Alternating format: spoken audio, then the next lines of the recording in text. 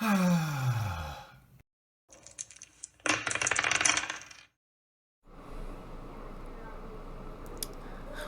for tuning in to Java's and Dungeons and Java's Twitch stream of their Pro Quest. We're just getting started with round one. We have 42 players, which is really exciting. Colorado has a really, really active Flesh and Blood community, and we're glad to see all these players turn out to play today. Our first match is Chris Brummett playing Bravo Star of the Show and Jasper Reeves playing Reinar, and they're just getting set up and getting their ducks shuffled. So thanks for tuning in and watching this with us.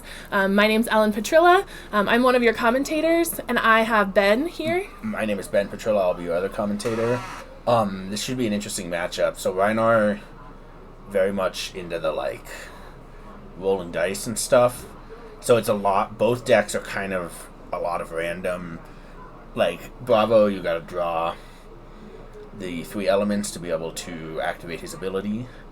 Otherwise, it'll be an interesting... I don't have a lot of experience playing against Reinar as Bravo, so it'll be kind of interesting to see how it goes. Yeah, I've played against Reinar as Viserai, which is an interesting, because my deck is pretty sure in what it can do, and it's very flexible. But seeing a Bravo play against it will be a really interesting match, I think. I know when I've played Reinar before, that having to randomly discard, you have to be super flexible in your thinking and quick on your feet to be able to keep your momentum going. Yeah, it's hard to plan things when you aren't sure what you're going to have in your hand after you've played your attacks or actions. Yeah, not that I'm the world's best Flesh and Blood player, but I just kind of went in with little plan. I would kind of think about what was in my hand and what could I do. But you could never actually make a lot of decision until you're actually playing it. Yeah, and then you also sometimes have the hands where you're like, well, if one of these cards gets discarded, nothing happens. Yeah, so I'm not sure what I'll do. That one is not the one that gets discarded.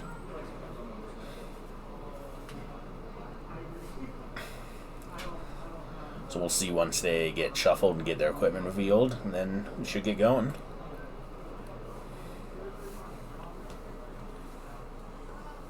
Our event is going to be 6 rounds today, and then we'll cut to a top 8. The judge did announce that they'll be taking an hour break in between the 6 rounds of Swiss into the top 8, just so if you're planning on sticking with us today, you'll kind of know what the plan is.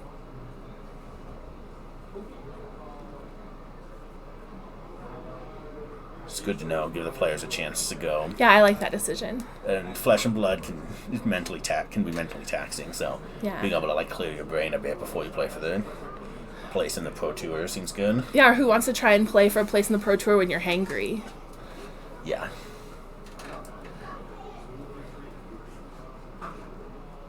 Especially with all of these Guardians, it's going to be some long matches. Yeah, I imagine there will be quite a few. I feel like as we were looking across the decks as people were registering, I saw a lot of Bravo, which is not surprising. Yeah, and then some Viserai. Reinar seemed to probably be the third most. And then a smattering of other, there was some Prism, some Lexis, who knows. Yeah. Maybe we'll see some, a Kano or an yeah, Azalea or something just kind of interesting pop up. I always think it's fun when you kind of get those side decks that you don't anticipate, and sometimes they can end up doing pretty well because you've prepared for these decks that you expect, and then you get something that you weren't expecting to encounter and maybe you're not as ready for. Yeah, if you've tuned your extra cards to be against certain things and you just don't get it. I mean, the best would be if we see Alexia or a Levia, but that's a rough. I saw some ProQuest were doing prizes to the best Levia to try to get people to play it because it's such a rough deck, but we'll see.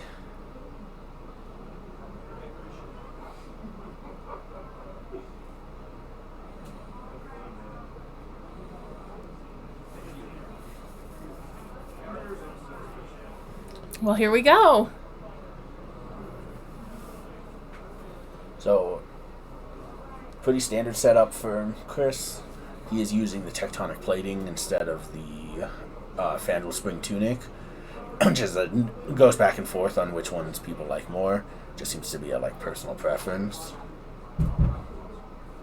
So standard pretty much from Jasper as well.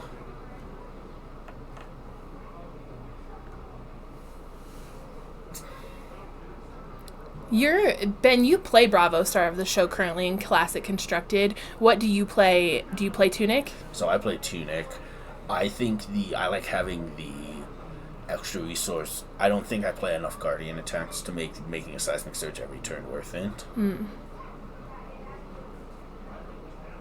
So it looks like Chris just pitches, makes a Seismic Surge, and then arsenals. It's interesting, always going first. You have to decide if you want to attack knowing your opponent will be able to draw up at the end of their first turn. I think that's one of the interesting things about Flesh and Blood versus other trading card games that I've played, is that the decision to go first or second is not, I feel like in other games, it's much more automatic that you want to go first. But it's interesting that in Flesh and Blood that there's a lot more thought put into that. And then what do you do if you go first versus second? So Jasper, Scabskin Leathers only roll a 1, so he only gets 1 action point. Or gets 0 action points, so just arsenals and goes on. And that's the... So Chris reveals Bravo, so it's next attack will have +2, dominate, and go again. There's trying to be a decision of what to call it. Like, some people are like, Voltron, Third Avatar, Captain Planet. It just kind of is like trying to give nicknames to what happens when you actually do it.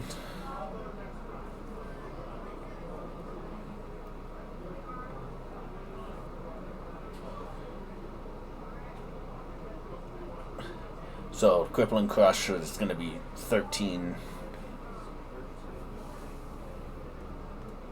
13 dominate. Can you? Yeah, 13 dominate. Would go again.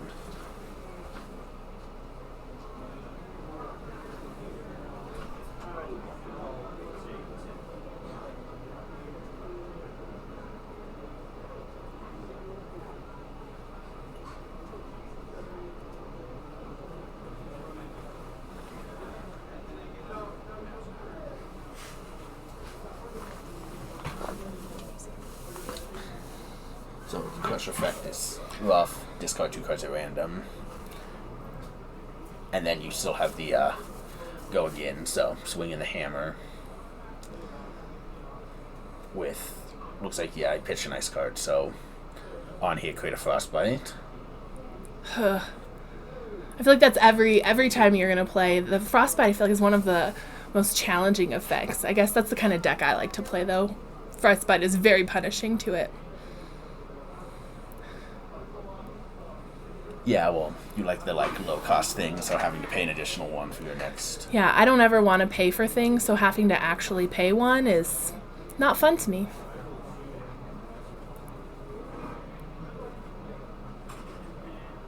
So it looks like Jasper's just going to pass. No cards in hand, it's hard to do anything. Yeah. Unless you have something for free in your arsenal. So we'll see... Reveal the 3 again. It's nice. Chris has that cold foil Bravo, so you can flip it over to show if it's activated. And then you get a full art, cool cold foil one. Well, and I mean, all of us, we all want the cold foil just based on art alone. Yeah, I mean, you got to see Bravo in all of his glory. I'm just really surprised I've not seen anyone playing any kind of Gaston theme, because that's what I think of when I see Bravo, especially Star of the Show. So make another one and then attack with a Autumn's Touch. I'm not sure what color, so probably red, so 9. And then attack with Hammer again, on hit again. You're going to see this line of play a lot in these Bravo decks. It's try to attack with something with 3 or more costs to get the... I'm going to just close this. You can close it over this cord. To get Bravo's effect, and then swing with your hammer.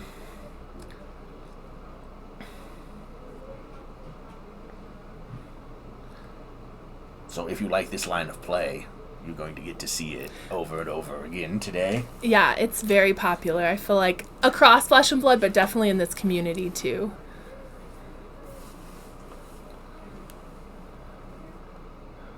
So we have seen, so it's like several turns. He's made a frost or seismic surge, and I guess on the crippling crush it helped, but on that one it didn't. So it didn't. I don't. It just seems like a.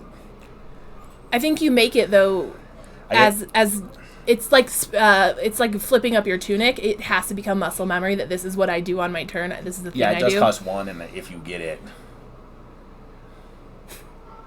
Glad the chat agrees. Bravo is Gaston.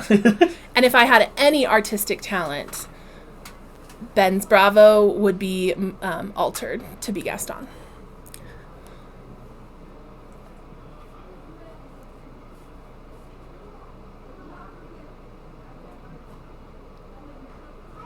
So I am not super familiar with Brute.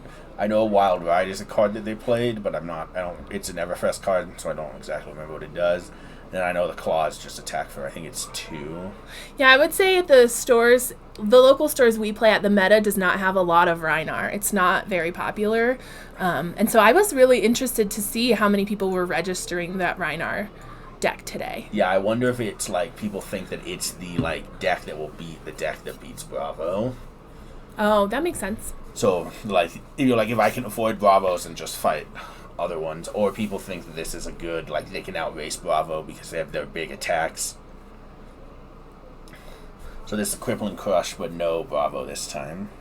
Oh no, it looks like he did flip up Bravo. Yep. Unless he didn't put it back. Yeah, so get 13 dominate, go again. If it does 4 more damage, he discards 2 cards at random. Which is really rough against Rhinar that's discarding anyway for the cards that they have to play. Yeah, and so many of their cards have additional, like you have to pay, or discard a card and it's additional effect. Yeah. So if they have 2 cards in their hand, it's a rough, they might not be able to play their cards. It means you can't really defend a lot.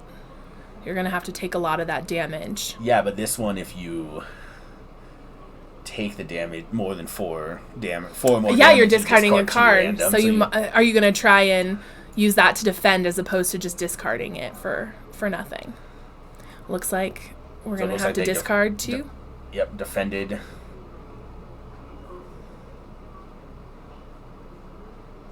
And then again, because it has that just always with the hammer, continually hitting, just does what it does. I assume Brute's just going to pass because they have no cards left in their hand. And it's hard against Bravo because, like, Chris easily could hit the Bravo activation again, and then you're just in the same place. Yeah, once Bravo has that momentum going, it is incredibly difficult. It's so difficult to try and stop that or slow it down. You're almost hoping for bad draws or the lack of synergy in their hand, but that doesn't seem to happen very often. I mean, even if you don't get the Bravo, you still have a bunch of things that attack for 7, or you can always just swing the hammer to try to...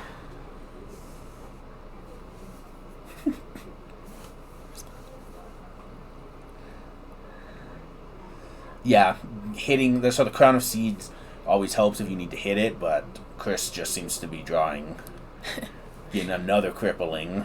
It's more of an insurance policy. This time without Bravo, so it's only 11, and then if it hits, they have to discard 2 cards at random. So he's drawn all 3 of his crippling crushes, so that seems very good. Pretty nice, as can be reflected in the life totals. Yeah, I feel like that's ideal for Bravo.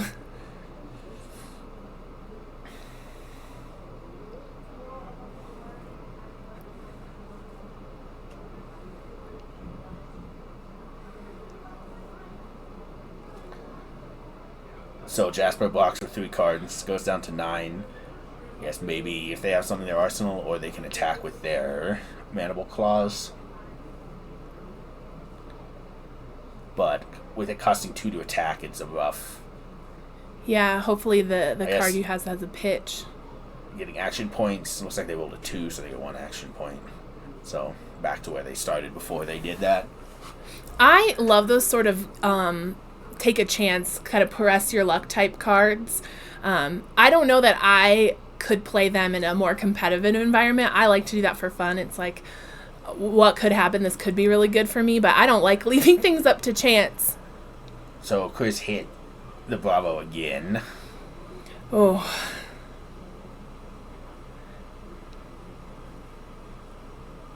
So it's just Chris has just, done what this deck ideally does.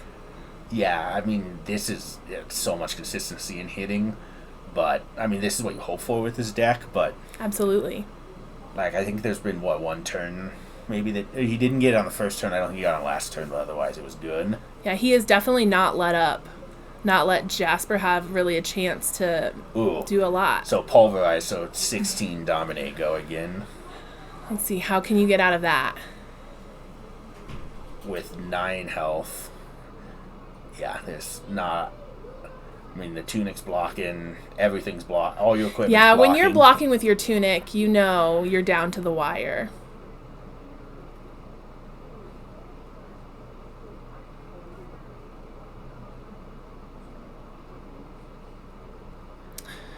Well, and that looks like game. I mean, 16 dominate, go again is a rough... Yeah, there's no real easy way to get out of that.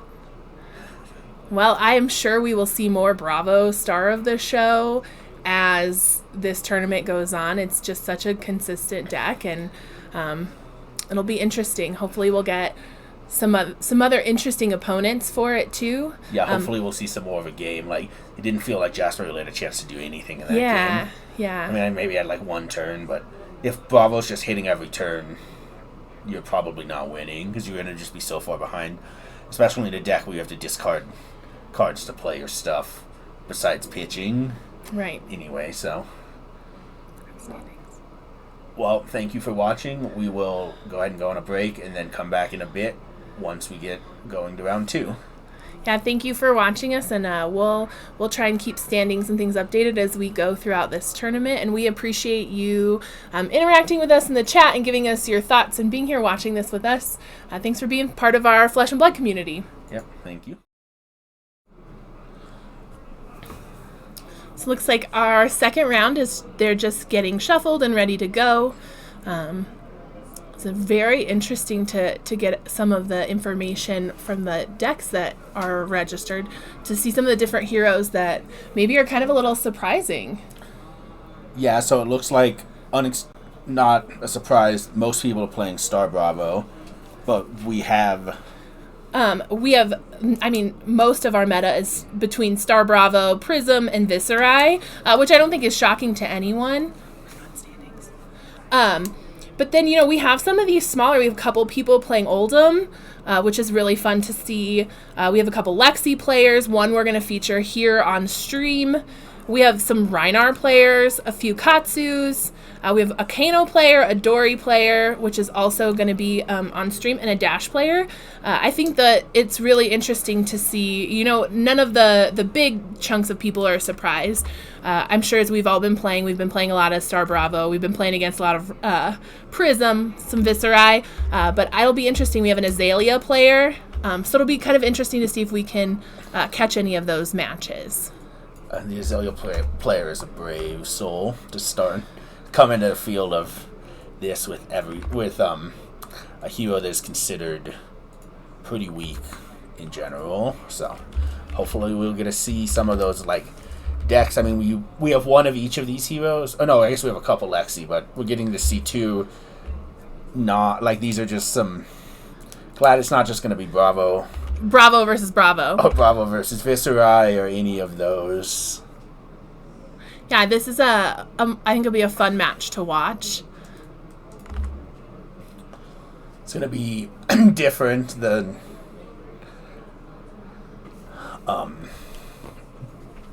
Lexi players. They're going to do very different things. So, assuming this is the typical Dory, they will lots of go again, bunch of attacks. Lexi puts stuff in their arsenal. They have 2 arsenal slots because of New Horizons, and then we'll keep flipping things up. There's 2 versions of Dory, so once we see what weapon they are playing. That'll give us a little bit more of an idea of what they are actually doing. Because they could have swords or they could have axes.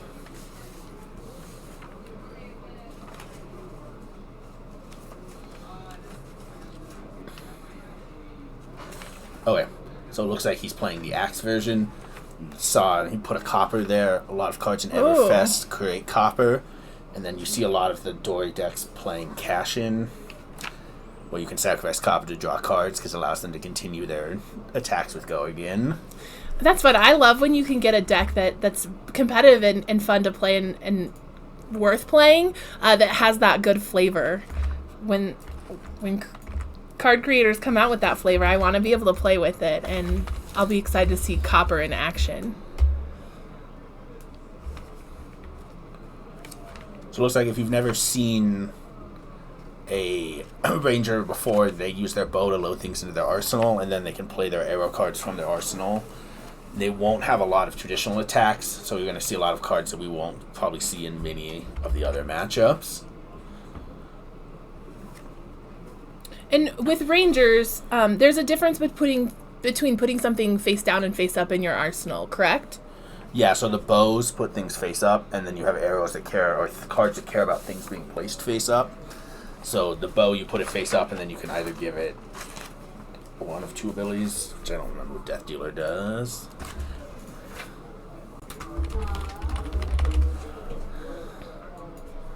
Oh no, that's Voltaire.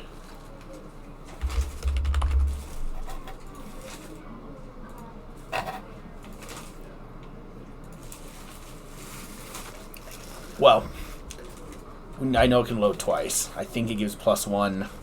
Otherwise, I think it gives Dominate. But we will see.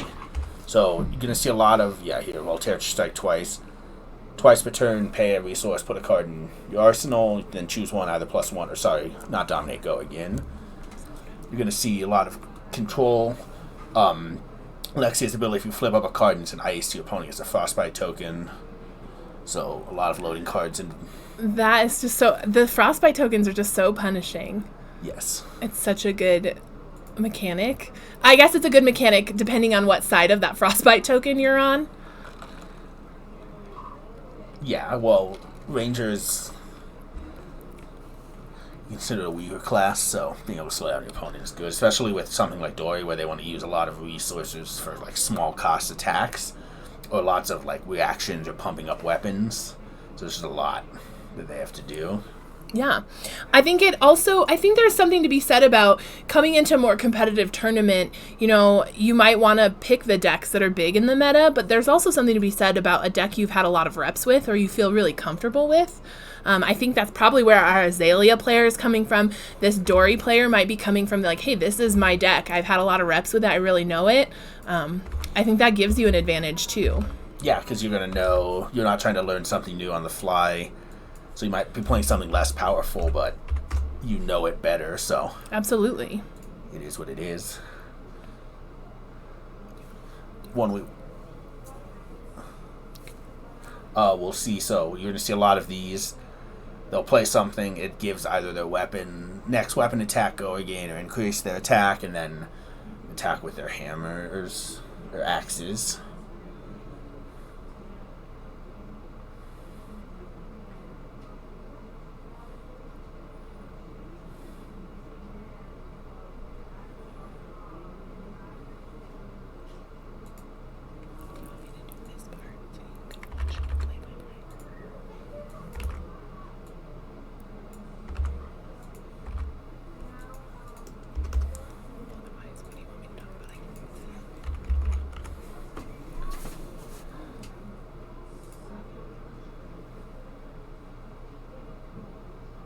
So they attack with their axe.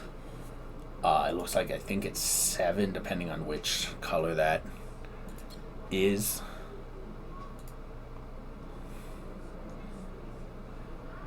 But yeah, so this is, again, we're just going to see these decks that kind of have the same thing, do the same thing over and over.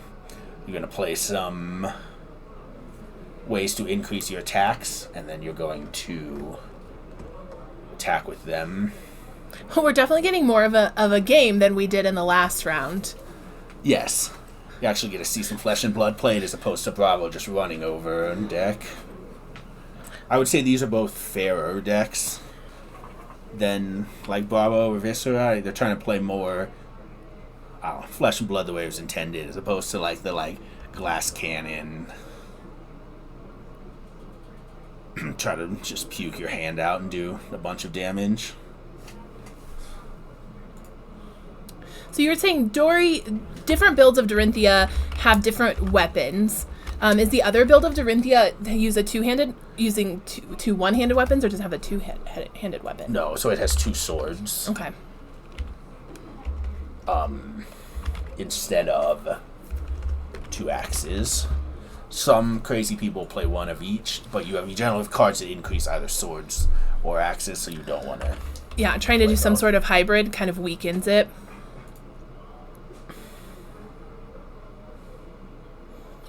So seeing Lexi playing Fused Chilling Ice Vein, which if it hits, will cause Dory to have to discard unless they pay. So, again, against go-wide decks, you can get cards out of their hand, or even if they have to pitch cards to pay things, then they have less cards to do things or pay for more attacks. You also got that Scar for Scar, which is a great 0-cost 4 attack. If you have less life than your opponent, it gets go again. Scar for Scar is so great in just so many different decks. I know we have it in multiple decks that we play. Yeah, so it's just, especially, it's not that hard to be like, oh, I'll take some damage, and then I just get this 4 attack go again for free. I know, it's definitely something I include in a lot of the decks I play, because I tend to play decks that take a lot of damage up front. So I'm almost always at a lower life total.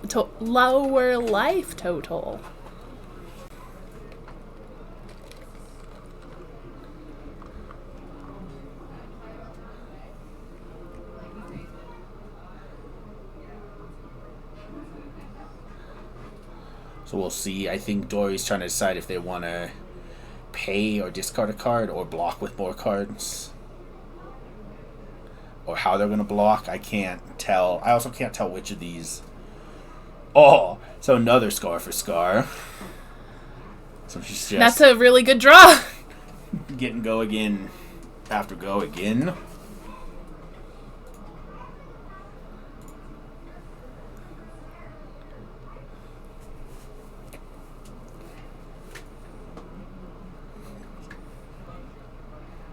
Feels like you can feel the anguish, the Doyle's player.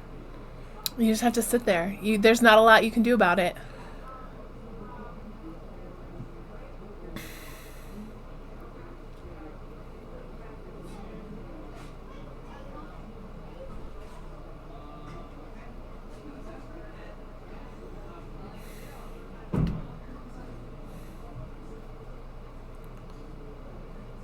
I get all of that cleaned up and see what they can do with... Looks like they have 1 card in hand and 1 card in their arsenal. So... probably just hit with some hammers.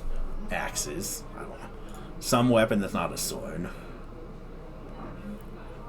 So, just doesn't have go again, so it's just going to be a 2 attack. Oh, there we go. We're getting some life totals updated. I was like, there's no way he could have defended against all of that damage. But yeah, when you can get cards out of your opponent's hand, they can't do a lot. They can't play the things to give their weapons go again. They just gotta kind of poke you with them. Things.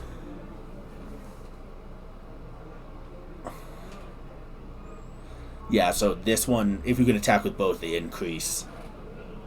And if you can have cards that allow you to attack with your weapons more than once. So they can just kind of, if you go back and forth, they kind of just keep increasing. Yeah, I know there's a set of boots that Dory can play, right? That if you've attacked more than once with a weapon, you get some bonuses. Yeah, and I believe that's the boots he's chosen. Yes. I'm not, because I mean the class legendaries generally, if you're playing that class, you want them. Right.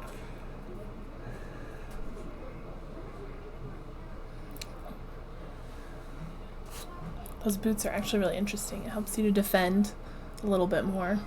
You can remove counters from your boots. Yeah. Seems good. So they're just continually blocking. Well, as long as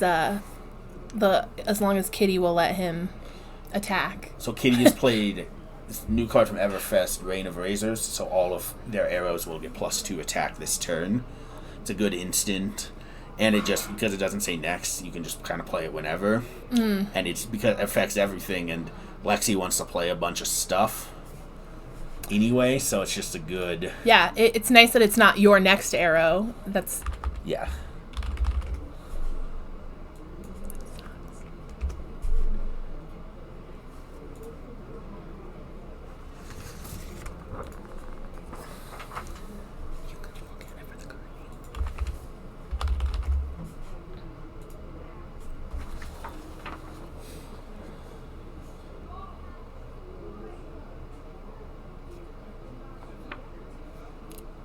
Okay, so we're going to block some of it.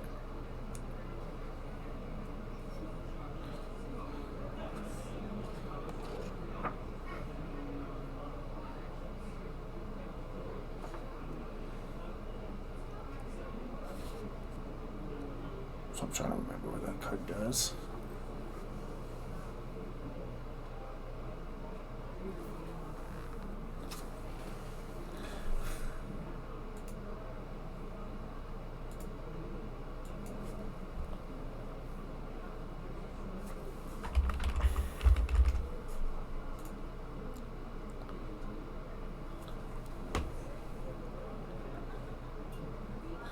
So that's very good against Dementia because they have a lot of attack reactions that they use. So it gets rid of all of those and then they lose life for each card they discard. It doesn't look like it actually did. It could be good, but it does not like in this case. It looks like it got rid of one. It feels ideal for this matchup, for sure. It didn't maybe work the way it's intended to. But it's another source of dealing damage just in that physical damage. So again, here, Command and Conquer coming in. It's good because it destroys the arsenal if it hits, and you can't use defense reactions against it. So Lexi, depending on what they want, and assuming they put an ice card in their arsenal. Right, they don't want that. They want that there for sure. So they can flip it up and or a lightning card to give their next attack go again. So whatever it is they want in there. So you got to try to block all that.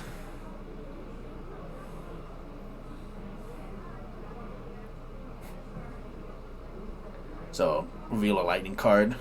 So next attack will have go again. Loading into our arsenal. Yeah.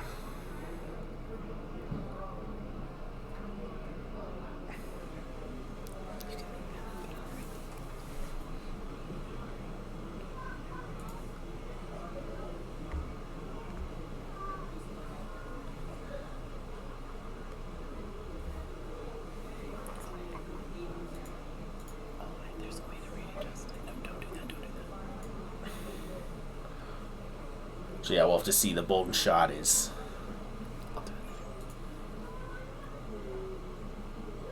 Let's see, assuming they gave it plus... If they gave it +1, then it will have go again already, although it had it from Lexi.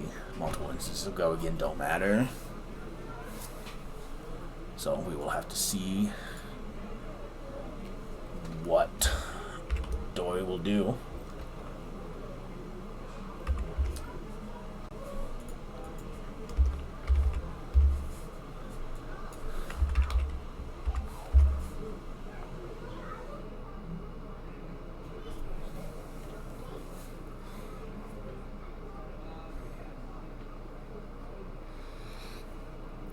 Also, they're hoping, I think, that it hits so that they're able to reload. Oh yeah, I forgot about that part. Yeah. So we load, although I don't think she has any cards left in her hand. I can't tell, but I believe you're right. So it might not matter in this. Although they do have that lightning press in their arsenal, which they can always play to increase their attack if they need to. So this is again hard choice for Bolden. Dorinthia. Like, do you want to take a bunch of damage Or be able to do something or on be your able turn. to do things on your turn. So, And their life totals are pretty similar at this point too, so that makes the decision a little bit trickier. You're kind of looking at your hand like, is it worth it? Can I make up for this life loss in my next turn? Is my hand good enough? yeah, like, is it worth it to take it so I can play some good swing back? Right, I'm always trying to think through, okay, well, if I have this full hand and I take all this damage, will it be more than the damage I just took? Because they are definitely in a race right now.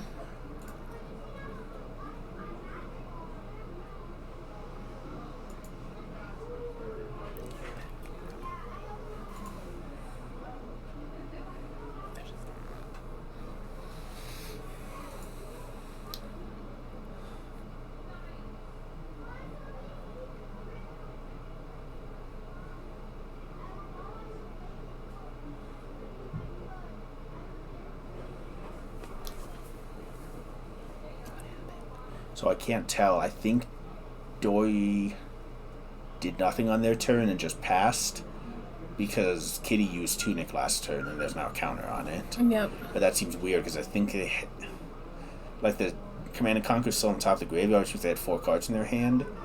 So it would be weird for them not to have done anything. I guess unless you...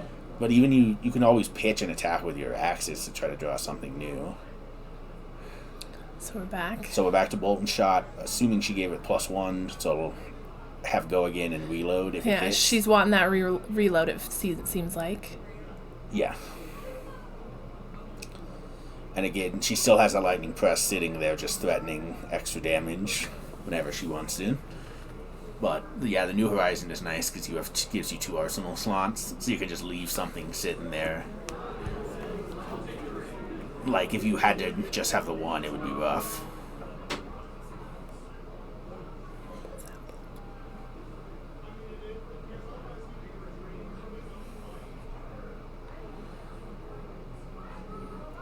So there we see the Lightning Press come out.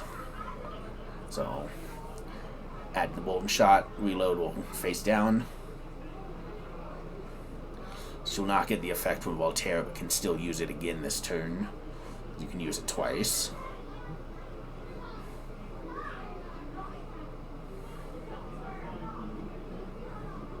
Still have 2, it looks like, actions. So, yeah, so she'll play 3 of a kind, so draw cards. You can only play cards from your arsenal this turn. Which, great thing she got to reload. Although she didn't load an arrow. Looks like she loaded a Scar for Scar. But she can still play it. She can still pay that. She has stuff to... If you have a face-up card in your arsenal, you have an additional arsenal slot. So, gotta flip it face-up with Lexi, even though it didn't give an effect. So you can load an arrow face-up, shoot it. If it can get go again, you can then also attack. Like, she's not going to get the go again on Scar for Scar, but you can just end with a 4 attack for 0. That still is worth it. You gotta get that damage in and keep that pressure on.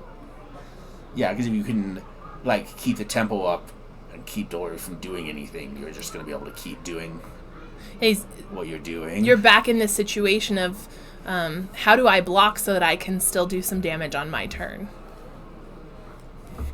There we see the Scar for Scar. So yeah, now your Skull Collapse, like, most of those, the equipment are maxed out on blocks. Obviously you can block with the Tunic, but you don't want to if you can avoid it. Yeah, that's when you know you're really down on it.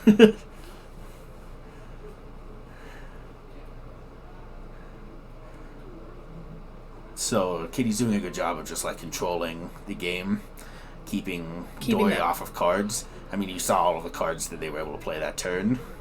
Keeping that pressure on. I mean, being able to draw 3 cards is pretty good, even if you can't play normal attacks, like attacks normally. Well, we know for Kitty, it's all about managing that arsenal, those 2 arsenal slots.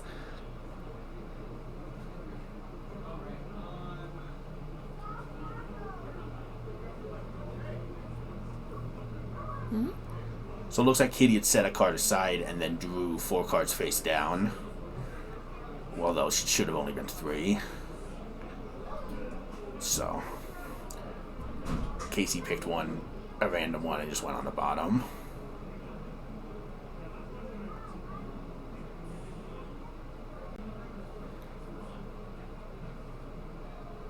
So there's one of those cards that makes copper.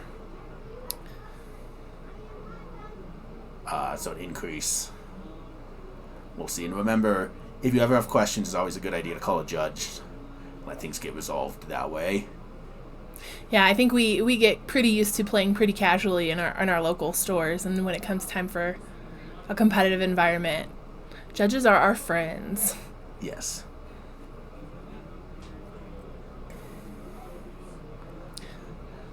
I mean, for having several turns where they've done nothing, Dory has done a decent job of staying at least in this game. Yep. Like, it feels like Lexi could easily be. Although she also just, she doesn't seem to want to block, so she has, like, more cards to do things, so. It's just an interesting combination of decks. But I think with Lexi doing some of those smaller attacks that you're trying to pump up, you need to keep those cards. Yeah, you gotta have stuff to be able to pitch for them. Mm-hmm. Well, they're also lower cost, which is helpful. So again, we see another Chilling Ice Vein. The Arsenal, it does not have either of the elemental types, so it's just flipped up. They can Ice Fuse it, they will get a Frostbite, hopefully slow Dory down a bit. But because it's up, they can now put something else face down into their arsenal if they need to, or face up with the bow.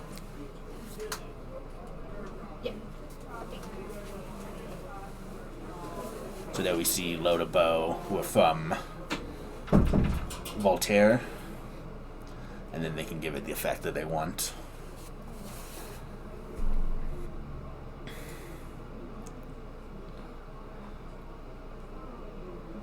Have to think. Ranger requires too much thinking. That's why I can't play it. I just like Guardian, where you're just like, oh, here's this one thing I do on my turn, and now you have to think. You don't have to sequence as many things. No. More just like, do I have enough to pay for these things? If so, play that thing. If not, reconsider. Whereas Lexi, you really are thinking through, I have to do these in the exact correct order. There's no room for error there. Yeah, there's so many decision points at each point. So we still have 2 actions. Or those are her resources. Those are her resources.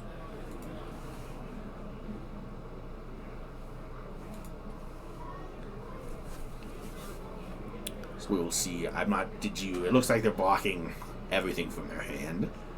Oh, man. Okay. So I guess either they have something exciting in their arsenal, or they're just doing nothing on their turn. Or maybe their hand really didn't have the synergy they needed it to, and so it's way better to use it to block and see what you can get on your next draw. I guess, but it looks like they just drew up. Or maybe I do that because I'm not a very good player.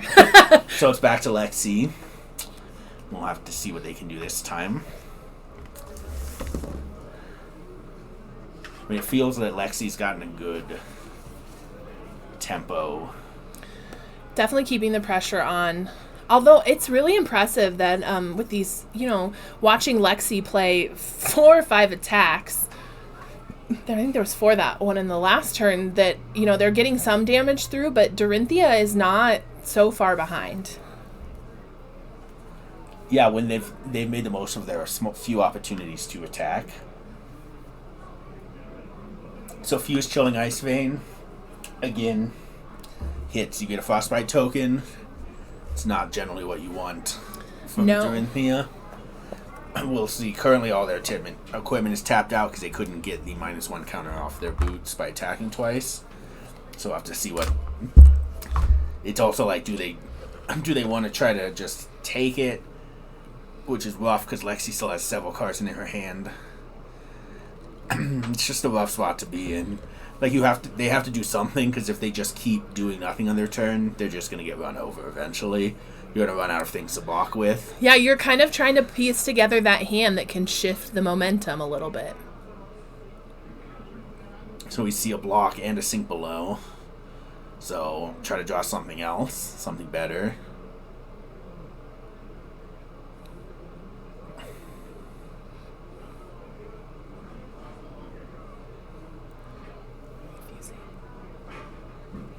So that gives their next, can play the Pulse, which gives their next attack +4. Ooh. And then a Fuse. So it's, again, Dory starts her turn with no cards in their hand. Like, it's just And rough. Lexi's gotten some damage through. Yeah. I mean, each chip, you're just going to keep getting there. So, Dory will drop. And then we're back to see what Lexi can do. Does Lexi get to a point where they're worried about their deck, though? Their deck management and running out of cards? So they have, because their weapon can't attack, it can be an issue. But I think their hope is that they can just needle them down until they're racing. Enough. But they kind of are racing against their deck a bit. Yes. Because, yeah, as you get things out, most classes, if you get down to something, you can even just attack with your weapon over and over, but because the bow only loads arrows, it doesn't do anything. Right. So here we see them playing a normal attack. So a foil Frost Fang. If it hits, Dory has to discard a card unless they pay. I think that's red or a blue one, which would be 1. It's between 1 or 3.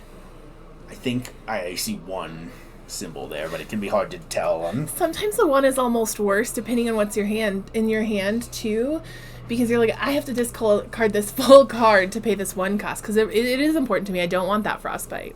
Well, they got the frostbite because Lexi flipped up an ice card in their arsenal. Ugh. This is discard a card unless you pay that. So you're really having to, either you're discarding a card for that cost or you're discarding a card, period. Yeah, you're like, do I want to just pitch this and then hope I can get to my pitch stack?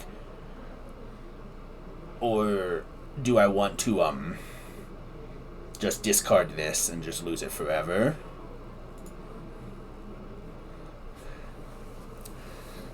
So because this does not have go again, we will at least get to see Dory do something. Yeah.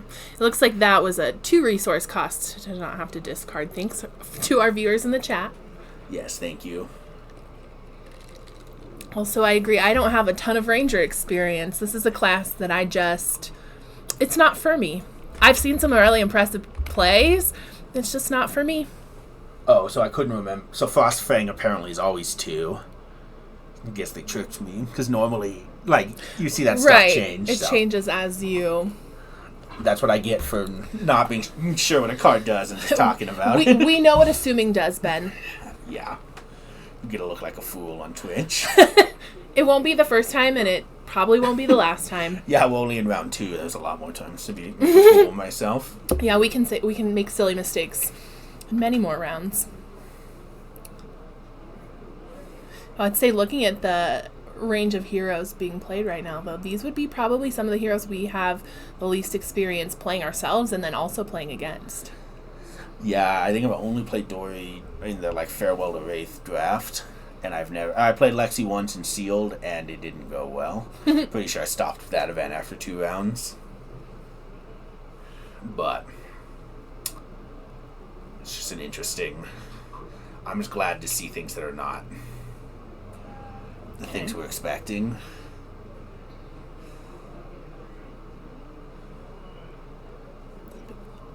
So it looks like a full block, so you don't have to discard. And then Lexi will arsenal, so Doyle will at least start their turn with 2 cards in their hand plus their arsenal.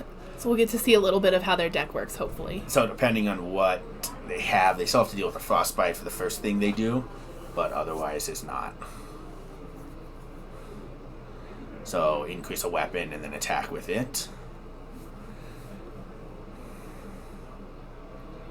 See what damage they can get through.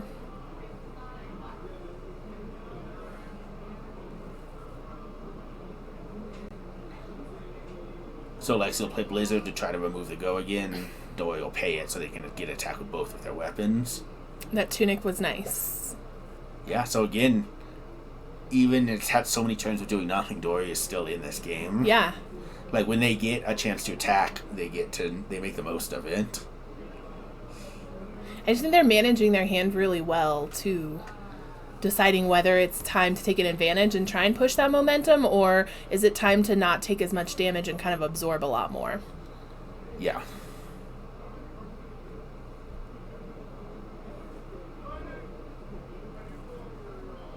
Okay, what is Lexi going to come up with now?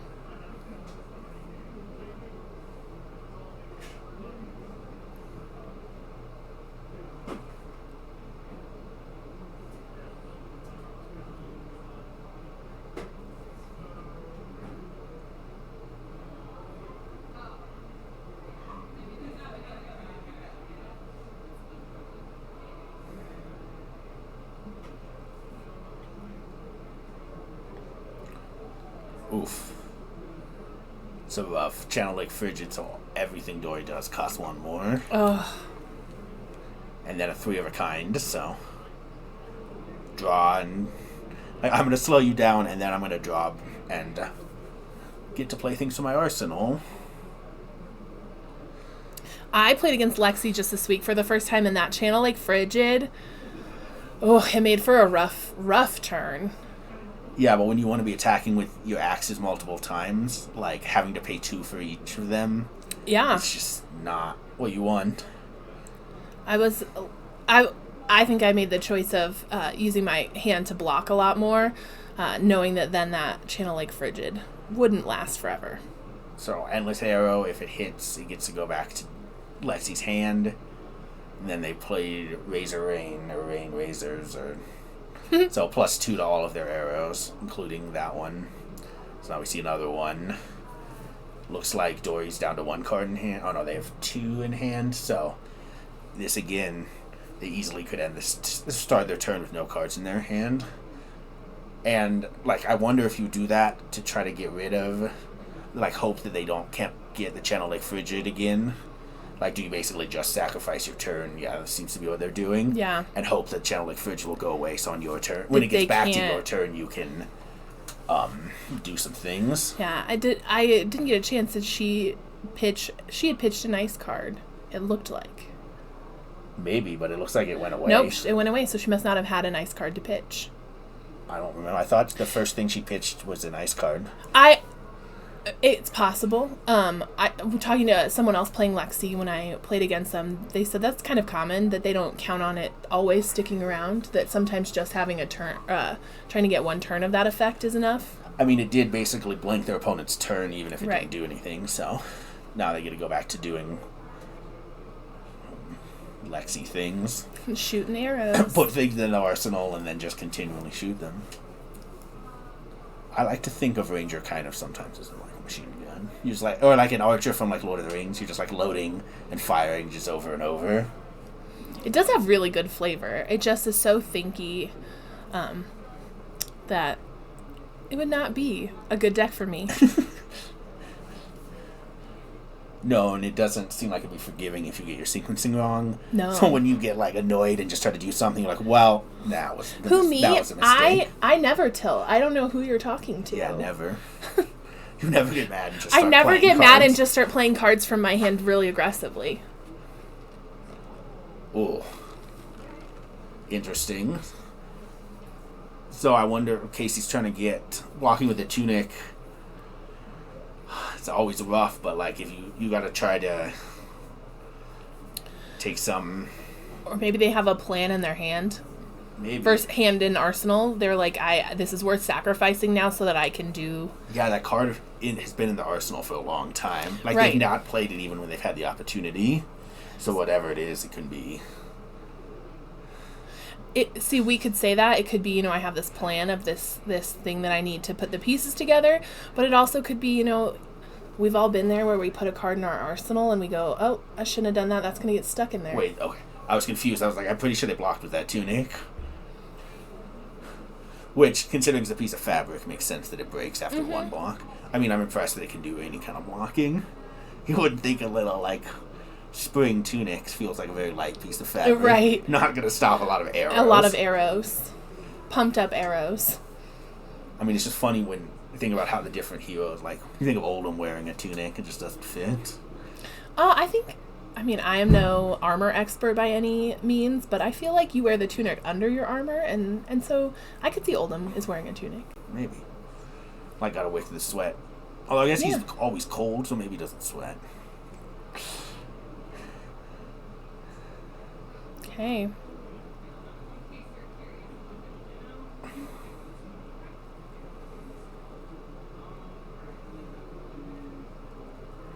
So here we see again Dory doing a good job with 2 cards in their hand, getting attacked with both weapons, and get to increase their next attack. I mean, I think that is the benefit of these weapons, of as long as you have something to pitch to pay for the weapons and maybe something to pump them up a little bit. Well, I mean, so many of your things give the weapons go again, so you can attack with both of them. Yeah. And they're a lot of the attack reactions or pumps are cheap. So, like if you get a blue card in one of those, you hopefully can attack with both weapons. And pitch for your pump. Again, here, Yeah. Dory is... although, I think we've seen all of this Scar for Scar, but... See, that card in the arsenal is still just hanging out there. So... maybe they're gonna, they're ace in the hole. Gonna flip it up on the turn. Or it's a card that they're like, oh, I forgot to cite. This is terrible against things, so I'm just gonna hide it, and then I never have to think of it again. I do those things, and then it gets stuck in my arsenal, and I'll want it. I'll want that arsenal free, and it's just there. Yeah.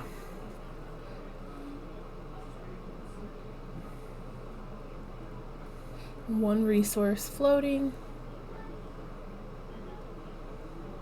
Okay. So attack reaction or defense reaction. It's not as great against it. If it blocks a weapon, it does a damage to the attacking player. It's not great against a weapon that doesn't actually attack.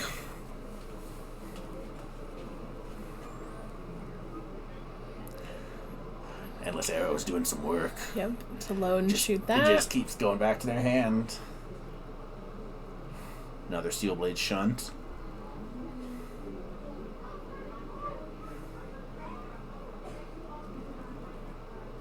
And then we'll end with a Snatch from the Graveyard.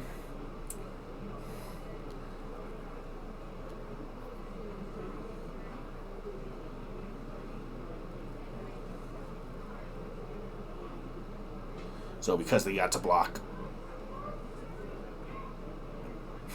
pretty sure that card went onto the deck face up. On the bottom of the deck face up. I don't think it's going to matter, but... Ooh, so here was our saying cash out. You can sacrifice, it's like 4 copper, 2 silver or gold, and then you draw 2 cards and you go again. Nice. So it's nice when you just kind of build it up and then hoping it can get you a big turn, or kind of rebuild if you've had to block a bunch.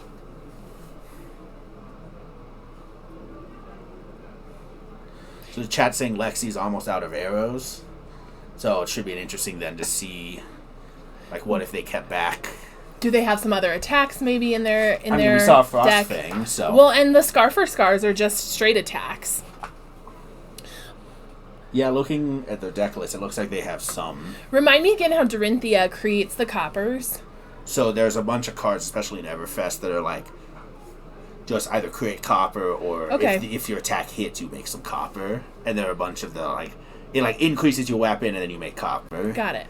It's the whole, party atmosphere, so... You think of them as like the tokens you get at a carnival, and then you can trade them in for things. You mean money? That you just described money. Right, but like a carnival, like Chuck E. Cheese, you get like a token. It's not real. It doesn't really count as money. I think we have different descriptions of carnivals. I don't necessarily think of Chuck E. Cheese as a carnival.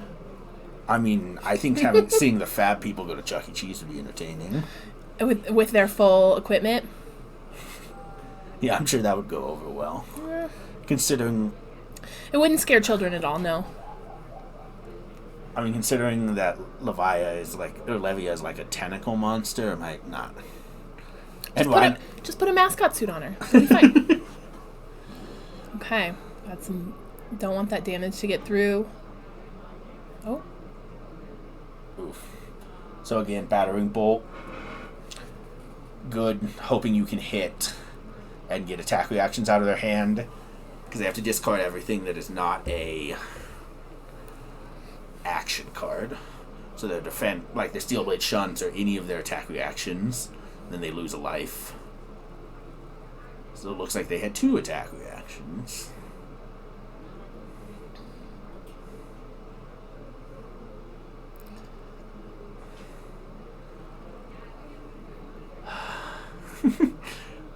I mean, just looking without knowing the life totals, I would assume Lexi to be much higher in this game. But Dory just again and again is able to just get that poking damage in. And has managed the balance between leaving stuff behind to make those swings, but also blocking really effectively.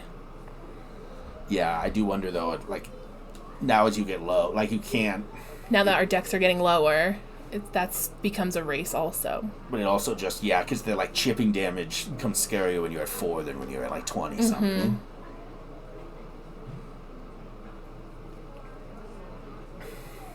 Yeah, it definitely takes away your ability to hold cards back. I also wonder, though, do we see if Lexi is worried about running out of arrows, do they start just doing 1 arrow a turn and just giving it +1 from the Voltaire? Which would then give our Dorinthia player a little more room. Yeah, to do things.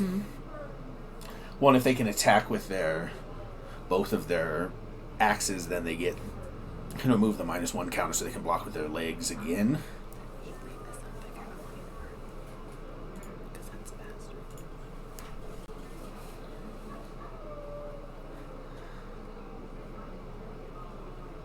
So we'll see. So does not appear to be what she's doing because they loaded another arrow and then shot it. So maybe they are not. We're trying to push that damage through at only 4 life. You know, if you can push that extra damage through, maybe that's the way to go over being a little more conservative. Yeah, like if they can just kill Dory before they really have to start worrying about their arrows, then it doesn't matter if they're running out. Right. I guess we'll see if this Kitty starts playing more defensively or like firing less arrows, so we'll see. Going to Dory with 1 card in their hand. Plus that mysterious card in their arsenal. I know, it's really killing me. Very early in the game. I feel like I need to know what it is. Well, if they never reveal it, once it's done, you can run out and ask. Yeah, the benefit is that I get to know what it is. So Clever said you don't like the arrows. Do you just think it's just like a bad selection, or do you think there's other ones that have like different on-hit effects that you would rather see them playing? I don't know enough about Archer to even or Ranger to even comment, so we'll see. Give them a Frostbite. Which at this point, Frostbite can it's even more impactful. Well, and then now they have to pay 1.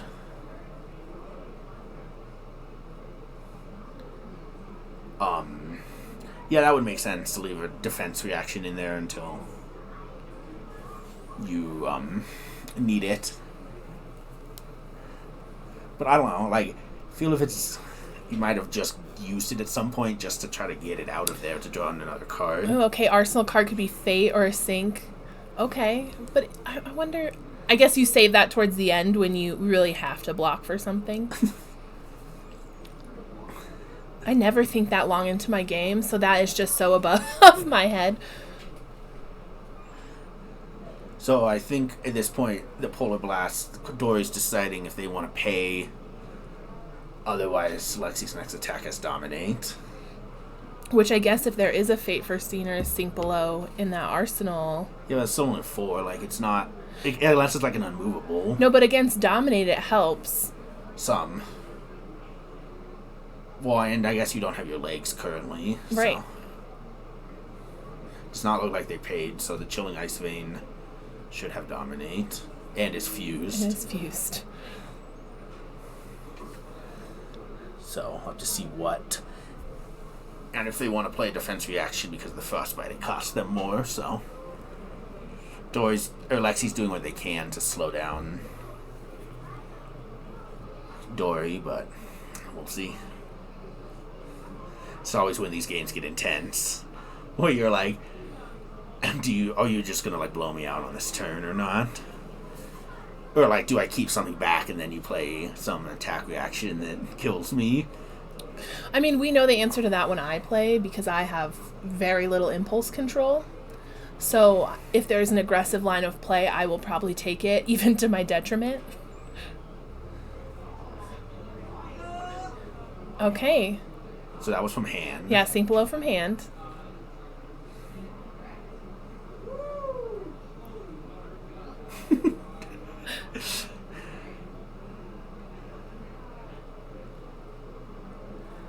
That Frostbite. I'm confused. That's typically your state of being. So. But if they played Sink Below, they should have had to pay 1, and the Frostbite should be gone.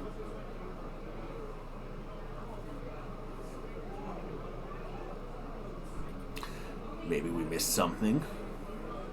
Us never. Clearly, we're professionals, and yeah, we know every card in existence. We couldn't possibly we're be wrong about anything. very obviously experts, you know. Yes. That is why we're playing. You should run out and see what that card in the arsenal was. Okay, I'm gonna go find out. I'll be right back.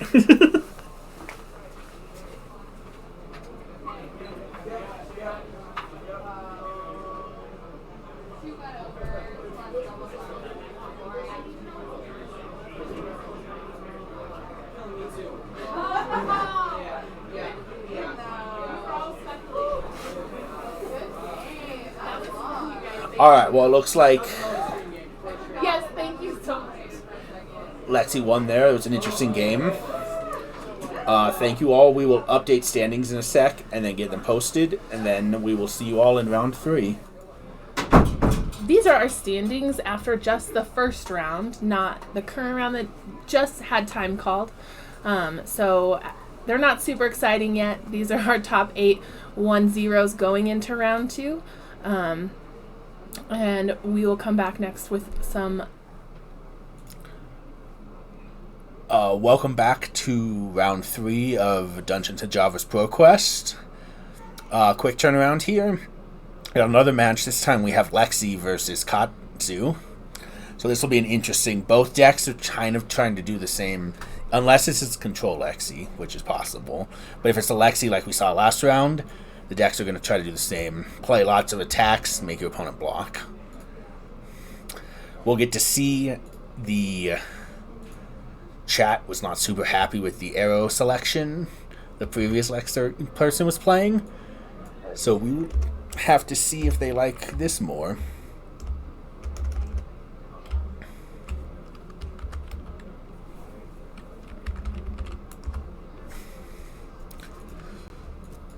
Have to see. It looks like some interesting different equipment from this Lexi. They're not playing Shock Charmers, and well, they have Tunic. Hopefully they will be better at remembering it than last round. So we'll have to see. I mean, it always feels good when you're pitching a Fable on your first turn. You're just like, look at this. Let me opt. And then I'm going to load an arrow. So. This is another interesting matchup. We have only seen one Bravo star of the show so far. Yeah, no Viserai. And then looking at our thing... This is also the match that's happening at our third table, just so everyone's on the same page. But yeah, looking at our decks, we have not seen Bravo and we've not seen Prism. Or we've seen one Bravo. We haven't seen any Viserai or any Prism. Well, and the Bravo we saw definitely did its job. Yes. You missed that. It was a 5-minute match where Bravo just kept sending dominated go-agains. I think one of them was 16 dominate go again. Yeah, yeah, they won with the dominated pulverize, but here we go. Ninja, exciting. Pitch a blue card, attack with Kodachi, pitch another blue card, or use another resource, attack with Kodachi, and then go on with my turn and do whatever it is I'm going to do. There was a player here wearing a hat. Kodachi for 1. Do you think when they attack with it, they point at their hat? Maybe. I mean, it feels like you have to. It also feels like you could have it on a shirt, and you just point at your shirt. Mm-hmm.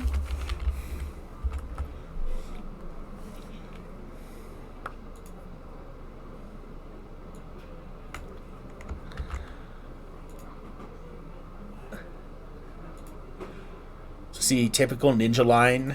Interesting. Cracking his... Giving Snatch go again... using his go again already, so... Have to have something interesting in their hand.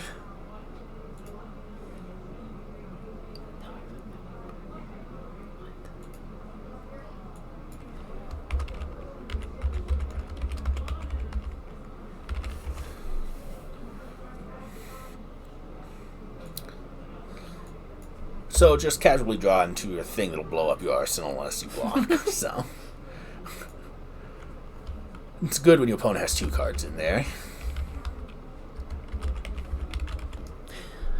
I mean, if I'm the Katsu player, I don't want that. I don't want whatever's in there. I typically don't want what is in anyone's arsenal, but with Lexi, I definitely especially don't want it. yeah, against a deck that will have to place things out of its arsenal.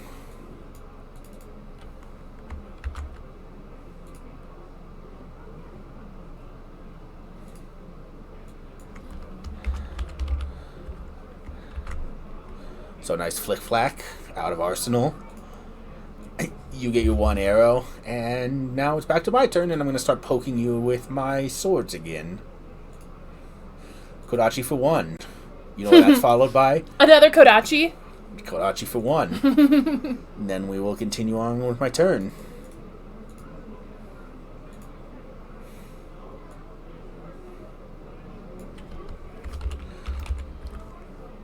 Those pokes, they're annoying.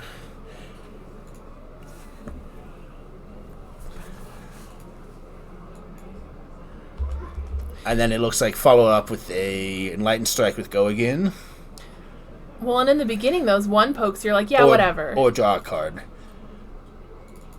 I think it was Go Again. That would make sense here. Yeah. In the beginning, you're like, yeah, I'll take it. And then you get down to, like 4 or 5, and you're like... I mean, that's a lot of damage presented there. I mean, Lexi's already almost at half of their life total, so... Not had a lot of chance to do things. I mean, Lexi does take a little bit more time to build up. You got to get things in your arsenal.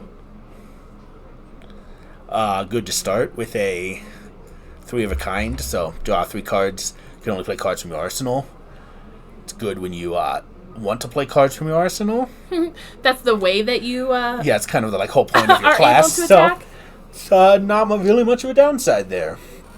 Well, there was that player in Nationals who 3 of a kind and didn't draw a single arrow, but in general, that's not what's going to happen, so...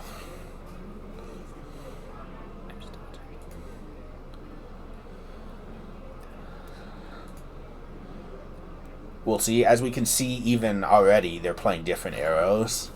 I don't think either of the arrows that Lexi has we saw in that previous round. Yeah, this is definitely really different. So maybe the chat will appreciate this arrow selection more. Yes. If they're more powerful, that seemed to be the issue. Yeah.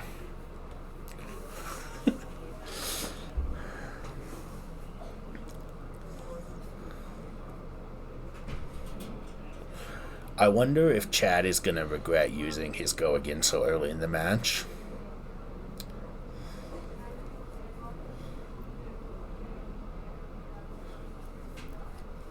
Knowing that these players, Michael is coming into this round in second. Chad's coming into this round much lower. Not hitting our top 8 quite yet. Which I know going into round 3, we've only had 2 possible games. So the top 8 is still not super interesting.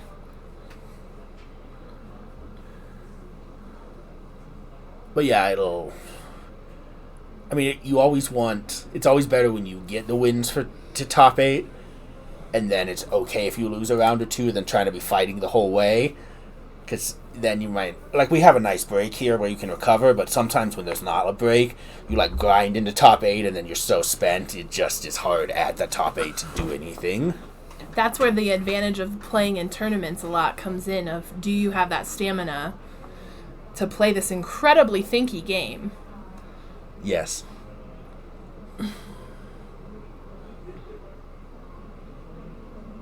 And this is one of, this is an interesting matchup. There's only, I think, there's 3 Katsu players today out of 42. And only 3 Lexi players. And we've gotten to see, this will be our second that we've gotten to see. Yeah, and I would say the Katsu players are all people I recognize as always being on Katsu. And we talked about earlier that, going in with a deck that might not be as good, but you know really well, and the advantage that might give you. Yeah, there's definitely some comfort in There's definitely that comfort in knowing your deck, having lots of reps with it. That's how I prefer to play, even if the deck I'm playing is maybe not the top of the meta. If I can come in with that confidence, that matters. I mean, I'm impressed with the players who can play like a different deck every week. Yeah. But that is not a thing that I can do. I would say that's not typical. So here, bigger than that, reveal top card of your deck. If its attack is greater than the amount of damage you've dealt, you get a Quicken token, which is nice because then you can play something else, knowing that your Kodachi still has Go Again later. Yeah. And then you can kind of get Go Again in a weird place, and it's an instant, so you're like, with the Kodachi, it's great because you're always going to hit something that has more attack than the one damage you've dealt. Sure. And it's op 3, so you also can kind of clear out stuff you don't want in your, like you might not want on top of your deck or something like that, so.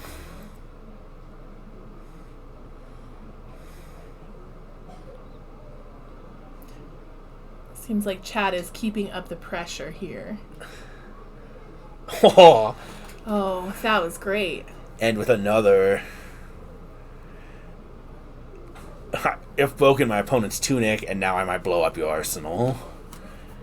This is like the opposite of the last time, where the Lexi players been on the back foot most of this game. For sure. I mean, they've gotten, again, some attacks. And you gotta somehow make it so you get to keep that arsenal, or you're really behind. Yeah. You also don't want to ever block with the New Horizons if you can avoid it, because it destroys your arsenal, all of your arsenal. And again, decks that, like, you're setting up stuff in your arsenal to try to trigger Lexi or whatever, trying to play with 6-card hands. It does help having 2 arsenal, because now even if you've used a little. So flip up, not a ice or lightning card, so no effect. Ugh, that's the worst. But they knew it was in there. Sure, but it's hurtful. It's like when you're trying to go off on Viscerai and you keep pulling defense reactions, and you're just like, this is not what I wanted. You're like, I want these in every situation except this one. Yeah, it feels frustrating. But you had to flip it up, because if you wanted a second arsenal, you have to have a face-up card. Yep. But it's also not a great, like that Rain of Razors you want to play as a instant, like, surprise, hey, I don't all want my you to know arrow. I have this. But now it's just like sitting there, and you're like, well, at some point to do this, so using Katsu's ability, go get a card with combo. Yep. You don't see generally his ability used a lot, but when it does, it always seems very devastating. Because you're like, oh, I think I've got this, and then they're like, oh, actually, here's the next piece of this combo, and then now it's going to have some increase. And, the last time I played a Katsu, I was like, oh, these attacks without the combo are going to be smaller. But, like, 4 or 5, some of them are, 4. And that's not small to start with, when then you're going to get a combo piece that's going to buff it somehow. Yeah, well, it's great. It's fun when you're low and your opponent's having to use cards to block your Kodachis. That's when you feel like you're like, I'm going to win this game. And as the opponent on that receiving end, it feels real bad to have to get rid of a card out of my hand to block like 1 or 2. But you get to a point where you don't have a choice. Yeah, because you also have to be worried about razor reflexes. Mm-hmm. And just like increasing. It's like, oh, the sword went from 1 to 4. You're about to have a bad time.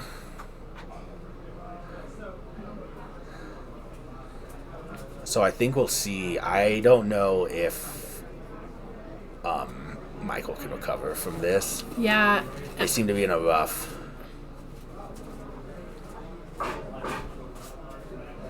So they at least got a lightning card this time, so their next attack is Go Again. Well, this turn might kind of show us what can this Lexi deck do to try and push back and change the tempo of this game. I don't know if at this point it can be changed. Yeah, I mean, it's rough when you have to block with your tunic that early. I mean, also, does Chad just take this and then no, he can crack back for a bunch? Sure. That seems to be what he's doing. He must be confident in what's in his hand. Or like, no, hey, they don't have enough to maybe do another attack, so I don't care as much about the like on hit. Mm-hmm. This arrow doesn't have, so okay, so we're gonna Kodachi. Just go back to Kodachi.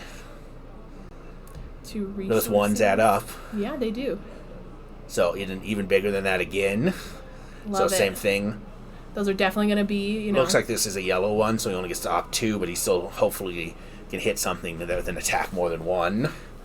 And then you get almost assuredly. Yeah, I mean, you can whiff, but it's not a common. Oh, nice. Is that a knee strike? I couldn't tell. I think it was a rising knee thrust. Oh, that's what I meant. A lot of the ninja art is similar. Interesting here that he used the Kodachi, because it gets rid of the quicken. Unless... Let's see what he's going to play next, though. I mean, this is all about sequencing, and so... Sure, but I guess if everything you already have has go again, it doesn't matter with the quicken. Right. But it feels like a waste to use it on something that already has go again if you can avoid it. There's also a reason they are playing and we are commentating, so... Also, Ninja is another one of those decks that's a lot of thinking and not what we want to be doing. So we can see on those dice, these are some big attacks coming in. Rough. So Razor Reflex. It looks like we got through it. Got him there. That was a rough... Lexi just didn't... Like, even though they did 25 damage, it didn't feel like they had much of a hope in that game. Like, they were on their back foot a lot. And this last turn just really... That was a lot of damage to take, and... Yeah, I mean, look at all of those cards on that combat chain, and then in the end, getting a Razor Reflex to finish it out. So Chad will move to 3-0, and Michael will drop to 2-1. We're gonna go ahead and transition back to our... So here are our standings going into this round, and we see Michael in second, and Chad not in the top 8. Obviously, that will change due to what happened. We will update... Like, now as we get farther into the event, the standings will become more interesting. Like, after the first couple rounds, it's just kind of, hey, here's half of the field has 1 win, and now here a quarter of the field has 1 win. So as we get closer, we'll do that. We'll try to talk about the standings after round 3 ends, but before we get started in round 4. Yep. We should be able to come in and talk about standings a little bit more as the next round is shuffling. These players played a very quick game, so it gives us a little bit of time to get ready and give you some more information going into round 3, where the standings do get a little more interesting. Yeah, so kind of probably around 40-ish minutes looking at the round timer. We'll be back if anything interesting happens, or if we can... Like anything else, we'll jump back on. Otherwise, we will see you all in a bit. Yeah, we appreciate you guys sticking with us and watching this coverage. Again, we're here at Dungeons and Javas, located in Colorado Springs in Colorado, and it's really fun to be able to showcase our local community. We have a pretty healthy Flesh and Blood community. Lots of players, lots of stores interested in running these events. We travel kind of all around the Front Range, all of us, to plan these events. Yeah, so we're just glad we get to show kind of everyone this community. Thank you all for watching. Alright, welcome to round 4 of Dungeons & Java's ProQuest. We have table 1 this time. We have Easton on Viserai and Charles on Chain. Apparently Charles has also changed his name so that he also matches Chain's title. So he's Charles bound by Shadow. And then Easton wanted his gamer tag, so he is Easton Tealwater. This will be first time we've seen either of these heroes. It's an interesting, not a lot of Chain. There might be 1 Chain. I think this is the only Chain player. A bunch of Viserai, so we now have 2 of the 3 decks with a lot down. But we are still have yet to see a Prism.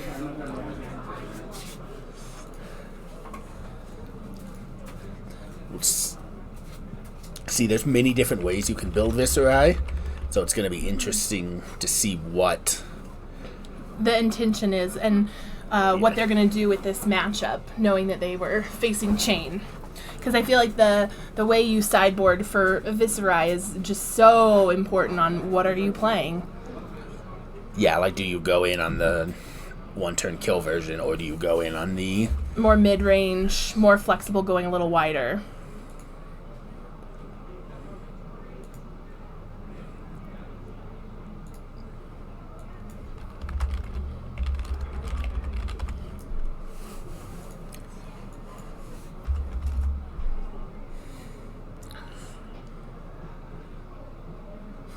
The rune chant is already out there, front and center, ready to go. I mean, it's going to be making a lot of those, so that's you the got to point. have it ready. That's the whole point.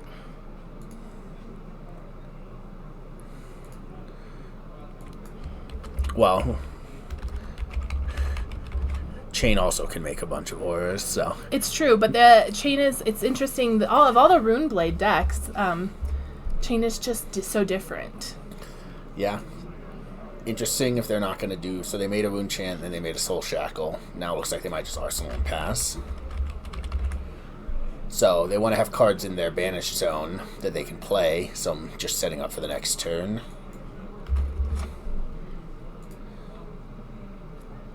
So...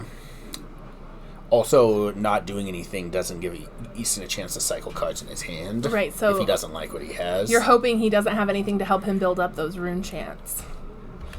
I would say typically when I've seen Easton play, he plays more aggressively with Viscera as opposed to the more like OTK version. So we'll have to see kind of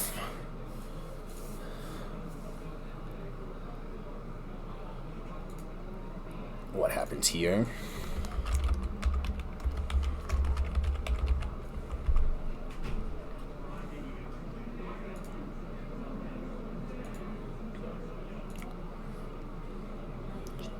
So, Shrill of Sorks.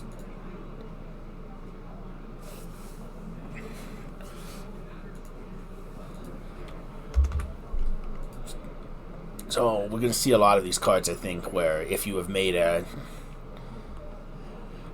aura, you get some effect. We have the Shrill of Skull something. Oh, Shrill of Skull.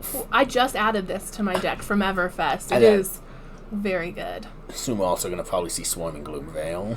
Yeah, those are definite Runeblade ads. At least I know for Viscera. Chain is a foreign concept to me. So we'll see Chain there. At the start of your action phase, you banish a card from your deck. You want to be banishing things from, typically from Monarch, because you could play them. Because you're doing that, Chain can also just sometimes whiff, and if you banish a bunch of things that you can't play, you're there. So here we see Command and Conquer and a Rune Chant token. Yep. Always with Command and Conquers. It's like it's a very good attack. Card.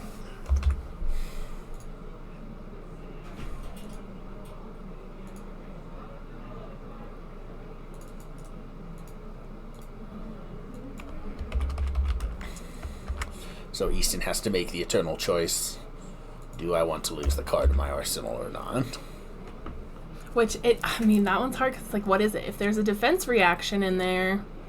You can't play defense reactions to Command and Conquer's Chain Link. No, I wasn't saying that. I'm saying that I might be more willing to let that go versus... I'm a terrible Viscera player, and I just put my Sonata in there, like, very ballsy. And so if my Sonata's in there, and I don't know that I'm going to find my next one, I don't know where my Become the Arcanite is, like, I'm probably going to want to defend that. Although, he hasn't really done a lot of Rune Chant creation yet, so... Yeah, he's made one total.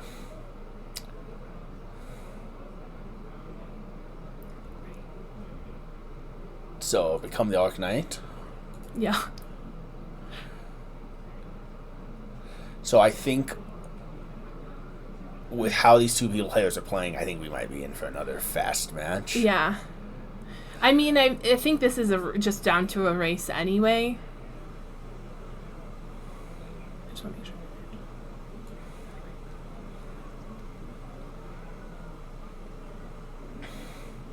But yeah, we'll see. Chain has been getting good with good hits with the Soul Shackle. They're now up to 2, so we're gonna see what is like as you get higher with no way to remove them. You can get risky. it's like I get go again when I create a soul shackle, but the more I'm removing each turn, the higher chance I'm gonna get fatigued. Although Viscerai can fatigue also, like as well, so it's less of a concern to me. Yeah, so there we see Swarming Gloomveil. So good.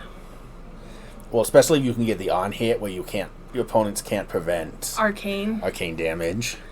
Although I don't see, besides the headpieces, there's not, like, no one is using null rune items, so I think they're just like, maybe I can race this, but that's a lot of damage coming in on that.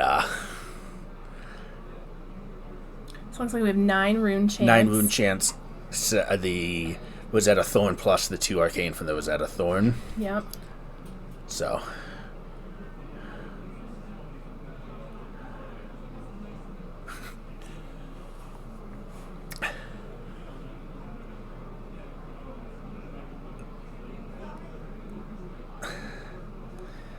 Oof. I mean, if you think you have a good... So it looks like they took all the arcane and then maybe the 2 physical. Yeah, it looks...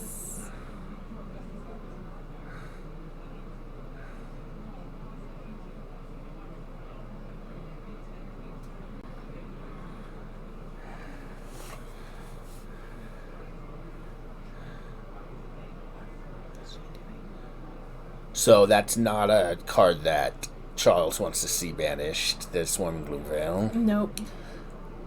So Art of War, so +1/+1. And I would assume banished to draw 2 cards. Yes. Yeah. I mean, those are the modes you typically see. It's a good way to stabilize and bring up... Yeah, well, they didn't block. They just took a bunch of damage, so I think they were happy with their hand. So just have to see what they can get going. Like, Chain can be explosive, but you also want more things you can cast from your banished zone.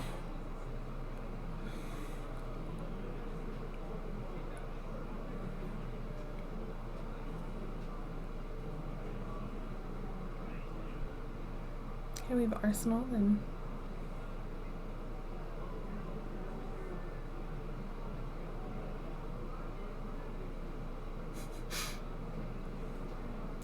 Staring very intently at whatever they have in their arsenal. Yeah. Oh! I almost got a peek at it. They keep teasing us. It's Yeah. like not enough for us to see what it is. But we'll see.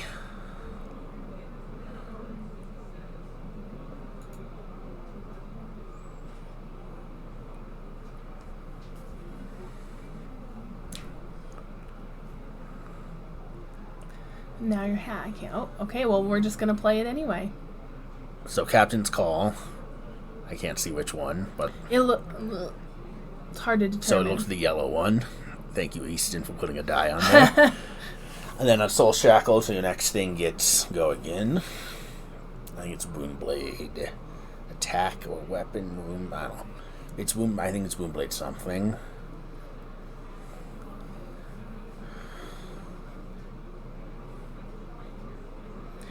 Easton does have some life that he can play with, depending on what's in his hand. I mean, he also has... He's only used 1 equipment. Okay, looks like we're blocking. For blocking, so block. Yep. And then take some amount of damage. He took We'll 1. see. Okay. And then...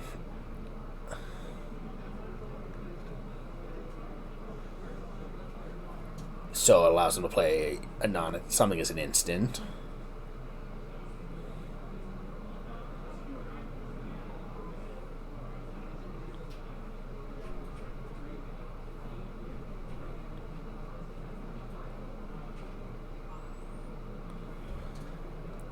So if you play something with Go Again, you then get another action point, and you can...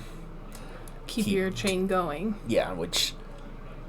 I mean, at one point they had 5 cards plus their arsenal, and it looks like they still have a card in their hand. It doesn't help their sleeves, like, meld into their playmat. Like, it looks like they just don't have a deck.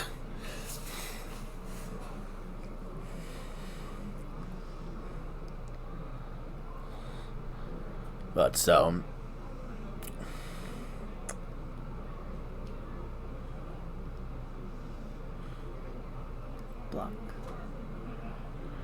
Take 5. So you have 1 card in hand. So to see if it's a blue, you can always make a Rune Chant and attack with Thorn. Although if you're wanting to build up your Rune Chant... Oh, I guess Chain is still going. Oh. Maybe that die on Chain is how many action points he has. Oh, I think so. It makes sense he'd still have 1 left, maybe. Well, if the attack had go again and then he got another go again, then he increases the amount of he has, action points he has, so we'll see. Alright, looks like they're finally done. So now we'll see what Easton does with his 1. Pitch. Yep, pitch to make a Rune Chant and swing with Rosetta Thorn. I mean, if you're for 1 card, that's the best you can do. 1 arcane and 2 physical. Like, it's not a bad. No, and he still has some room. It's probably closer than he feels comfortable with. Sure, but like he hasn't blocked with his equipment. Yeah, his gloves and his chest. I mean, you can always block with your feet if you're desperate, but you don't want to do that. Or if you're not great at using them effectively, like me, and you just, it's another block. Sure. A very expensive block. Yes.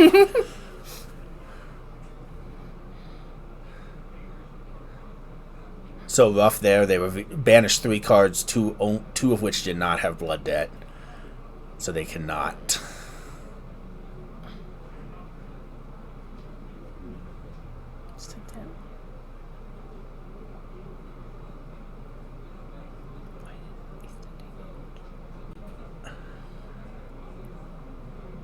I'm not sure what changed there. It's possibly something we missed on the last turn. Yeah. And they were just like updating the iPad. To match their written totals for sure. Yeah, so use chain again. So this will have go again.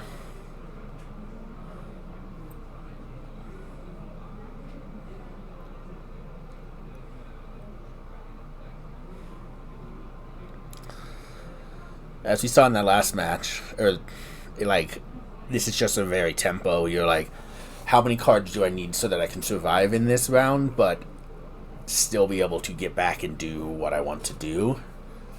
Or can I create some distance so that I can take a little bit of damage? Yeah, to build up a good 3 or 4 card hand or something in the arsenal, and then crack back for a bunch. Blocking. Yeah, amplify the Arcanite.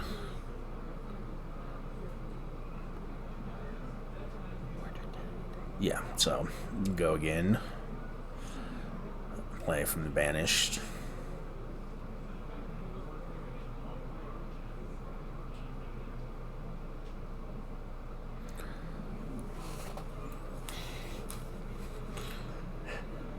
Easton is very helpful for us and the viewers to make sure we can try to know as much as going on. Yeah, prompting to give us as much information as he can.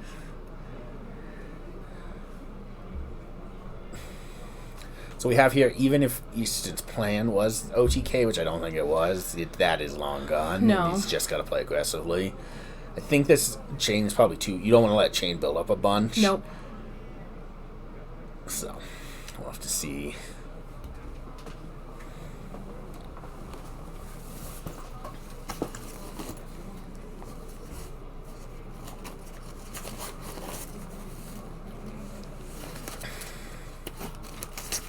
Everyone watching who's played Fab knows the pain Easton is sitting in. What do I do? They're like, how do I block? What do I want to do on my turn? While still being able to get some amount of damage or do something to move myself forward. Yeah, the blocks where you just have to use everything. You don't have to think. No one wants to be in that survival state. No, and he still has some life to play with, but get there, especially with Arcane. There's just not... You don't want to let your opponent be able to do a bunch. I would not be surprised to see him block with some equipment here. Yeah, this is probably the point where he's like, I've got to turn this. I've got to send some damage back his way.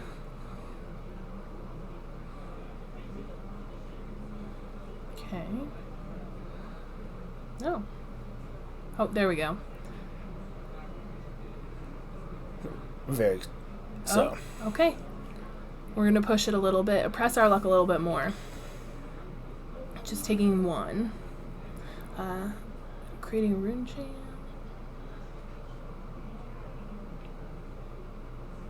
So we got 2 rune chants, and then swinging for Rosetta Thorn. So we have...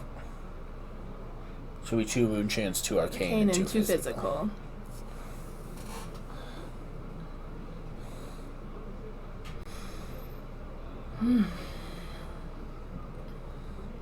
So Easton does not have less life, so the arcane barrier on Crown of Dichotomy does not... No, he has he does Arcanite not. Skullcap, which has arcane barrier 3, which is also rough because you have to use 3, you can't just use like part of it. Right. So I think he just has to take there. And again, we're going to create a rune chant and swing with Rosetta Thorn.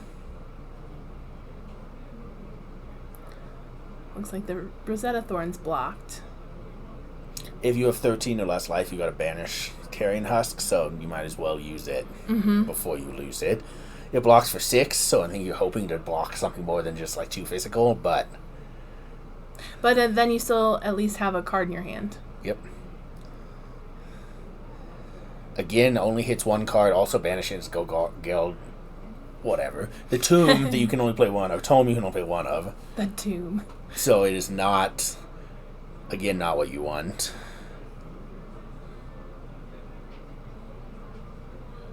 So yeah, we see here, so now he has Arcane Barrier, but again, Arcane Barrier 3 can be rough. You're either paying 3 to block 3 or not doing anything. So we'll say he's giving a chance because Chain is not hitting well on their Soul Shackles. Like, Chain wants to have like a bunch of options, even if they have to take some damage from Blood Debt. But it just does not seem to be working for them.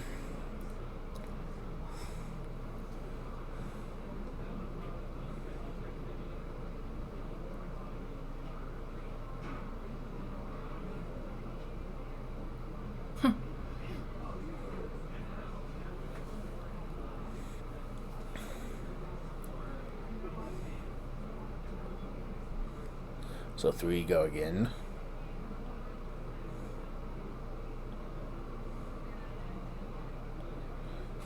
Now, Easton back in the same situation, thinking about what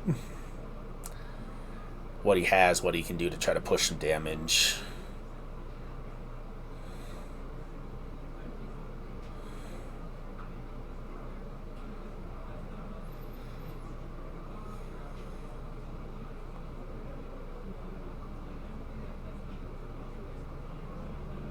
Captain's Call. Yep. Same thing we've seen before. Go again, as an instant you play something else, go again, get 2 action points. And then continue the thing. It's a lot of rune chants. You don't want to see that.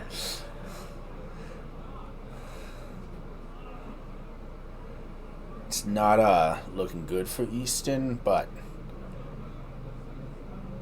they never count Viscera out. They always seem to come back and they're like, oh, I make a bunch of rune chants and then just kind of kill you. Yeah, sometimes you just get that crazy hand where you're like, oh, it like clicks in your brain of like, oh wait, this is not so bad. You get a card where you make an additional rune chant and then you kind of go off. Right. They still have their Blood Chief, so if they can, like, we've not seen a Sonata from him, so even if you can get a couple and play into Sonata, it's something. So this is where not having a smaller form of Arcane Barrier hurts. It does. Because you either have to block 3 or 0, whereas if you had an all-rune item... Like, I'm not sure what you change. Like, this deck really wants all of its equipment. So It's just a rough... But I think Crown of Dichotomy has Arcane Barrier 1. It does. That's why I mentioned it, because I will sometimes run that, too. So you might trade the ability to block for the having Arcane Barrier 1. Yep.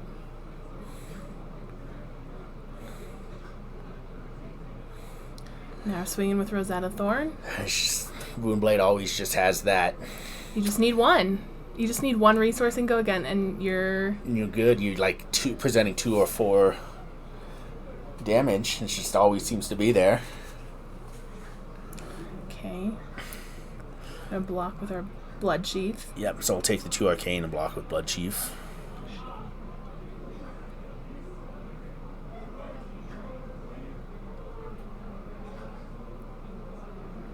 Something's in our arsenal, though, so I'm not sure if it's a defense reaction or...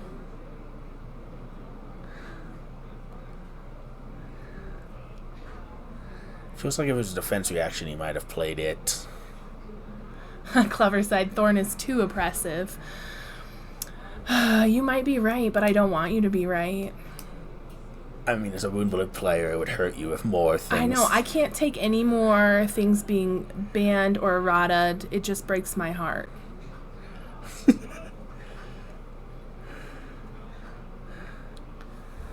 We'll see, looks like they hit 2 this time, so that's better. Although, it looked like there was an Art of War in there, which is not a thing that you want. You want to see banished. Right. But again, this gives Chain basically 6 cards in hand to be able to do things, so... Which I'm sure Easton is thrilled about. Yeah, especially at 6 life.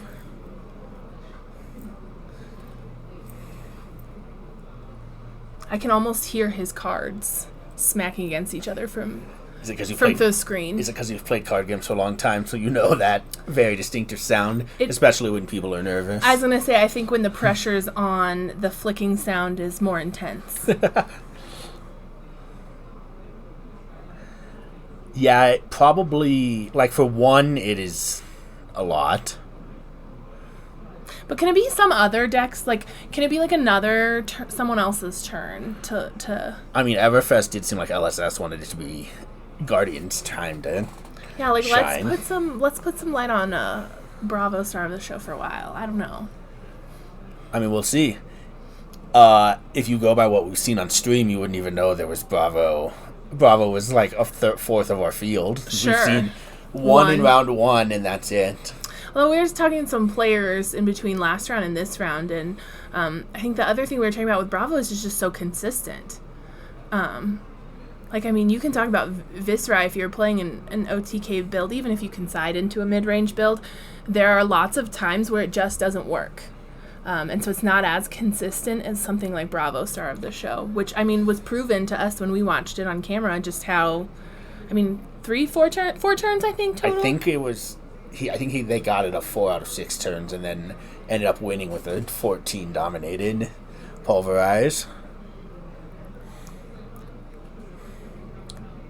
And there are definitely matchups where, like, Viscera or Chain... more so Viscera is just not an ideal matchup. It's not impossible, but... It is nice kind of see Chain after the bans with it, that it didn't just disappear. Right. Like, we see 1 or 2 here, we see 2 Briar. Like, they maybe went too hard on Briar, but we'll have to see. We know I have personal feelings about that. Yeah. You wanted it to be changed, errata, and have 2 cards banned from your deck. And by 2, I mean 6. It did break my heart. It was hard. Yeah, it was a rough thing to give Ellen the news.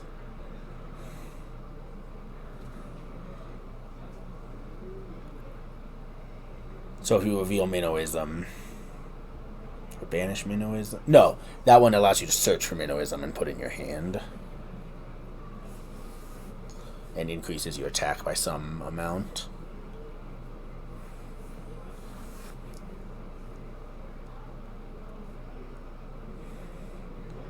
So we'll have to see, just waiting on Easton again.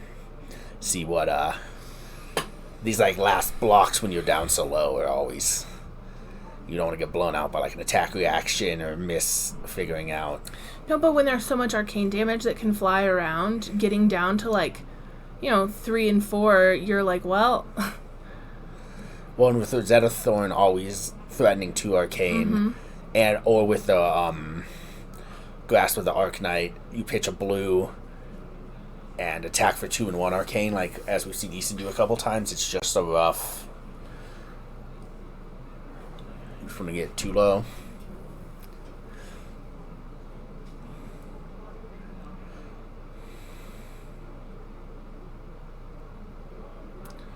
Thank you.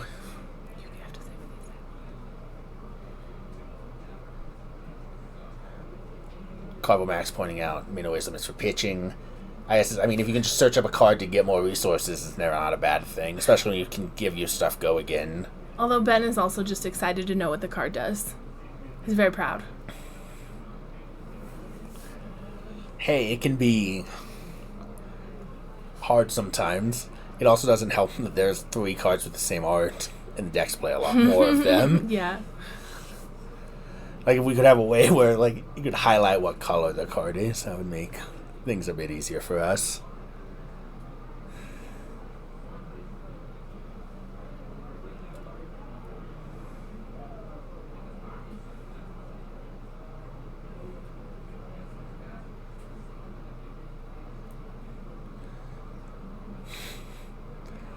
I know I've done this many times where, like, I really don't want to block with these cards, so I'm going to try to set them down. So that I don't even consider it an option. And then you're like, oh, but now I need to do...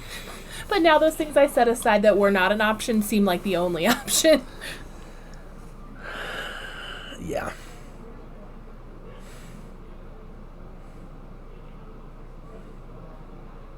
Okay, it's a pretty big block.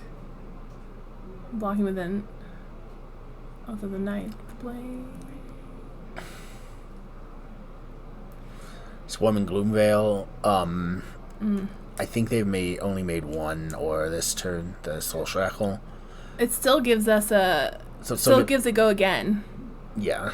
Because it's go again, pump, on hit, can't block Arcane. Yep. Okay. That's the 1, 2, 3. Yeah, it's just efficient. It was definitely a gift from Everfest. Well, especially after Moonblade getting crushed in bannings. Still shows that LSS likes Moonblade some. We're not forgotten. Even if Guardian is their new favorite. That's okay. Being the favorite didn't turn out well for me. Again, just the ever threat of 2 and 2 from... Yeah, that was the go again from Swarming Gloomveil. Go again. I have 1 resource. Here's 2 basically unpreventable damage and 2 physical. And you're at 5, so you don't really have a lot of good options here.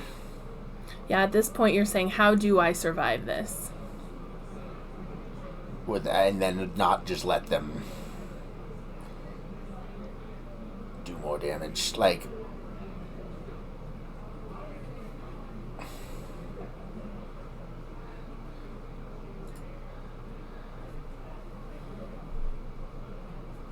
So to block, Easton should go to 3. Chain takes 1 from their blood debt. Yep. This is a thing that, like, Easton has to think about because,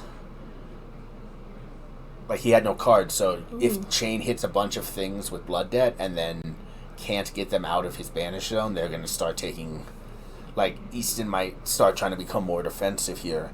But again, Rosetta Thorn is always lurking there to do arcane damage. And at 3, that is very stressful. Plus the Grasp of the Arcanite, like... Yeah, and only being able to block for 3 is, with your headpiece, is rough, because you really have no way to deal with that arcane. Yeah, I mean, you have to try to keep a blue so you can do that. It's just a rough situation. Checking out what's in our graveyard, trying to see what maybe is coming up, or maybe we're going to pull something. Let's see, Chain, we've talked about decks where you have to sequence. Chain is another one of those. Any deck where you're just trying to do a lot of things instead of one. Say, go wide instead of going tall. You gotta think things through. And you have to be able to make that choice and pivot pretty efficiently. Yeah, because you don't know what your Soul Shackles are going to give you. So you can plan some, but you're like, oh, I didn't banish the cards I wanted. I gotta change and do something else on this turn.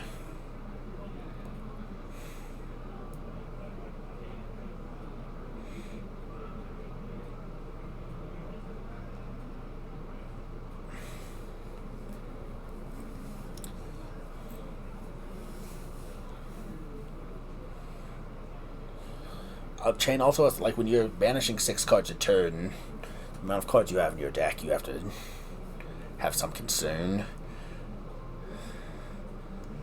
Like, that's at least a tenth of your starting deck size every turn. Right. Plus whatever you play and draw. And that puts you on a clock for sure. Okay. So, Eclipse. Hank. I don't remember. Not played a lot of Monarch, so I don't know a lot of these particular cards. I was to say, the Runeblood cards I know from Monarch are much more suited to Viserai versus Chain. Which some of them are in common, but not all of them. Yeah.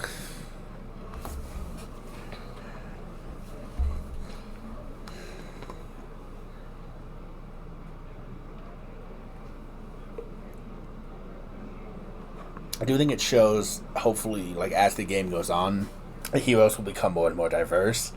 Because these are both Rune Blades, but they play completely differently. So, just see what what LSS can come up with.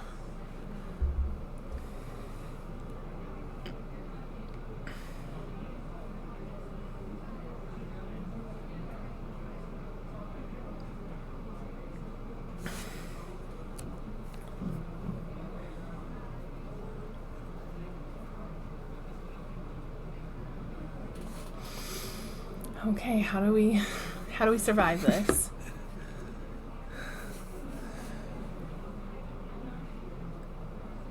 Yep. Easton keeps finding answers, so Yeah, but as you're losing a little bit each turn, it becomes rougher and rougher as you get closer to 0. right. You're kind of hoping that he hurts himself with blood debt. Yeah, but you just have the ever-present Rosetta That Rosetta Thorn.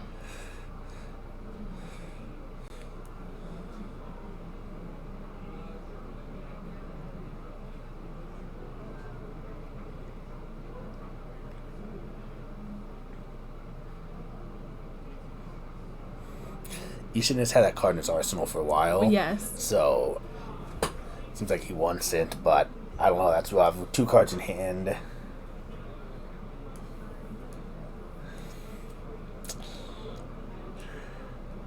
I mean, we just continue to see the Command and Conquer is very good. I know that's a surprise to everybody, but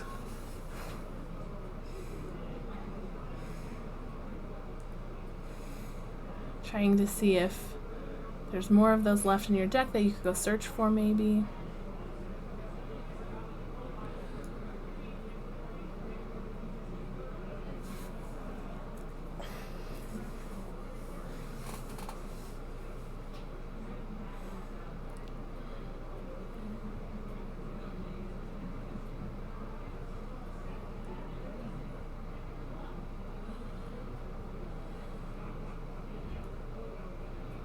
I'm surprised Easton's cards don't catch on fire.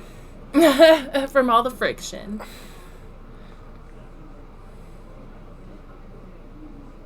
I think that is one of the card game habits I have not picked up. Because I just set my cards down on the table. I mean, I noticed myself doing it in other games with cards, not trading card games, and people are annoyed by it. And by people, you mean me. I mean, you're a person.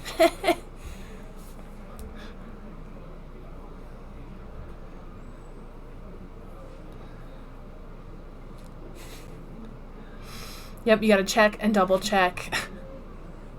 You don't want to be impulsive. So I don't believe this has go again. So it will not attack beyond this. But you gotta see with 6 attack, like, your normal card is blocking for 3, is not gonna do it. Right. So, also, do you use the Spellbound Creepers as... That's just 1. Yeah, a very expensive one. But if you die, it doesn't matter. Sure. Might as well use it. Okay, so we're just going to do 6 from our hand. Oop. Yeah, we don't want that 9th blade back in his hand.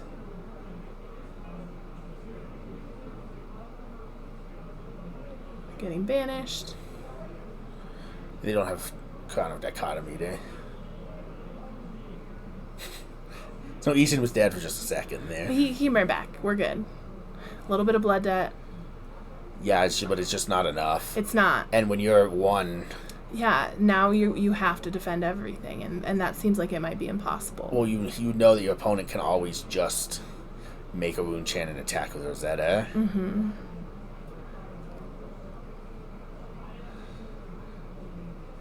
Like, and they hit a bunch of cards, like, chain. That's a lot of cards now that Chain can play from. Like, I think they hit 4. It looks like they hit 4 cards out of the 7. Like, that's a pretty good Yes. pump up.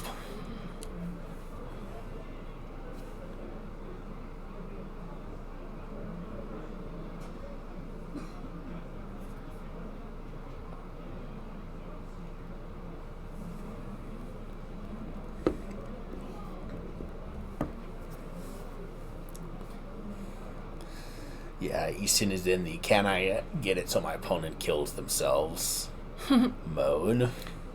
I mean, I think he's in the can I make it one more turn mode. I mean, I don't think I he's don't surviving this have a lot turn. of hope for him, but it's not impossible, but it's very unlikely.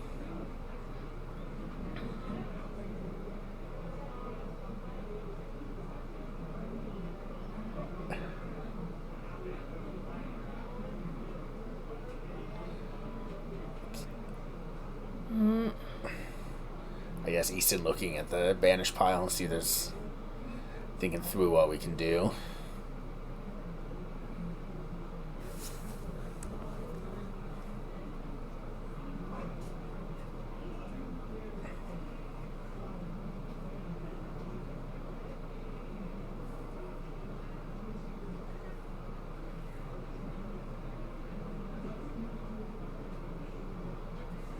So chat is saying inward existence you can do 2 arcane. Yeah, So. and there's not a lot he can do about that.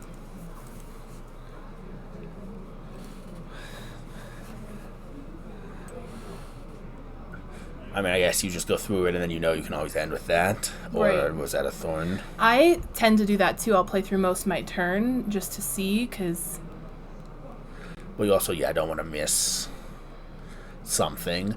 Like, you always know that's there if you need to respond or something. okay, we're gonna use Blood Sheath and our Spellbound Creepers to defend. Chain, the next thing I have is go again. Here's another attack. It's 3, I think, coming at him. And he got it. And then you got it. So Charles will move to 4-0, and Easton will drop to 3-1. If you want to show our standings. Yeah, and so knowing the outcome of this, these were the standings coming into this round. Easton was in our first place, but he's obviously going to bump down now at a 3-1. And Charles will pop up Yeah, you assume to 4-0. be one of the few undefeated people. Yeah, we're getting into the rounds now where fewer and fewer undefeated. A little bit more interesting for our standings. Yeah, I feel like we should have had... I wonder if there were some pair downs that lost. It feels like we should have more, but... we run the rounds... We run the rounds that Jem sends us.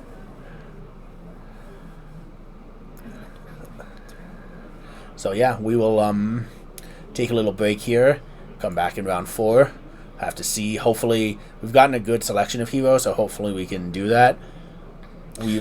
We're kind of to the point where now we want to see those top table matches going into the top 8, because now going into round 5 is where some of those top 8 decisions are really starting to happen.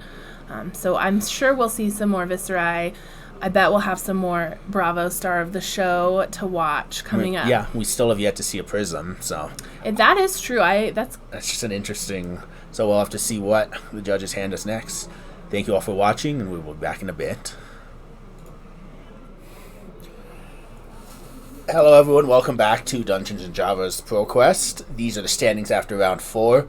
We have seen most of these people already. So we know it's kind of an interesting... We're just letting the players get ready. for the next round, but figured we got these in. So we'd do it. Our next match is going to be Katsu versus Bravo. So it'll be an interesting...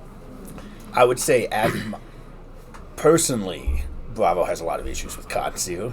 Because it has so many like attacks in a turn that it's hard to both do what your deck wants to do, which is keep a bunch of cards in your hand so you can trigger Bravo, and not die. So looks like our players are about ready, so we will transition to them. Yep. And Dylan just stepped away, so. Just kidding. You can watch Jay Shuffle. I like Dylan's sleeves. They were like the wave. Yeah, but it seems like it's not like... It's like a modern take on... Sure, it is. It's just a little bit of a different aspect ratio with our camera setup. Yeah.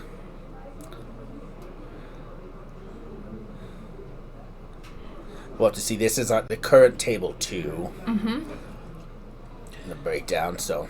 I'll also be interested to see how this Bravo player manages with Katsu, knowing that it's like a tough matchup. It'll be fun to see someone else do it besides you. Because as we said, we are not by any means experts, which is why we are commentating and not playing. Yes.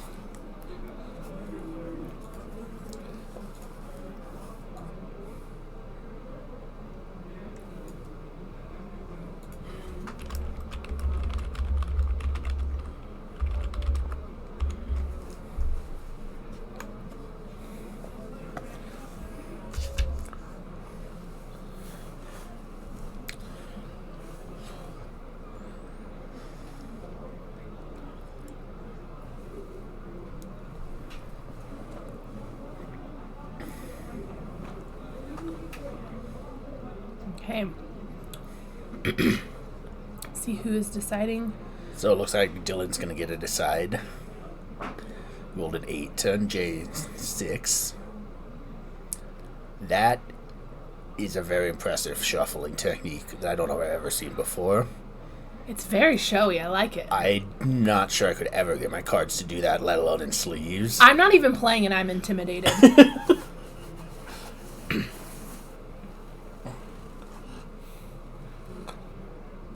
I mean, we know that I barely can shuffle my deck just period, so...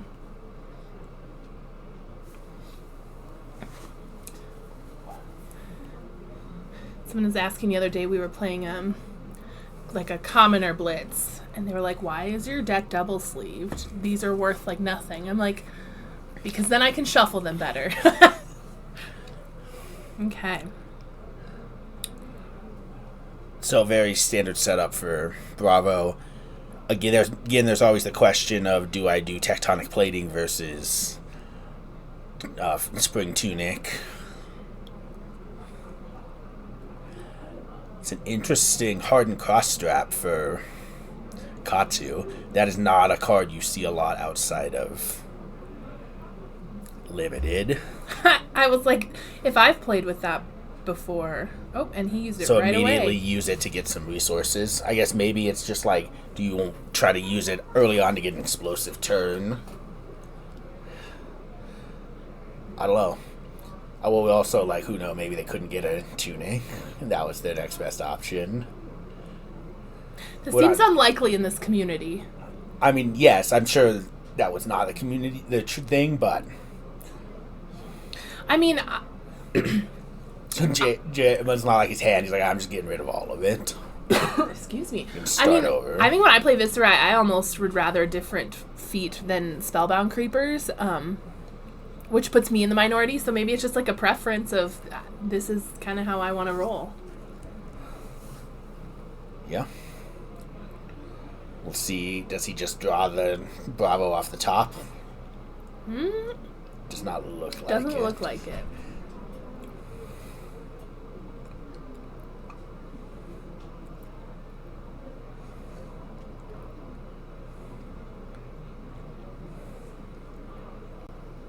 Thanks for coming back and returning to watch this with us. I am glad that we've gotten such diversity of decks on stream. I was worried coming in it was just going to be like... A lot of talking about Bravo. Like, yes. So, Unfused Oak and Old, so only 7. I know, I love when you're playing and someone's like, well, it's only 7 physical. And I'm like, okay. No on hits. Also, I like that the card that literally has Oldham both in its name and in the art. Not an ice card? Also not a Bravo specialization. Okay. Or a Oldham specialization.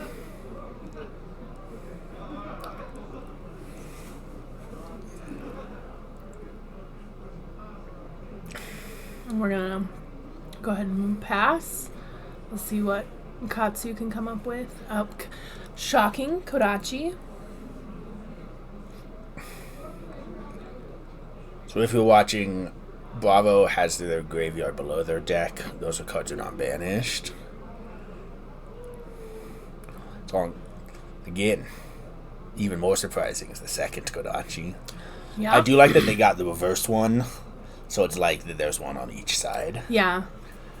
Got to get that special rare one instead of the token. Taking 2.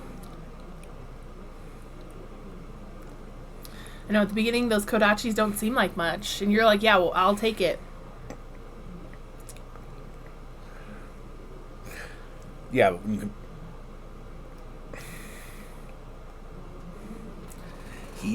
Bravo is blocking aggressively. Yeah.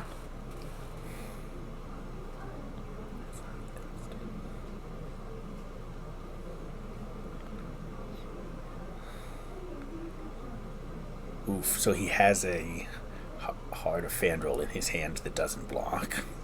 Oh. It has no block. It's not a card you typically see in Bravo. It's just...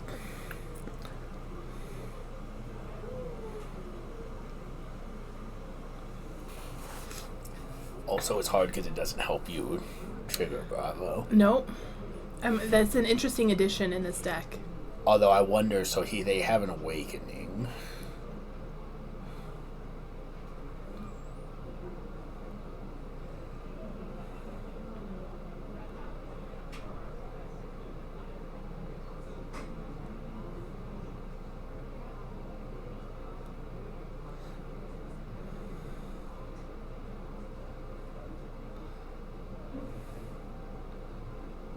So you see a pretty standard block that Bravo will do where pitch a blue, use Crown of Seeds, draw a card, use the shield, and then either do something like they blocked with their boots or just let that one go. It's good against like Ninja. You can use it where it's like, oh, I'm stopping your Kodachis. And then there's our hammer. Yep. Old, reliable, pitch an ice card, swing for 4, Frostbite on hit. Oof. Yeah, and Frostbite's not fun for Ninja when you have those low-cost cards and you're counting on them being low resource cost. Okay, we're just going to take it. There's his Frostbite. Down, Arsenal. Ooh, there's another Oaken Old. Okay. Kodachi. So I'll pay 2 for Kodachi. She seems fine taking these single hit. Yep. I guess if you're going to block, you want to save it for some of the later stuff. Because you know that there's going to be something on top of the Kodachi.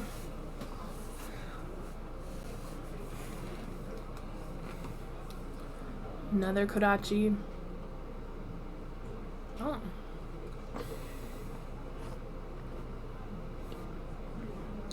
So Crown of Seeds. Put a card in the arsenal on the bottom of your deck, draw a card, prevent the next damage. Shield.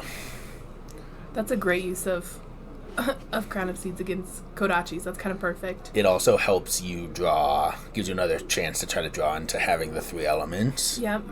You want to trigger Bravo.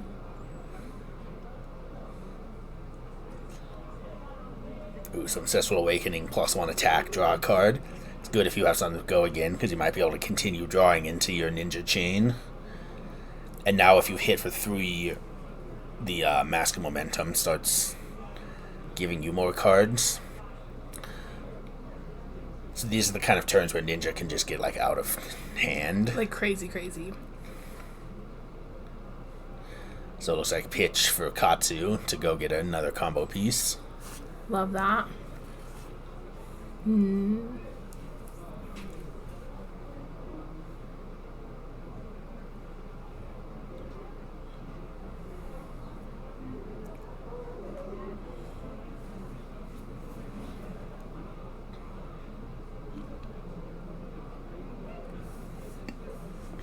Yeah, like the mask gives you a card for every card that hits after the third or higher. Yeah, it's great. So if you can keep drawing things, you can just keep.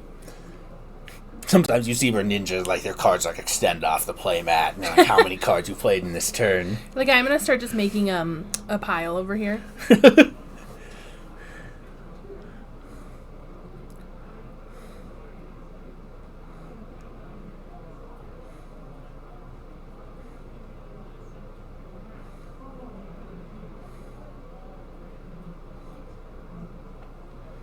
Ooh, okay, we're gonna take that.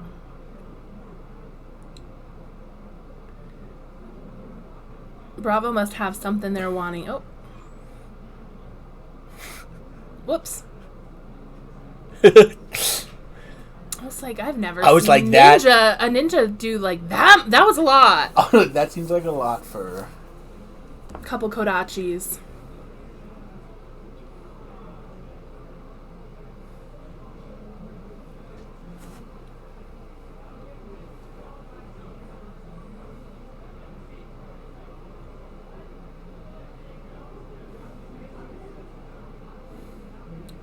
Cut in the deck. Ninjas, you just feel like you've got it dealt with, and you're happy with your hand, and then they just pull something out and just keep coming. You're like, I thought we were done. I had a plan. Then they never break the chains, and I can't use my shield again. Right. It's just like getting piled under all of these cards. So Lord of Wind, Lord of Water. I think it's, I don't know. It's the Katsu specialization. Lord of Wind. Sure. Yes. I knew it was an element, but was not the elements that are on in our area. So I'll shuffle stuff back in. Yep. See, this just keeps going. Like, he'd exhausted his defense resources, and he's since played several cards. Mask of Momentum, draw a card. Oh, can I play it? Let's see. Nope, finally. Nope. Finally close the combat chain.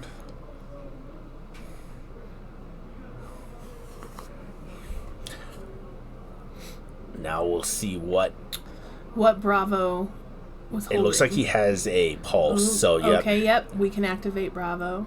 And he has that Oaken so 11 dominate. If it hits, put 2 random cards on the bottom and go again. That random piece and something like... Oh, no, this one is, I don't think, not random. I think it's Crippling Crush. You get random. to choose. Okay. This one is 2 the on random the bottom. is so much worse. Yeah. Especially in a deck like Katsu, where you're really wanting to kind of line up those combo pieces, if you can. In this situation, you wish you could push the dominate to your next attack. Oh, no, I guess if he didn't fuse it, it's only 9 and doesn't... It's just 9 physical. Just 9 physical. No big deal. Okay, we're blocking with equipment. I assume it was fused because he had the... We'll see. And then an unmovable from the arsenal. So that's good. It's a big block. I think that's a red unmovable. I can't... I believe so. So that would be 8.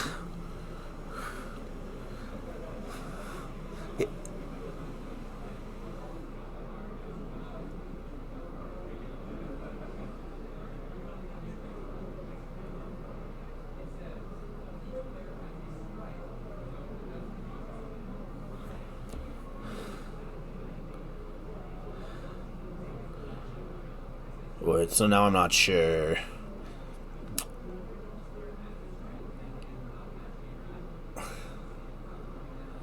What they were doing. It looks like maybe they're going back.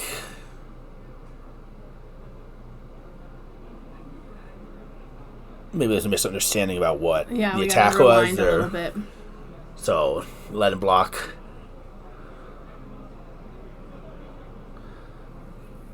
I don't remember. I didn't see him fuse. I just assumed, but it looks like he might have had to, because he pitched an Earth card to pay for the Oakenhold. He might not have. And he might not have fused. I mean, it still has. So nothing else. So no. They got the dominate from the Bravo, but no way to use the go again.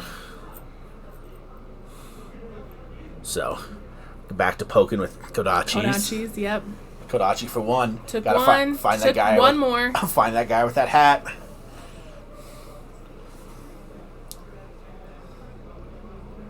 Okay. I think it's interesting.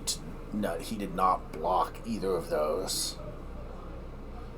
With either the crown or so reveal for Bravo again. Okay. I think that's another blink in his arsenal, which is not the best.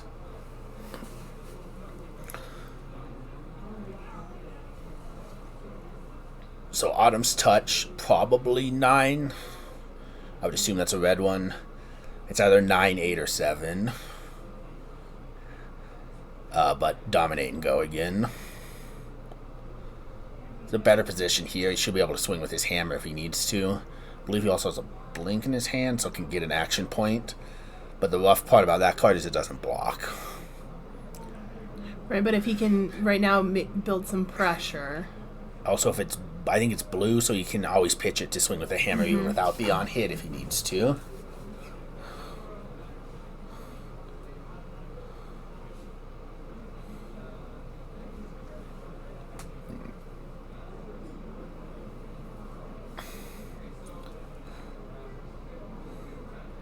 Okay, so we're moving to block. Oh, I thought he was going to block with Mask of Momentum, and I'm like, that seems... No, don't do that. It seems very We're not there yet. Early to be throwing away that card. So yeah, swinging with the hammer. But it's a lightning card, so no on hit, so just 4 physical.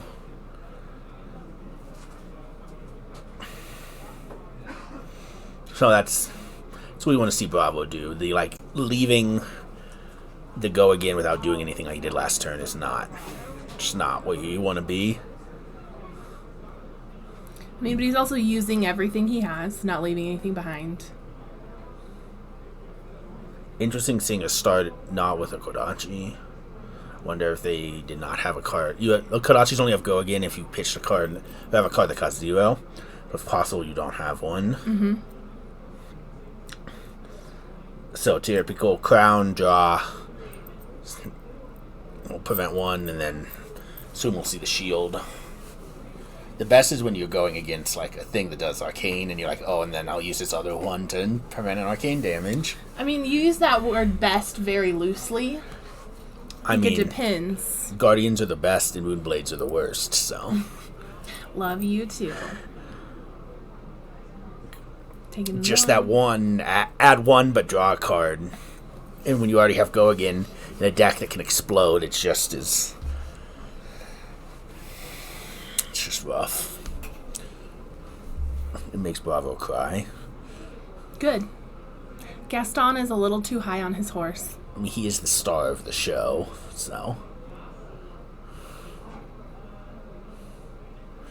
So it looks like if Jade does not block, he currently can trigger Bravo. But he's got to see, because this is a tough decision, though. Another attack with go again. Although I don't think Katsu has anything left. Yeah, it looks like he has no cards in hand. So he's just taking the couple, or... Okay. Block and take 2. Yeah. I think he still can trigger Bravo. No. I don't think he had a lightning card. Okay. We're just going to swing with our hammer. That is an ice card, so it does have the on-hit. Remind us of the on-hit effect. You get Frostbite token. Ugh. I don't know why that hammer is one-handed, because it looks bigger than the two-handed hammers. But the idea of someone holding that giant shield plus that hammer is just funny. I mean, have you seen? I mean, Bravo is a big guy. I mean, he does have those giant shoulder pads. Got big muscles. Okay, drawing, and we'll go back over to Katsu. It does not look like it took any damage. So. He did not. So find center. Kodachi. Find center, a card that's getting significantly worse in the new rules updates, because they changed the way stuff works. Second Kodachi. Those will get you because it feels wasteful to get rid of a card to... I mean, Guardian can deal with them the best because he has Crown of Seeds plus Shield. Like, you can pitch one blue card, deal with both Kodachis. Maybe I'm making this personal. It's not fun. I would say if you're not playing Guardian, it's less fun. Or I guess, kind of, yeah. Taking 5. Okay, well, we must really want what is in our hand, because we've taken quite a bit of damage. Yeah, and it's not like, even with the, like, Dominate Pulverize, you can't win from this position, so it's just a rough, No, and we obviously know that that's not the case, but, I mean, Bravo can do quite a bit of damage. Yeah, because if you can get a 9 plus a 4. Okay, well, we really... Bravo really, really likes this hand. Oh, so Awakening Fuse. There we go. So, search your deck. You create twice as many Seismic Surges between your life total and your opponent's life total. Nice. And then you go and get in a Guardian attack with that. The cost of that or less. So he's probably going to go get, I would assume, Pulverize. So, what were you just saying that he could or could not do? So, he makes 26 Seismic Surges. Because it's double the difference between your life and your opponent's life, if you fuse it, which he did. And then you go get a Guardian attack with cost less than or equal to the amount of Seismic Surges you have and put in your hand. This looks very fun. So I assume he's going to get Pulverized if he has that, the one for 14. Maybe some week we'll have to trade decks and see how the other does.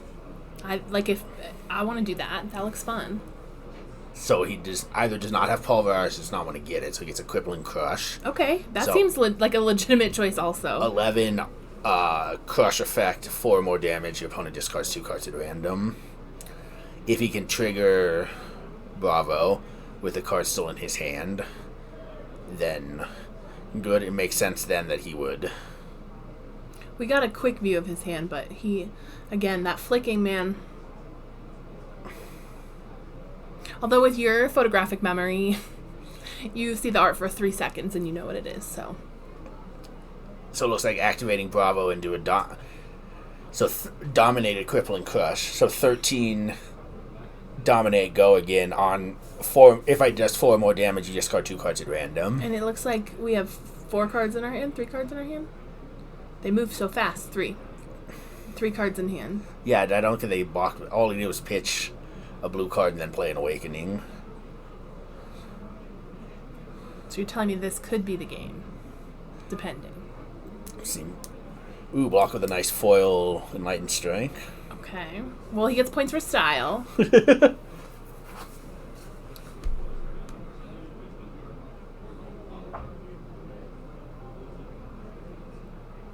so we're going to see what is he going to discard.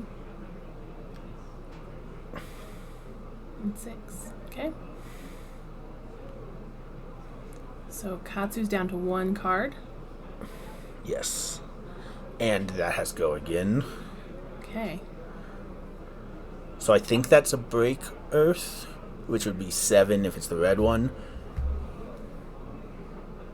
Otherwise, I'm not sure what that card he played is.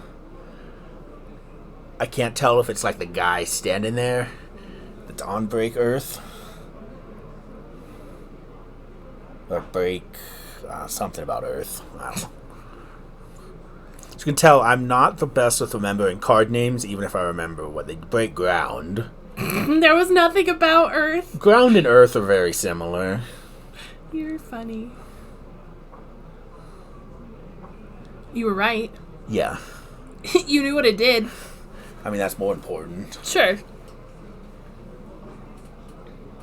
So it has 17 damage, Ooh. although 4 go again, although he has no cards, so. Second Fabled we see from... Okay. From our Bravo player. So now he gets to opt 2 and then crown. So it looked like he put both on the bottom, so. And then I assume he will block with a shield. Yep. So he's preventing 2 of that 4 damage now. And we'll use some equipment to block. Use equipment to block all 4. Yep. And Katsu is Katsu back on the defense. Yeah, I mean, this is not looking great. If we can trigger Bravo, which I think he can. Yep, Clever Sided. This is a stacked Bravo deck for sure. They're all the Fables.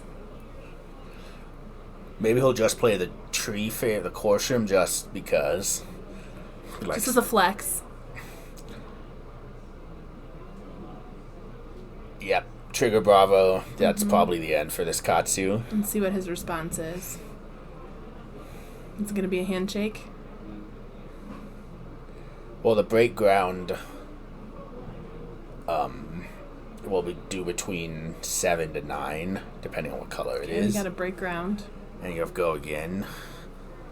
And he also has I think that's the lightning ice, or the one that gives ice elemental and whatever lightning attacks +4.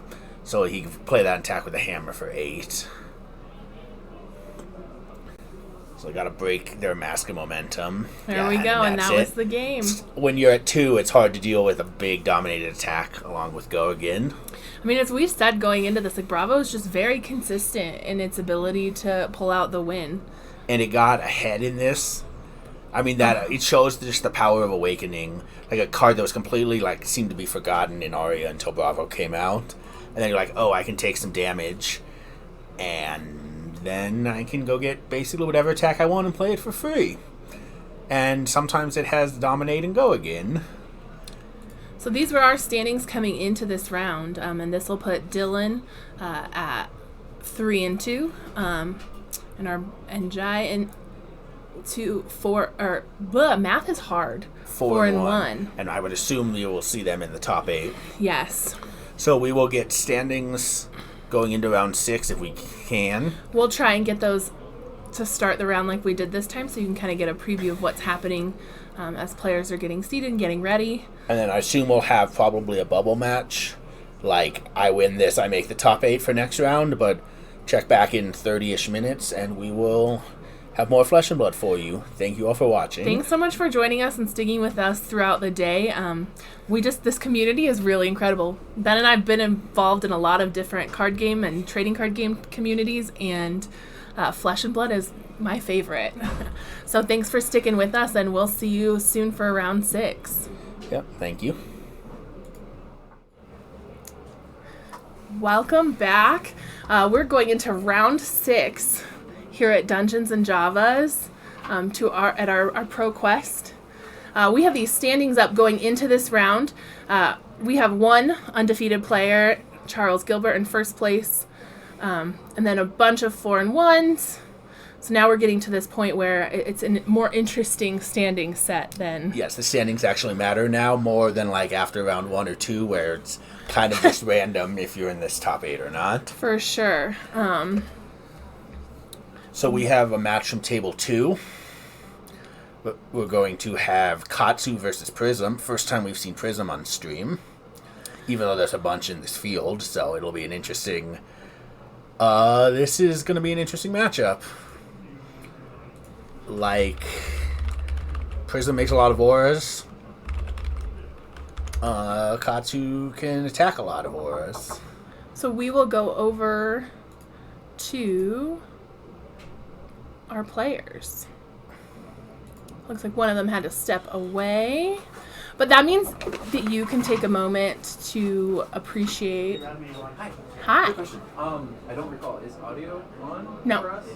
It's not. So we can shoot the shit, it won't be recorded, right? As long as you're not loud. Excuse us for a second. Our players just had some questions. Being on stream can be a little stressful. But this means you can take a moment to look at Michael's beautiful prism hero. It's probably a little harder to see from the camera, but it is this gorgeous altar that is like that 3D altar. It's very cool. I love when we can take pride in our heroes and do something a little different with them. Yeah, I mean, since you have a thing that doesn't need to be shuffled, you can do some interesting. Well, and this is a thing from other TCGs that's, I think, pretty common or has been seen quite a bit. And I had been talking about wanting to do this. And so to see someone who has gone through with it and how beautiful it looks, it's just really encouraging. Yeah, you'll see people like do their commanders for Magic. Mm-hmm.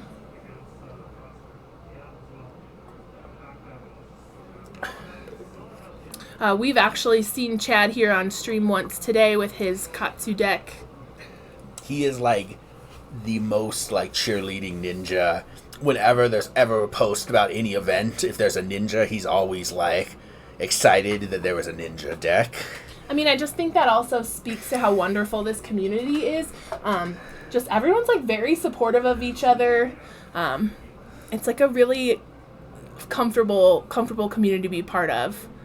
People just clearly love this game and love getting to play this game, and it shows in how players interact with each other.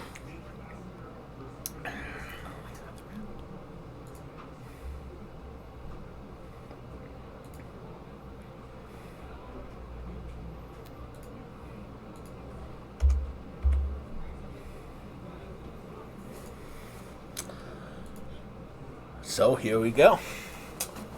I bet you Kachu is going to attack with some Kodachis.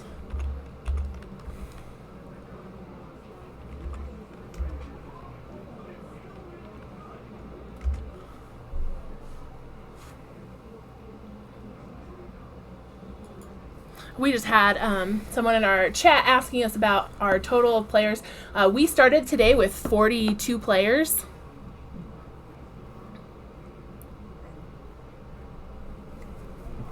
Yeah, it was a good turnout.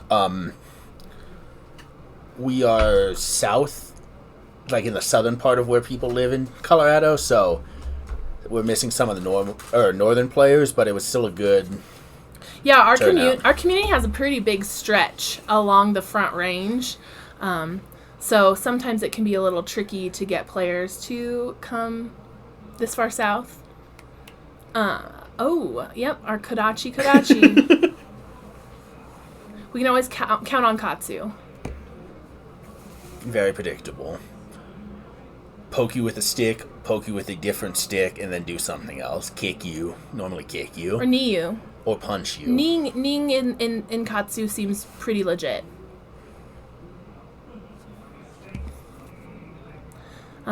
Just for those of us who have been, listening to Ben and I all day long, thank you for sticking with us. We will, when we go into the top 8 match, have some different guest commentators coming to join us. Yeah, we have some pretty good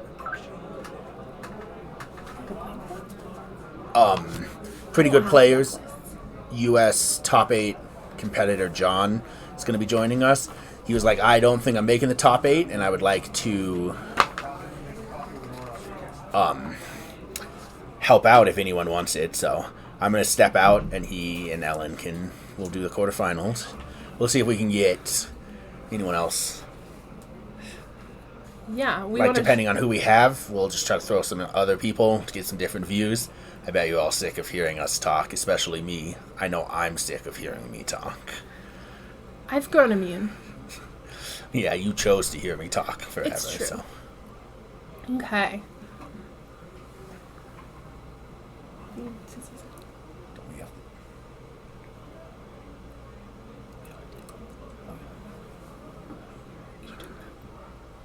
Okay. Sorry, we got a little distracted, but we're back to Ninja Relatables hitting with the Kodachi. There's something comforting in the predictability of the Kodachi.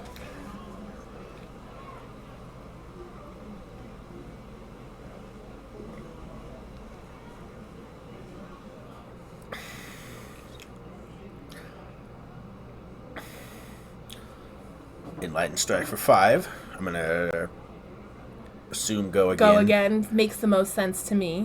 Sometimes Ninja will draw a card because they want... And then a Snatch. Nice. I wonder if we see him break his boots like we did in the previous round.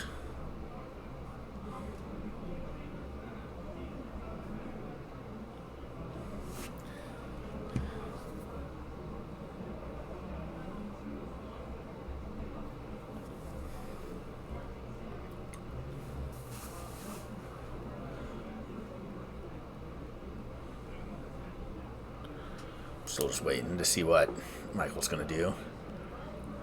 Prism is, a very popular deck. We had quite a few in our meta. 7. We had 7. It's honestly, I'm somehow managed in all of my time playing CC, I think I've gone up against Prism once, maybe when I very first started, but I have managed to, dodge Prism. I think it's a deck that functions much better if you have the legendary, so I wonder if you just see it less in armories for that reason. Yeah, it's more of a costly deck. So we didn't see Chad use Snapdragon Scalers super early like we did in the last round.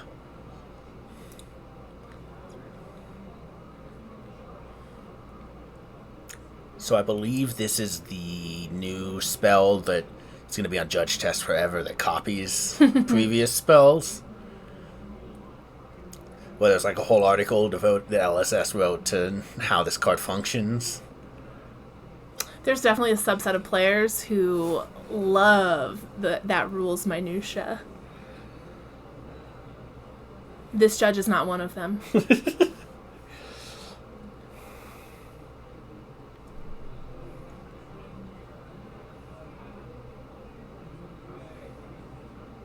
Okay.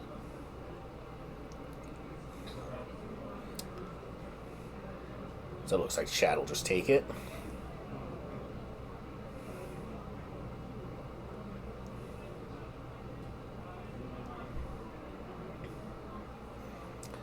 Ooh.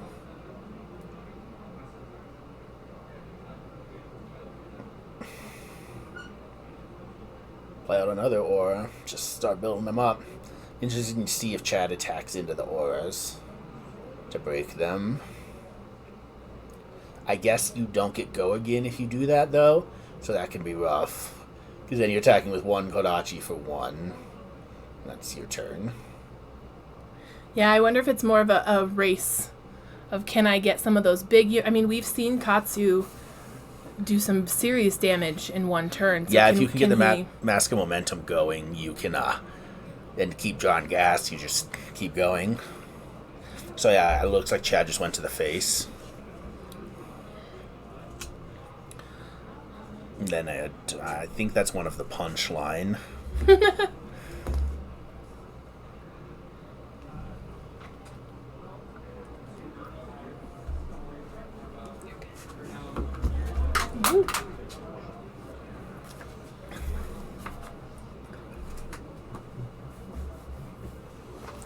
Which deck list are you doing? I found it.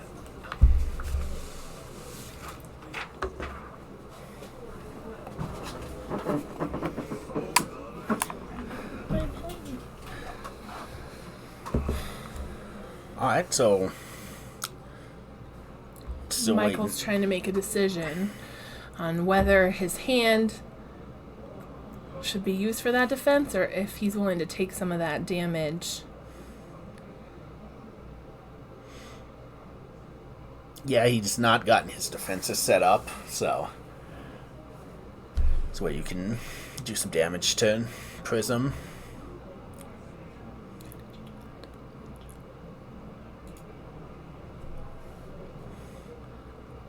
So we'll see Katsu.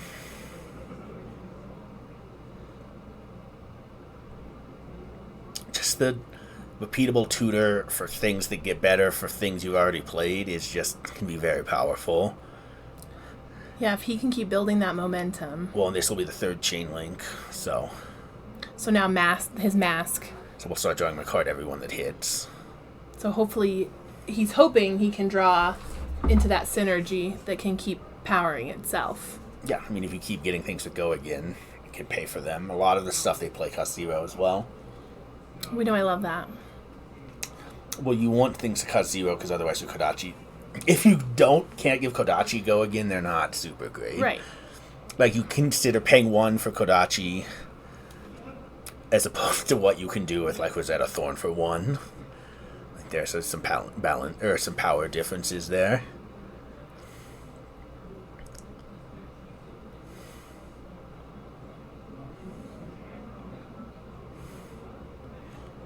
So Michael back in the tank. Yeah, well, he took some damage, so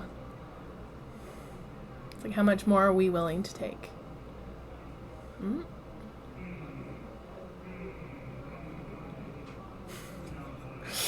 Let me rethink that.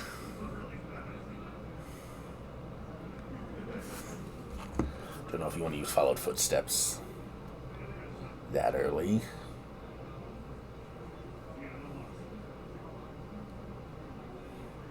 Okay, so he's just going to take that. I mean, he had some life to give. Yeah, I mean, he's not super far behind by any means.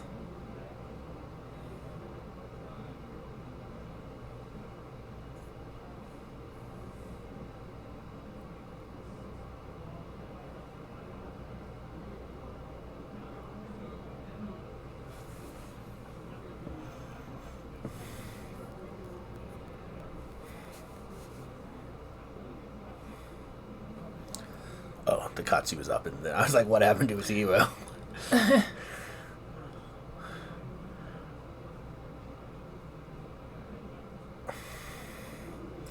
this is where you just hope that the ninja does not have, like, a bunch more. I mean, he does have 3 cards in hand. And he has a resource from his tunic if he needs it. Yep. So Crane Dance.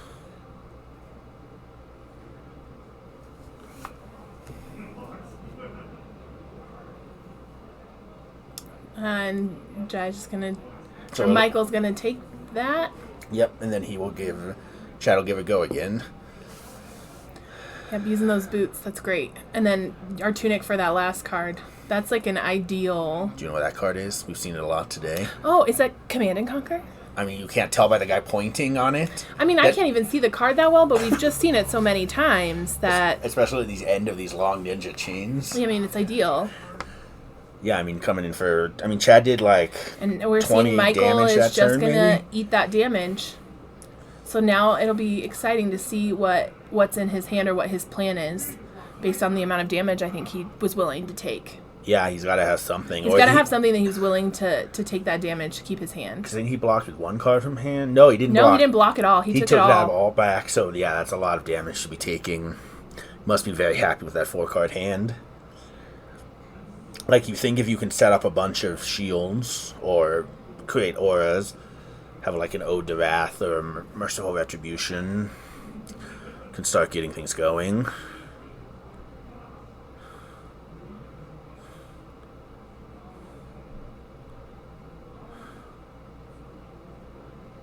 Attack for 1, go again. Okay. Oh, Seems wait. appropriate. Does not have go again. He doesn't have a yellow striped card in his... Now he does. There we go. I assume that's yellow. Merciful Retribution, so if you hits, it does an additional damage. So it looks like 2.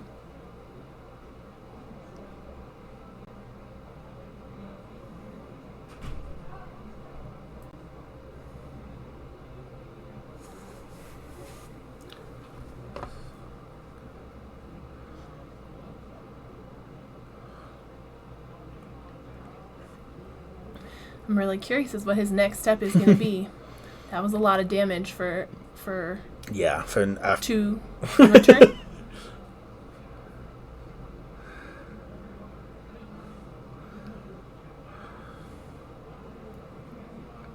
Yeah, like if you just... Okay.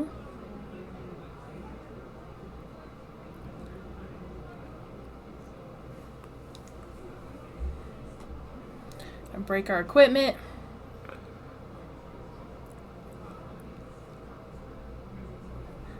guess we will see.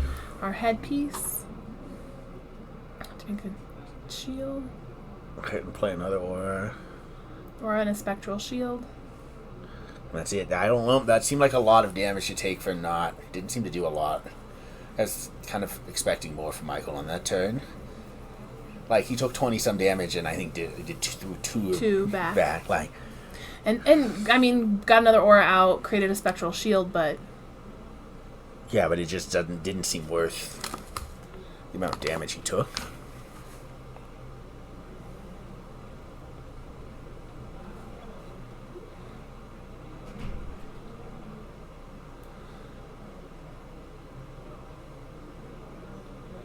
So we'll see. Back to the easy Kodachi for one. Kodachi for one, but at 14, one is not as fun as at Well, he has a 40. special shield. Oh, I forgot. He did create that last turn. Yeah. And you don't get to not use it. Right.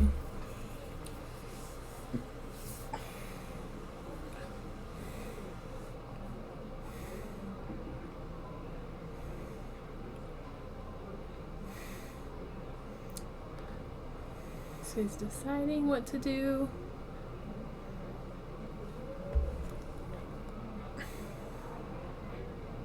Yeah. I don't know. It seemed like he just took damage unnecessarily last turn. Unless he's setting up for something that we're just missing. Yeah, I'm wondering what he's doing, because the spectral shield's not an option. So we knew that was going to prevent the first Kodachi. So then the second, he's going to take. And now I guess we'll see what other shenanigans Katsu gets up to. Ooh, bigger than that. Even Okay. bigger than that. So we're going to look at Opt 3. 3. Reveal a card, get a quicken token. Play something. Does not have go again, and then gets go again. Okay, so we're revealing. Revealing an Enlightened Strike. Putting that in our hand. And there's our Quicken token. So you can play Enlightened Strike for 7 and it gets go again from the Quicken token if you want. Or play for 5 and draw a card and it gets go again. Like, having that... So then you have to decide what are you putting on the bottom of your deck for your E-Strike. Sure, but if you can... Like, 7 go again is good. Yes. Even at the cost of a card. Well, and with one resource left, so if one of his other cards has... I mean, chances are it's a low cost. Okay, So, yeah, we're 7. going 7. 7 go again. I'm going to block for 6. It's 5. Is it 5? Well, Chad just put up a 2, so I Okay. imagine they can do some basic addition, we would hope. Or subtraction. I have faith in these guys. Okay, and then, yep, that last card.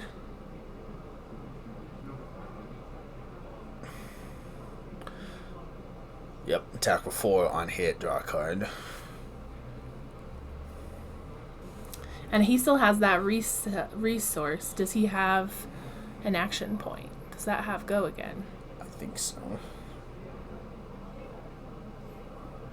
I guess we will find out.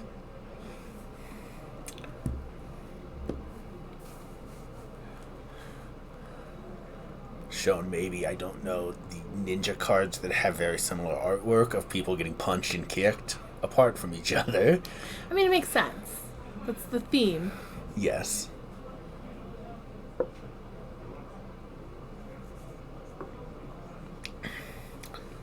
Michael just takes it. Oh, okay. Now he's going to draw. We can always arsenal if he has no other. Sure. Or just keep it. Looks like it's not going to get played. Yeah. Again, we just see the power of Katsu. That, like...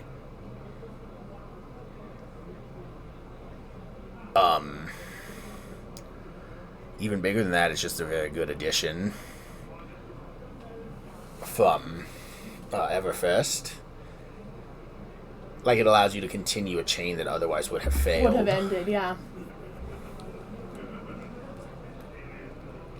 You can hear the players are having fun with each other. I mean, and that's just such a fun Yes, they're part like, of this is that even when you're, you know, your deck might not be doing what you want it to be doing, and you're not in the greatest position, but you can still be excited when people's deck are doing what they're supposed to do. Yes.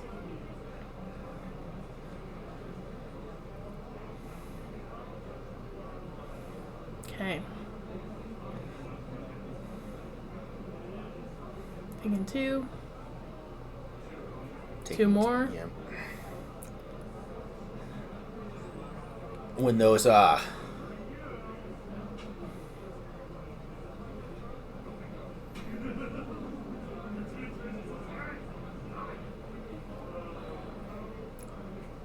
auras are rough. Well, back to Kodachi.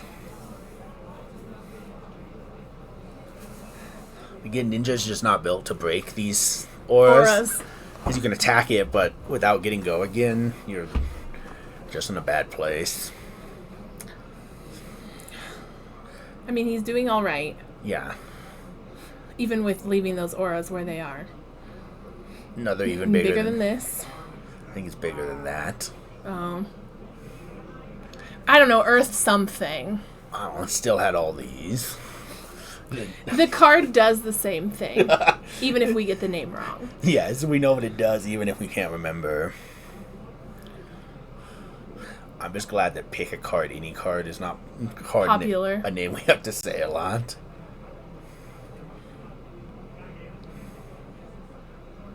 I mean, I kind of like some of those Everfest cards. Oh, like Knick Knack Bric-a-Brac? Sure, are just like kind of like they do something like they're still cool mechanics, but they're a little different. Like Bingo. Love Bingo. I mean, I also like that the art of Bingo is someone stepping on a bunch of people's heads. I want whoever that is to be a hero.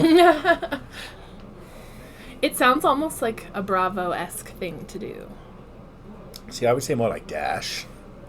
Sure. Okay.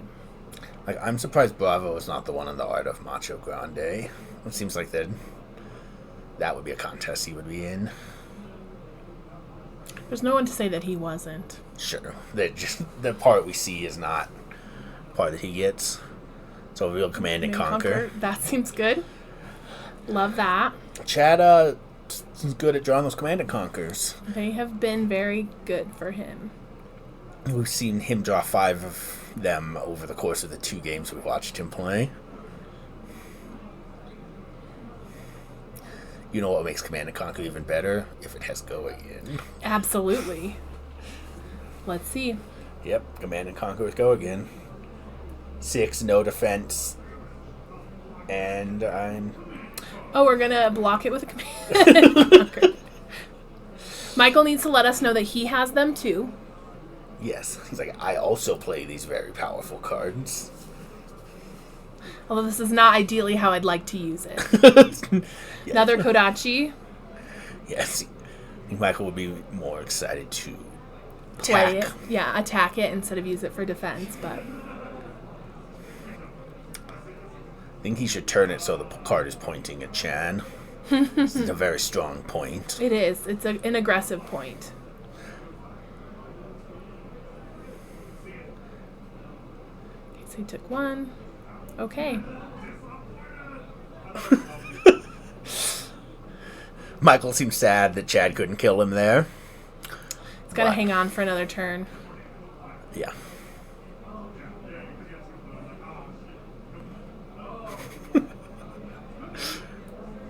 These players are clearly having a lot of fun. Okay, well now let's So see. add 1 to it, so go to 2. Okay. I like that it changes to red when you're low. I don't think I've noticed that before. Oh, it's like, yeah, purple color.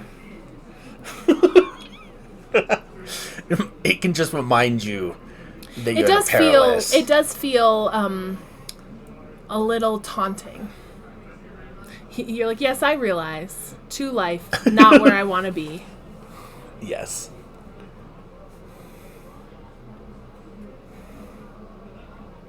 Especially, you just gotta stick him with the Kodachis.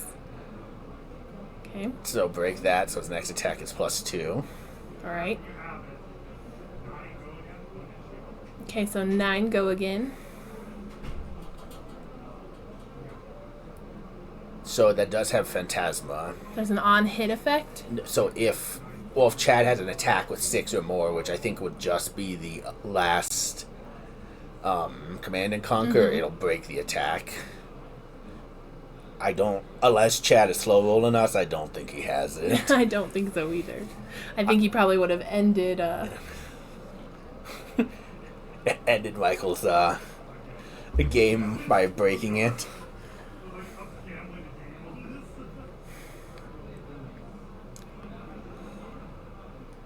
Nine. 9 go again. Which, Chad's gonna block at some level, Well, and it's gonna slow him down to not have those cards in his hand. and we know those auras. Are coming too. Yeah, assuming that that's a yellow pitch in them. I couldn't see anyway, and it's foil, which makes it even less likely for me to be able to see.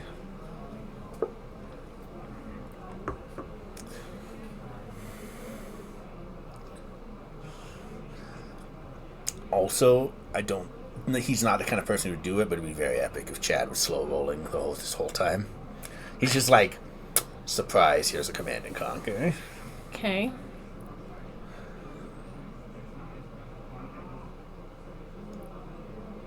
Getting some clarification.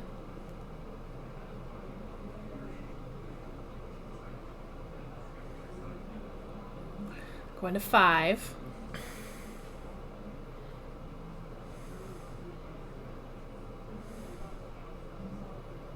Now the aura start attacking. Okay. 1 for that. 1 with an additional 1 on hit because of Merciful Retribution. It's really good 2. I mean, it does seem right to threaten with one more when you've been poked by Kodachi how many times? Yeah, I mean, Ninja can't really complain about a bunch of 1 attack Sure. things.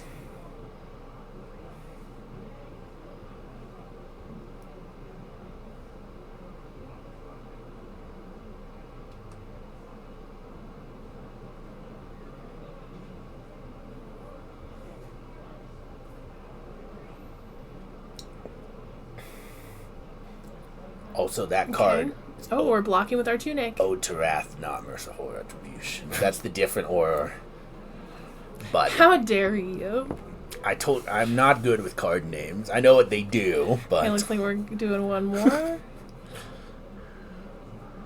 When you've hit the tunic.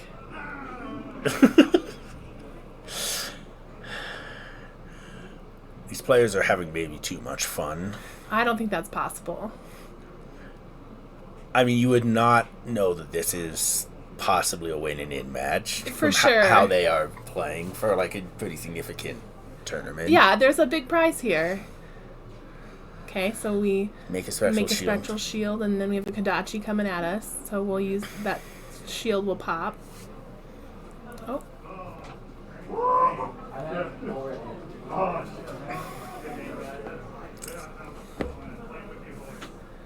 And so, with the Ode to Wrath plus something else, Chad goes down. That was a fast. I was not that went differently than I thought it was going to. Yeah, it looked like Chad had a couple of those turns where Ninja just does a lot. But so Michael will go to 5-1 and guarantee himself a spot in the top 8. Chad will drop down to 4-2 and have to wait on tiebreakers. Considering where he was in the standings, he probably still has a good chance. But you never want it to be out of your control. Right. You don't want to have to wait on the standings to find out. So we have 25-ish minutes. So we're going to go ahead and throw up our screen and come back. Once we get the top 8 standings, we'll come in, mention them, and then we're going to take an hour break after we get the top 8. So we'll go live for a bit, talk about the top 8 and what they're playing, and then we'll have another hour break. And then we will get going in the top 8, and then you will get to hear other people talk who are not me, which I'm sure Ellen will be happy about. We'll see. But thank you all for watching, and we'll be back with top 8 standings in 25-ish minutes. Oh, there we go. Someone coming in to help you out. Merciful retribution does damage when the aura pops. Got it. Sweet. That's how he got him. Oh, so there was a merciful retribution in there. You weren't wrong. No. I generally know what I'm doing, but it can be hard sometimes if I don't have not memorized all of the different pieces of art. So It's still impressive the amount you have thank memorized. you, Bravo Sor. Can make us look less. That is not even what that says. I mean, that's a better name. Bravosaurus. Rude. This gentleman is helping you out, and you're... Well, thank you for explaining it. And we will see you guys in like 25-ish minutes with our top 8 results. We'll let you know what the breakdown of the decks going to the top 8 are. Then we are giving those top 8 players an hour to go get something to eat and relax for a little bit before they come back and try and win this invite. Yep. Welcome back to Dungeons and Java's tournament. We're heading into the top 8. We've brought you the top 8 standings. I'm here not with Ben. We've given him a little break and given you guys a break from him too. I have John Sidek here, who is going to help comment with me. Do you want to tell a little bit about your experience real quick with Flesh and Blood? Sure. So I mostly play. I don't commentate too much, but I have been a Runeblade player for a while now. Was on Chain. I missed the cut to top 8 at the Vegas Calling, and then I made top 8 of Nationals recently with Briar. Today I was on Viscerai, but I went 4-2 and did not make top 8, so scrubbed out to commentary. His loss is our gain. So we have coming into the top 8, and first we have Charles Gilbert at 5-1. He's on Chain. He's playing Chain, and second we have Chris Brummett, also 5-1. He's on Bravo Star of the show. And then we have in third place Nick Zimmerman, 5-1 with Viscerai. Yep, that's right. In fourth place we have Ji Ma. And he's also on Bravo Star of the show. In fifth we have Michael Lau. Who's on Prism. In sixth we have Chad Burden. On Ninja, as I'm sure if you've been watching the stream you're aware. Yeah, we've gotten to see him in his Katsu deck. And then seventh we have Michael Kaywood. Michael is on Lexi. And in eighth place we have Wesley Cole. And he's on Prism. So very diverse top 8. I know we've had a few big events recently where we've seen a lot of Briars or a lot of Chains, a lot of lack of diversity, but at least for now, at least in our local metagame, we saw a huge variety of different decks, and while Bravo Star of the Show is the most represented deck in the Swiss portion, it has converted the most to top 8 at 2 decks. Prism being the second most represented deck also has 2 in the top 8, and Viscerai being the third most represented deck from the Swiss portion at 7, also only with 1 making it through. But we also are rounding out the top 8 with the single Chain player who played in the tournament at the top of the standings, Alexi, and of course Katsu to round out the top 8. Yeah, so we will just take a quick break and make sure everyone is getting settled to start our quarterfinal matches. We'll come back with a Viscerai versus Katsu match, so we'll get to see Chad play Katsu again. He's been a really good sport, and it's been really fun to watch him play. So we will be back momentarily once everyone's sat for the quarterfinals. Welcome back. We are heading into the quarterfinals. Our first top 8 match. We have Nick Zimmerman on Viscerai against Chad Burden on Katsu. So playing the number 3 seed versus the number 6 seed here. I've spoken with both of the competitors in this match, and I know a little bit about their plans for this. So Nick's plan is he's boarding into a lot of defense reactions, things like Reduce to Rune Chant, Sink Below, as well as cards like Read the Runes. Try to go a more OTK style for this particular game. Now, obviously, Viscerai is a deck where you kind of have to play the hands you're dealt sometimes. So if he gets a bunch of attack actions, I'm sure he'll be attacking, but ideally he's going to generate a bunch of rune chants and then pop off his Bloodsheath Scaletta with a Sonata Arcanix to try to get some big value. Katsu, on the other hand, has a bunch of very efficiently costed attacks that all have very relevant on-hits.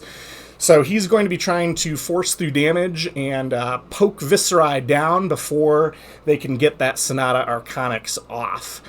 In this case, the defense reactions may or may not be helpful into that strategy, but we will see. Do you have any idea? I always get stuck when I'm playing Visceri. It's like I pop my Sonata and then I undoubtedly have like 2 defense reactions, and I'm just like, these were helpful up until this point. Ideally, when Visceri is going the OTK plan, he's going to want to play through a large portion of his deck before going off. So blocking with those defense reactions and getting them out of the deck, so you don't have that same density of cards that'll be whiffs off the Sonata. But if you have 16 Rune Chance, you can afford a few misses when you're going off. So we'll see how this ends up. Right. And it seems like Nick gets to choose if he's on play or he's going to let Chad play first because he is the higher seed.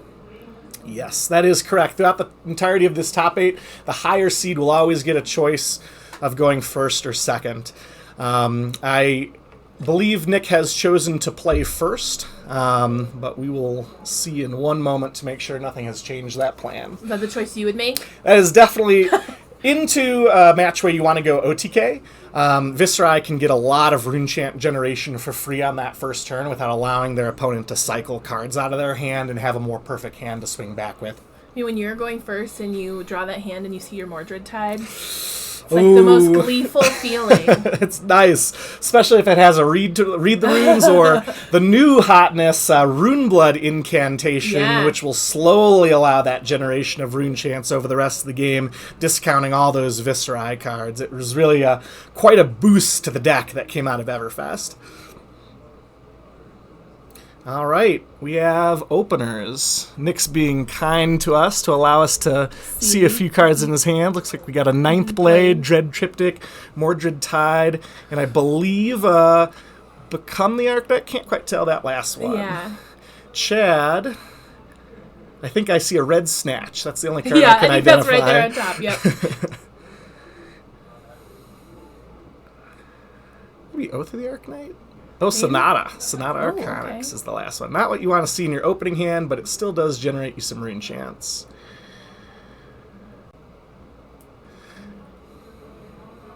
Alright, looks like Nick is starting off with the Sonata Arcanics.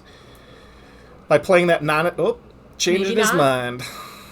Or just doubting himself. Alright, starting with the Mordred Tide.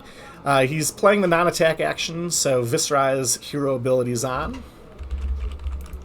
Alright, so coming in with that Spellblade Assault. Spellblade Assault creates 2 rune chance on the back end, and then of course, because it is a Runeblade card played after non-attack action, that generates 1 rune chant back, 2 more for the Spellblade Assault, coming in for 2 damage with 3 rune chants on the back end.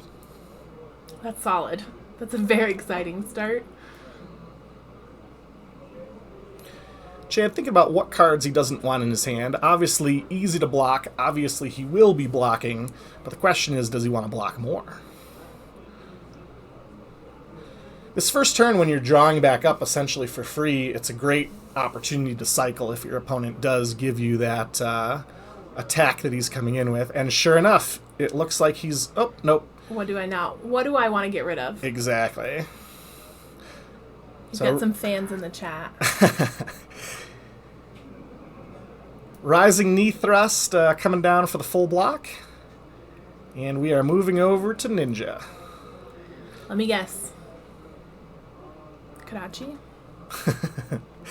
Certainly makes sense he would keep a hand with at least 1 0-cost blue, but let's see what we got going on.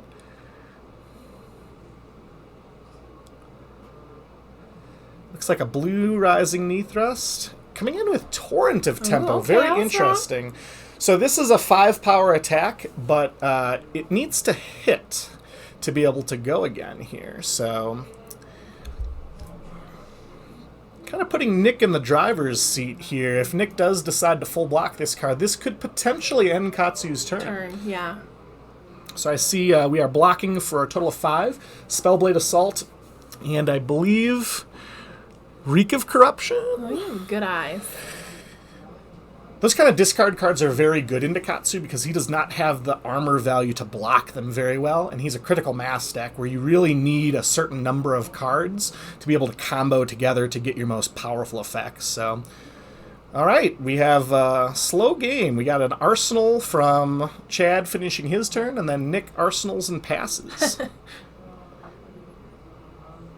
I think. Looks like he's confused. Okay, there we go. There we go. So you got Mugenshi Release. Once again, another thing that does not activate the Kodachis. So leg tap for 4, go again. Start of a powerful combo line. Rising Knee Thrust, which we've seen a few of already out of Chad's deck. Very powerful second card if he has it. And of course, if Nick decides not to block, he can pitch a blue or discard a blue card to go find that Rising Knee Thrust.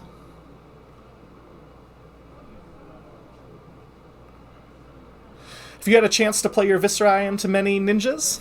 I think I've played it against one, and they were a newer Katsu player, and so it was not a fair fight. Katsu has not been the most popular deck in the meta, but with some of the new cards out of Everfest, I haven't seen any yet. It's all original Katsu so far, but I bet even bigger than that is going to make an appearance in this match. That's my bet right now. I will say you didn't get to watch earlier because you were busy playing, but yes, even bigger than that has been a really fun addition. All right, so Nick blocks with Shrill of the Shriekhorn and Grasp of the Arknight. That's an early armor block. Yeah. Trying to turn off that Katsu hero power there. Shrill's a new card from Everfest. A lot of Viserai players not on it right now. Oh, I love it. The blue version comes in for 2 base, and then it gets, 3 base, and then gets +2 if you've created an aura. Oh, Blackout Kick. Okay, so we were missing the middle piece of the combo here. It does look like Chad was really hoping that leg tap would connect so he could find the Rising Knee Thrust middle piece of this combo line, but we still have Blackout Kick for 4. Going to be very powerful here.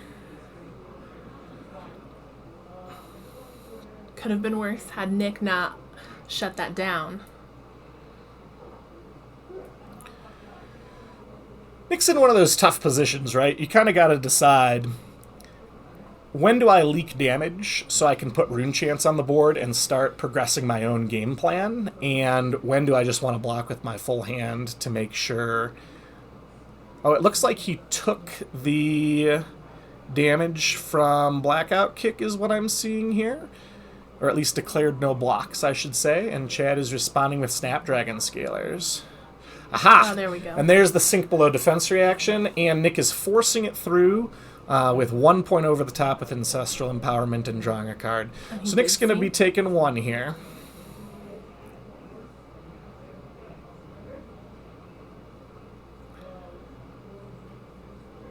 All right, and here come the Kodachis. He drew that blue 0 cost finally after quite the drought of no blue 0 costs.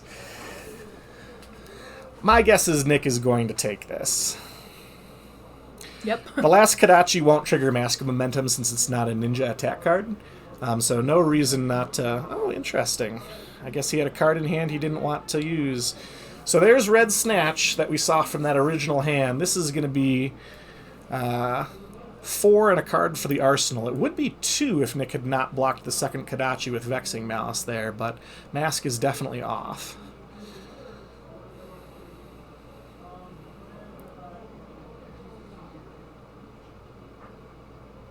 Looks like a red Read the Runes in hand, which is a very good card to create some rune chance on the backswing here. Yeah, having just that left in your hand isn't the worst. Yeah, those 0 cost generate rune chant cards are so good after mostly blocking out. But I'll say Chad made some really good progress that turn, pushing through 6 damage and getting a card for Arsenal. Did he put it in? It looks like not. So not a good Arsenal card, probably a blue. Looked like Nick passed. Nick just drew and passed. I do see the red Read the Runes in his graveyard, so I do believe he played that. Okay. All right, we have Lord of Wind, a 0 cost blue being pitched to turn on those Kodachis, and he's coming in for 1. Taking the 1. Second Kodachi's the one to block if you're going to block him. Got to keep those Mask of Momentum triggers under control. This is in the Katsu matchup. I always struggle there, though. Such a low amount of damage to discard to block with. And I'm always like, well, what's going to come next? Am I going to want to block that more? Yeah, and with all the on-hit triggers that Katsu has, knowing when to block and which cards are the important ones to shut down is so important. Usually these Kodachis, it's just not efficient, but Nick is throwing that grasp in there. It's only got one block left, so here we go. Red Snatch at the end. This is where if he has a defense reaction, it's a really good time to play it. I don't think I see one in his hand. Didn't. Looks like Mordred Tide, Lead the Charge Blue, and 2 other unknown cards. Tough to tell.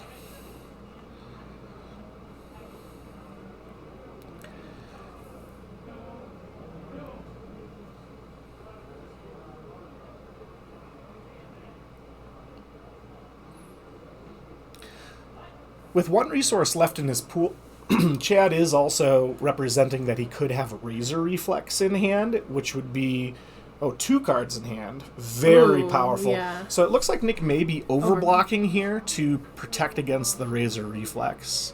So we have Rune Flash that blocks for 3, and then I can't tell what the other card is, if it's a 2 or a 3 block. And then he's maybe going to block with some equipment. Yeah, it looks like he's thinking about the Skull Cap.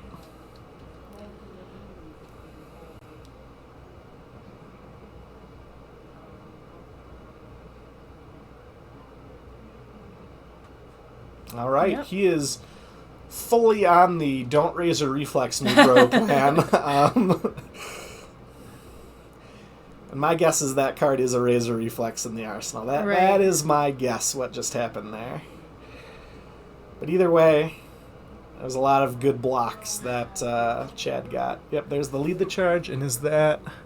Yes, Runeblood Incantation. That's that new card I was talking about. So that's going to tick down every turn for the next 3 turns, producing 1 extra rune chant every turn. I believe we're on 6 rune chants. A little bit tough to see from my angle, but not a bad start. In general, you want to have about the same number of rune chants as your down Damage. life. So in this case, Nick's a little bit behind that tally, more if you count all the armor blocks, but he's still relatively on pace. So taking one from Kodachi, like Kodachi do.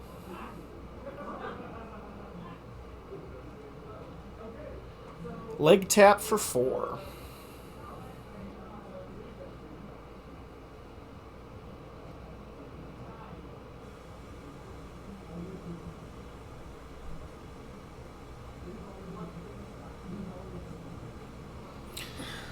Yeah, it looks like we have overblocked this, and there's Doing the the razor. razors. Yep. Well, we at least know that that's less. Oh, of a and the sink below. Okay. So Nick, anticipating that the razor was in there from last turn, developed a plan to play around the razor. Now, leg tap, of course, does have go again naturally, so this is not actually going to shut down the remainder of Chad's turn. But I'm certain he was hoping that he could go get that rising knee thrust so he could complete this combo chain and have a 0-cost attack that he was coming in with rather than the blue 0 that I suspect is in his hand. And it looks like Nick did not choose to sink, not to use its ability. All right, looks like Chad is ending the turn. Interesting. He must like that last card. I think it's Lord of Wind Blue. Couldn't quite tell. Okay, see how Nick is going to create some rune chants. 1 from the incantation, going up to 7 and passing.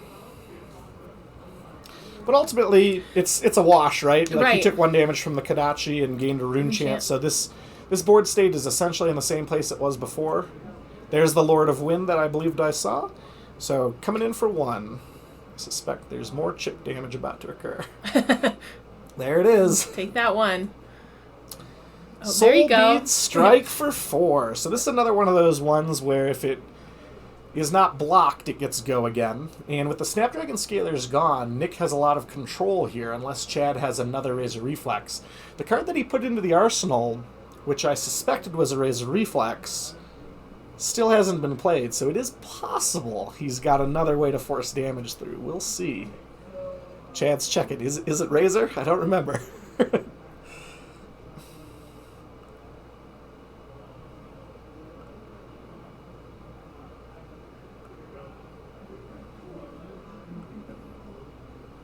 More reveal. Whelming Gust Wave.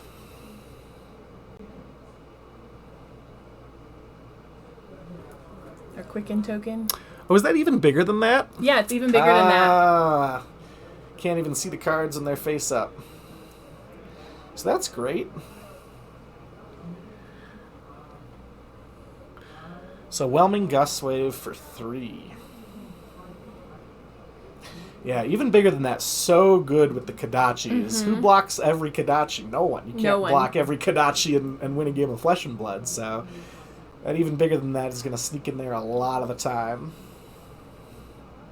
And now how to block, not knowing what's in that arsenal that's just been sitting there.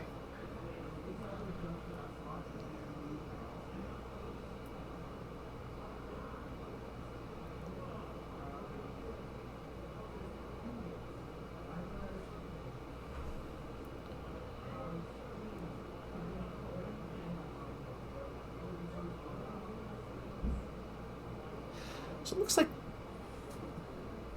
Now I'm all gun-shy after thinking that was a Soulbead Strike, but it looks like it's probably Rune Flash on the top of Nick's hand. That's what it looks like. So, I can definitely block for 3, and it's an attack, which Nick usually does not want Right.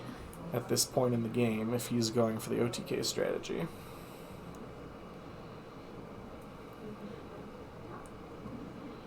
And he had almost blocked, and it looked like he almost blocked with the Rune Flash. So he's thinking about something else. So one fun thing about Runeblade is when they pick up their graveyard and look through it, what are they checking? Are they checking how many copies do I have left in my deck for Become the Arcanite? Are they trying to figure out what am I going to attack with Rattlebones? Are they trying to figure out what's my percentage of attacks to non-attacks for Sonata Arconics? Could be anything, but usually it's Rattlebones.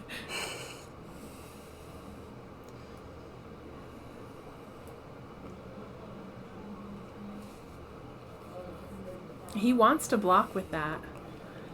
You just can't leak too much damage as Right. Viscerai, right? You need a long runway to generate those rune chants, and the more chip damage you take in the early game, the harder it is to keep actually pace. have enough life total for when you Sonata off to actually be able to keep the pressure up in the late game. So Nick's not doing bad, but he definitely needs to block some more if he's going to stay in it.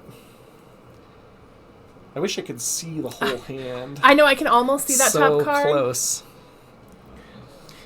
And then, like all of our wonderful TCG players, the flicking of the cards that move so fast, you're like, wait, slow down. Right. There's the block with the Rune Flash. Yep. Did he block with the second card too? Yes, Looks he like did. Shrill. Okay. Still playing around that Razor. That is interesting. So Kodachi for 1. Yep. Doing what Kodachis do. Oh. Nick seems to think the same way you're thinking of. If that is a razor. I don't want that. Oh, is that our new card? Tough to tell, but I believe that is the new combo Majestic Finisher from Everfast. Yeah, coming in for 2, no special effects, because 100 Winds has not been played this turn. So, just going to be a blue 2. Try to force some damage. No go again off this, so this is like a super Kodachi, basically. But some of those little that's Katsu against this deck is Death by 1,000 cuts. Yep. Do I take this little? Oh, interesting. Got a Mordred Tide block. Oh. Never a card that As I say, OTK that wants feels to block painful. with, right? But, if you decide you're not going to have enough cards in hand to generate rune chants, doubling 0 is still 0, so... one of our other matches that is not on camera finished, and so we have Prism moving in to the next round over one of our Bravo decks. Wow. That would be Michael Lau advancing over Jay. Jay from Advantage Games and Michael Lau from Team Ascent. All right. Kadachi. Kadachi for 1. Yep. Sounds great. Oh, and another even bigger than that. Oh. This the card, one so good. was a red one. Often those 3.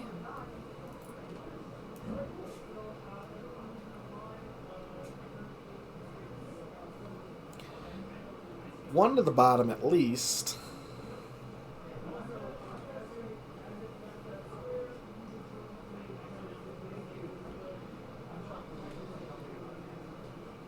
Two to the bottom. I know I'm always thrilled when I see those opt cards going to the bottom. All right, and then we have Flusterfist Red, I think, on top. Our Quicken token.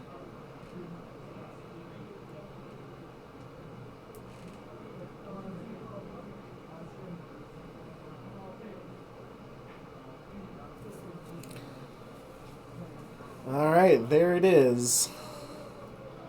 So I believe that is going to be, 4. It is the red version.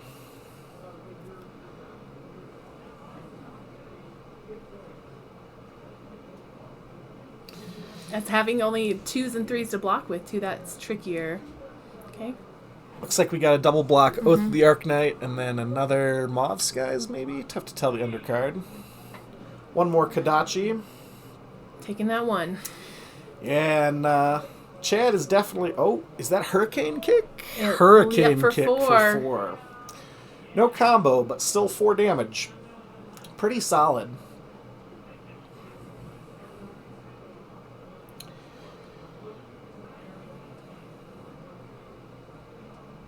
Chad is in a commanding position right now. The amount of chip damage the Kadachis are getting in, and then the fact that he's able to come through with these attacks without Nick making rune chant generation is causing the game to slowly get away.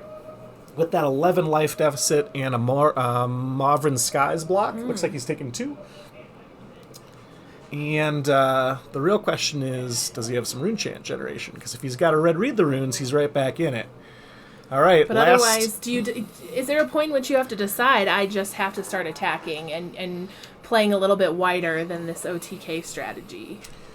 So the problem is, once you have 9 rune chants, there's a lot of lost value by not cashing them in on a Sonata, or at the very least a 9th Blade. Okay. He's taken so much damage, he's now 13 damage behind his opponent.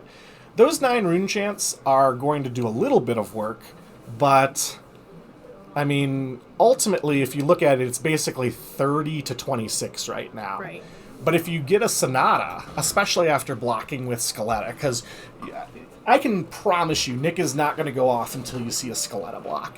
Ninja doesn't have a way of punishing him for blocking with it. It's not like he can play Expose the Elements. Ooh, Enlighten Strike. I learned that the hard way. All right, looks like 5 go again. 1 card in hand.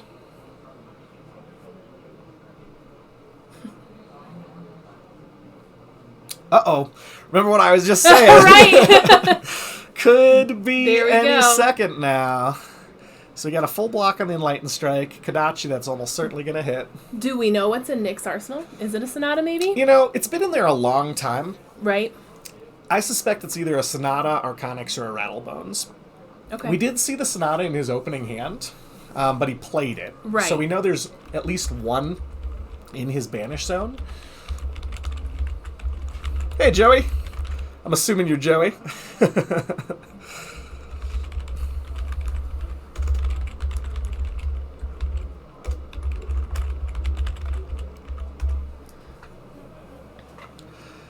I went the old 4-2 miss on break scrub out, so I'm here to assist with top 8.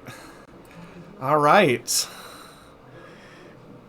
We are looking through that graveyard. Once again, the question is it Rattlebones or is he... Oh, this is so interesting. I believe he has Reduced to Rune Chant in hand, which means that he chose not to block on the Enlightened Strike. So he was expecting a big finishing move here from Chad, but instead he's coming in with a tiny little 2. So now you got to decide, right? Do you blow your Reduced to Rune Chant and waste essentially 2 block worth of block on that just to get your Rune Chant? One Rune Chant, yeah. Or do you hold it for the next turn?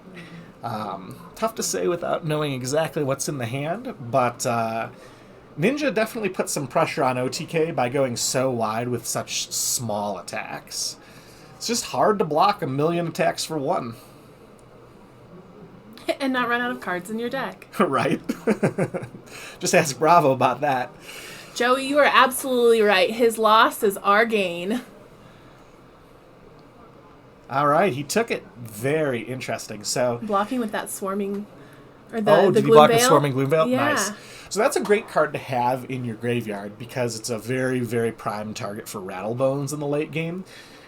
So we have become the Arcanite. I can almost guarantee he's going to be searching Sonata. Red Read the Runes. Oh, Read the here. Runes, okay. Assuming he's got the... Yep, there it is.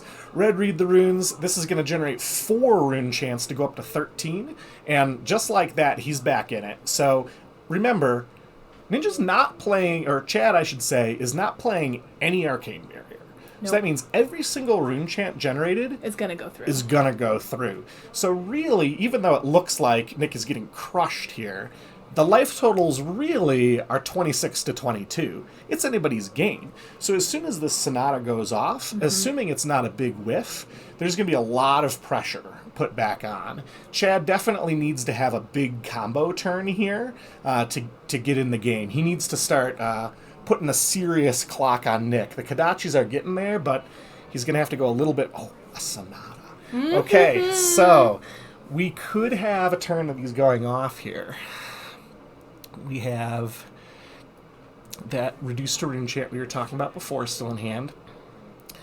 I think I see a blue and a Sonata. Ooh, okay. So Lord of Wind, that 0 cost blue. Always what you like to see. Coming in for 1. I suspect this will be a no block. Yep. He's the guy. Oh, even bigger than that. Yay. 3 for He's got 3 3 of them. Woo! Although I do believe the first one we saw was a yellow, and then we've had 2 reds. Got it. Well, let's look at the deck list here. We There have you go, these yeah. here. Let's find out how many of those he's got left. So, Chad's deck list. He's got 3 even bigger than that reds and 3 even bigger than that yellows. So we have not seen the end of even bigger than that. He's only gone through half of them right now. And having those 2 reds early on is nice. Yes.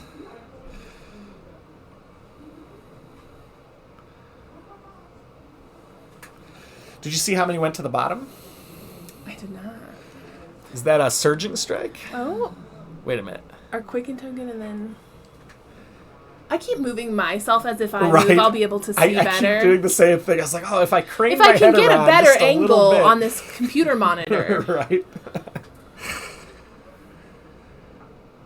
This could be that big turn I was just talking about. This Chad definitely has a lot of good setup here to be able to do something really ridiculous. Those even bigger than that quicker tokens are a much bigger deal than it might appear. It allows you to go off with a combo chain that you would normally have no business being able to put together, just in the middle of it. Normally you have to use your Snapdragon scalers to do that, but now the Quicken token allows you to go off midway. Well, and it's not so punishing that he used them a little earlier. Yeah.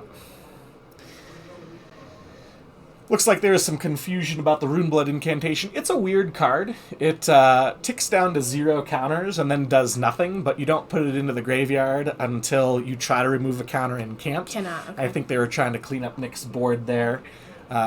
Ultimately, I don't know if it matters from a strategic game point, but always good to be correct about that kind of stuff. So there's the Surging Strike we saw off the top from even bigger than that. I believe it's coming in for 5. Yep, it's the red version. And this is rough because we know that Nick wants that hand.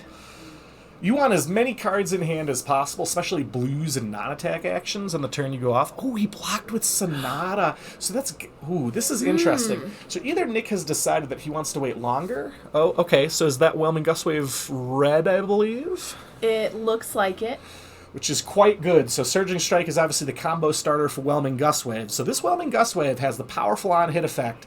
Ninja's favorite words in the whole game of Flesh and Blood, draw a card, if this hits. So this is that big turn that we were saying that Chad would need to get back into this game. And then we're also heading right into his mask. Yeah. With the Surging Strike being full blocked, Mask is going to be off. Okay. But there's Breaking Skills, so over the top by 1. Going to activate that draw card.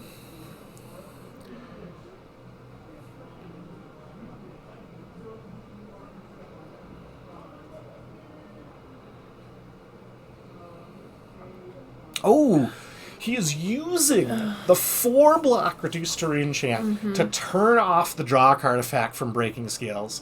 I mean, that is the kind of play that I think you only see at top tables, right?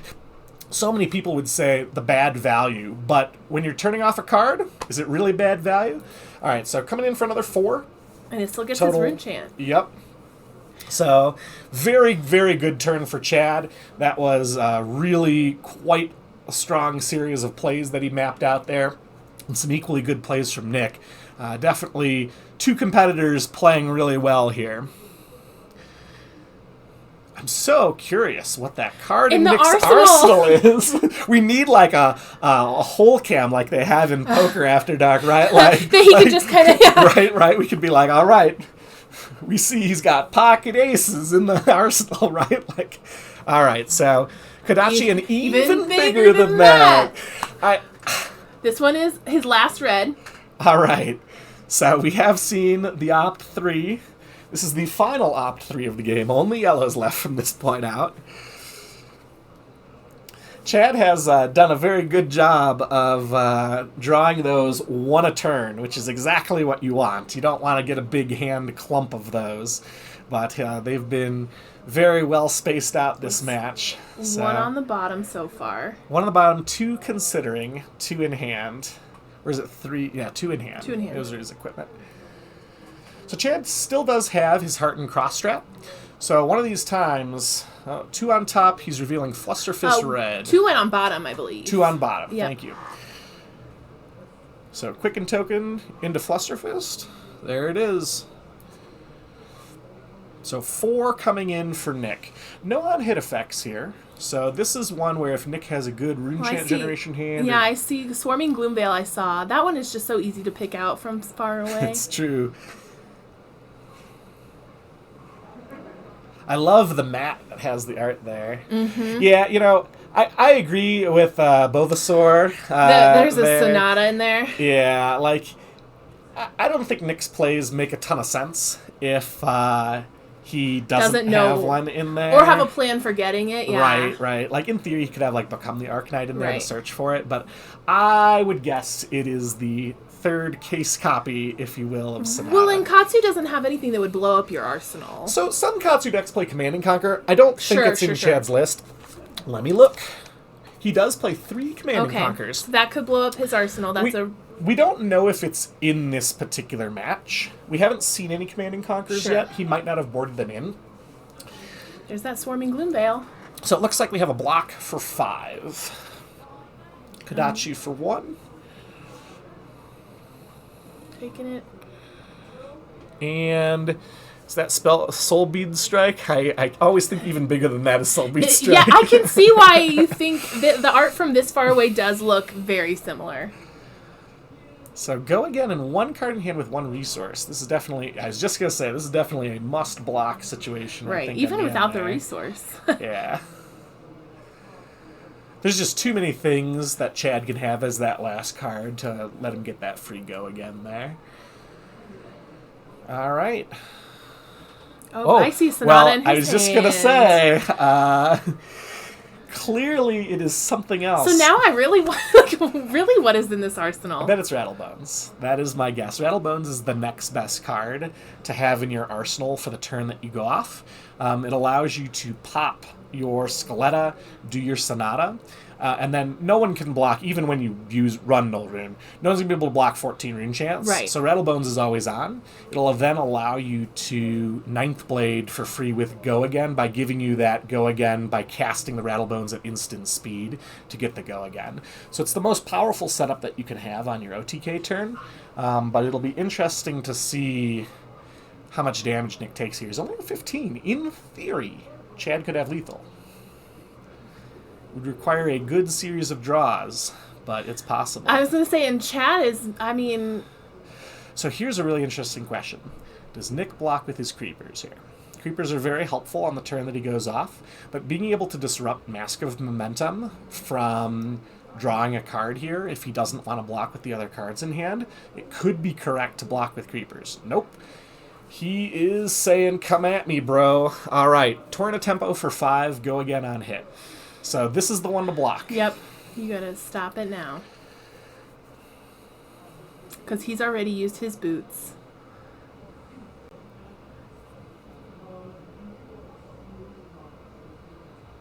But I know Nick is also looking at this hand going, well, what do I want?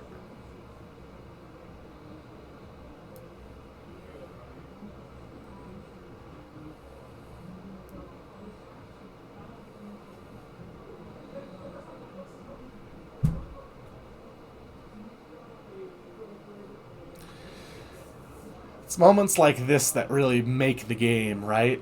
So if you take it, you could be dead. Right. Like 5 damage that puts you to 8. Go Again and a mask trigger. Like, can Ninja do 8 damage with 3 cards and a resource floating? You better Absolutely. believe, right? Especially with that Heart and Cross strap still uncracked. Yep. Like, it's just tough though, because if he's not dead, then being able to go off with a full 4 cards in your hand is so powerful. Ooh, almost got a glimpse I there. I saw it had a text box. That's about all. It had art in a text box. Right?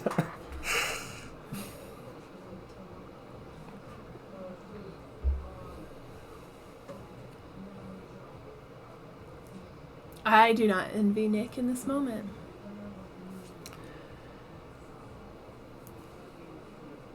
So one thing that is a little bit interesting, so he has, is it 14 or 16 rune chance? He has 14. 14. So with 14 rune chance, you're going to have 10 cards that you're flipping off Sonata. Okay.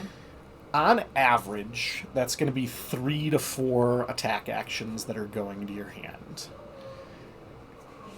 If he has Rattlebones in his arsenal, he'll be able to return Swarming Gloomveil for sure, and attack with that for at least 1 Go Again attack. Mm-hmm. So you're looking at a minimum amount of damage of 18, but likely much more than that. If it's only 18, he's going to lose the game. Right. It looks like he's tending towards blocking here. That would... All right. Gonna check. We just got our Lexi player won over our other Bravo deck, so we'll have no Bravo. No Bravo. It is official. Bravo, star of the show, will not be winning the Pro Right. Quest at Dungeons and Javas tonight. So congratulations to Michael Kaywood on advancing to the semifinals. It's a good day to be Michael, as both Michael Lau and Michael Kaywood are our first 2 semifinal qualifiers. So back to the action. Nick in the tank still. This is probably the biggest decision he'll make. It is honestly the turning point of the game here.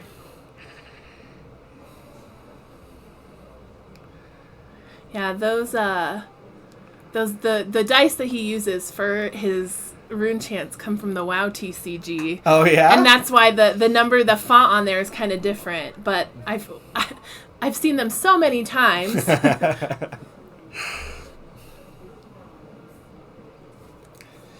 So for those of you just turning in, we have 1 Lexi player in our top 4, 1 Prism player in our top 4, And Chain versus Prism still going. And then, of course, the match that is on stream. All right, he's blocking. decided to block.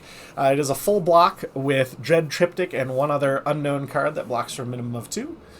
And that shuts down the turn. All right. So that was definitely the safe correct play, right? It was definitely correct, Okay. right? Like, the fact that Chad did not have any other gas, no Razor Reflex to come over the top, like, it was so important that Torrent of Tempo hit to draw him a card and give go again. I think, even without knowing exactly what Nick blocked with, it was the right call. The problem is it makes it harder to go off here. Yeah. So the question is... Does he go off or try to wait one more turn? Exactly. I mean, he's at 13 life. 13 life is not a comfortable amount to be at versus Katsu. I mean, just the Kodachis alone take you down to 11. Oh, and he's Here going. it is. Here we go, folks. Okay. Sonata Arcanics. X is going to equal a minimum of 7. So that means 10 cards if no resources. Yep, 1, 2, 3, 4, 5, 6, 7, 8, 9, and 10. All right. There are defense reactions in this deck, Yep. and there's one. Ugh, that's not always a fun feeling. 4 non-attack, 5, 6. Okay. So, just like I said, 3 to Getting 4. 3. This is on the bottom end of the average range for a Sonata at 10. So he's got Swarming Gloomveil, which is your number 1 card you want. Reek of Corruption, which is amazing against Katsu. It's a 4-power attack that causes him to have to discard a card if it hits. I don't think that's in the build that I've been playing. It is a common from Everfest, a new piece of tech designed to go into Viserai decks that attack critical mass heroes that do more and more damage the more cards they have in their hand that have poor armor values, i.e. Katsu. Right. So this card, very powerful. It does not have natural go again, so Nick's going to have to be a little bit careful about his sequencing here, but it looks like he is starting with it. And he does still have his boots. He does still have the boots. He does still have an unknown card in Arsenal, possibly that Rattlebones to give it go again, like I was talking about before. He is going to generate 1 Rune Chant back because he's played a non-attack and an attack. Chad, of course, took all 3 of the damage off the Sonata. Yes. And we're taking Wow, all those. all the Rune Chants, of course. He doesn't has have that to. choice. Yep. Now, I can't imagine he doesn't block here. You got to block this card. Right. Well, it's also interesting when you have a player whose equipment doesn't have Arcane Barrier, that third piece of Swarming Gloomveil isn't nearly as satisfying. It's true. You can't block the thing you can't block. You did that to yourself. That's right. Oh, we're seeing it's a different version of Consuming Volition, which I do have in the build that I've been playing. Maybe the build I'm playing is antiquated, and I need you and Nick as tutors. Consuming Volition's still very good. The problem is decks like Oldhim and Bravo Star of the Show have so many ways of preventing arcane damage. Sure. It's just not reliably on. Meanwhile, Reek of Corruption is on as long as you've created an aura, i.e. you've created a rune chant. You're right, this turn. which almost assuredly you have. Yeah. It's also a good target for Pummel, which Nick's list does run. So you can sometimes have the wombo combo of, oh, he took it. So that means he is going to be choosing and discarding a card. Ooh. Very interesting. He must have a bad blocking hand, as Katsu often can. Because if you got a block with 2 blocks or a 2 and a 3 to fully block it, then maybe it's just not worth it. But just like that, look at those life totals. He was at 39 to 13 prior to this turn. So there's the Rattlebones that I called was in the arsenal. It's like you've played this deck before. Maybe a few times. Just enough to O2. So Chad is making sure that these shenanigans do in fact work. It is a strange interaction to be sure. So Nick trying to figure out what's his target. So for those of you at home that aren't familiar with Rattlebones, if arcane damage has been dealt, you get to play it at instant speed, and then it comes out and has go again on it. So it basically generates you an action point at instant speed while also targeting something in your graveyard that you can banish and then play later in the turn. It does look like he has chosen to banish Reek of Corruption, so he's going for the full hand disruption plan, looking to get Chad on a ideally 0 or maybe 1 or 2 at most card hand. So there's the Swarming Gloomveil we saw. So we got 2 rune chants, one created, of course, by the Rattlebones, and then this has all modes. New card from Everfest, so it's 4 power, go again, and just like you said earlier, it has some other irrelevant text on it when your opponent is not playing Null Rune. But mostly those zero cost go agains, just so good on your Sonata turn. Being able to go as wide as a ninja, except your attacks do 4. So we just saw him take the rune chant. Makes sense. So, oh man, the turn started out 39 to 13, and now Ninja is behind. We also just saw that Chain won over Prism. All right, so Charlie Gilbert making the top 4. He was our top Swiss standing going into this round. He went undefeated until he got to the final round and decided to take a food round since he knew he would still be number 1 seed even if he lost. So congratulations to Charlie. Only Chain player in the tournament, and he has been tearing it up. Well, it looks like that extra bit of rest That's served right. him well. That's right. So we officially picked the match that went on the longest so we could have the most coverage. John's very kind, and by we, I mean John. I mean, I picked for this just because I really like watching experienced players pilot Viscerai. It's just so satisfying to watch it go off when it works. You just gotta be rooting for the ninja, though, right? Like, I mean, you? Ninja's like such an underdog. It just, like, you see all these fancy new cards Runeblade gets. Yes, like, and Ninja plays... gets a generic, Yeah. right? Like, come on, go Ninja, right? Like, well, and watching Chad pilot, this is now the 3rd time I've gotten to watch him pilot this deck, and you can tell it's a deck he loves. And we've talked earlier today about, sometimes you bring a deck to the tournament that maybe isn't in the top part of the meta because you feel confident you've had lots of reps with it and it's your deck. all right, we are advancing the board state here. We do see that Reek of Corruption is coming in with a rune chant. So it's 4 physical and 1 rune chant. Chad checking just to make sure. Really? Another card? Unfortunately, does not have go again, though. So and I see we have 1 pitch floating, so there is not going to be a Rosetta Thorn on the end here, unless there's something very tricky happening that I am missing. Unlikely. So 4 and 1 rune chant. The rune chant's going to go through, so it's essentially 13 to 11 now. Chad has 3 cards in hand. I believe I see an Enlightened Strike. Which is great, but then then you're there with... You're still going to have to... That would be your turn. Exactly. 7 back, which is not lethal. I know I'm stating the obvious here. Big time commentary. There it is. Blocking, which makes sense, right? Ooh, we got the mask. Okay, so no Mask of Momentum, but when you're on 13, it's probably not going off that many times this game anyway. So just like that, we are now out of Scaletta, out of Mask of Momentum, no Snapdragon Scalers, no breaking scales, and all the armor value on Viscerai's armor, except for that poor Creepers, is done.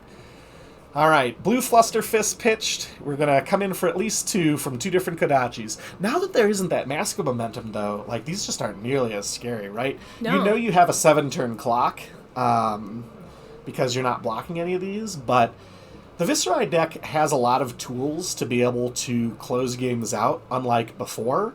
It really picked up a lot of things from Everfest to be able to present that damage after the Sonata turn. So Those, even bigger than that yellow. Here we go. 1 left in the deck. The skull... Whoa, you were talking about the card from Everfest. If you've created an aura, it gets that. I think that's one of these Shrillhorn, benefits. Yep. Yes, and the fact that your blues can come in for 5 Is incredible. Pretty strong. Fine center. Okay. So, Chad's like, this would have stopped all your rune chants. And our friends in the chat are talking about metas for tomorrow's ProQuest. Yes. We had an Azalea today. We did. We had 1 Azalea. We had really some Rhinar, too. Like, we there had was a surprisingly large amount. 4 Rhinars. I mean, Rhinar was pretty well positioned in the meta. All right, so is that a Mugenshi release, I believe? Yep. Yeah. So Mugenshi release, we know Chad's last card in hand is Fine Center.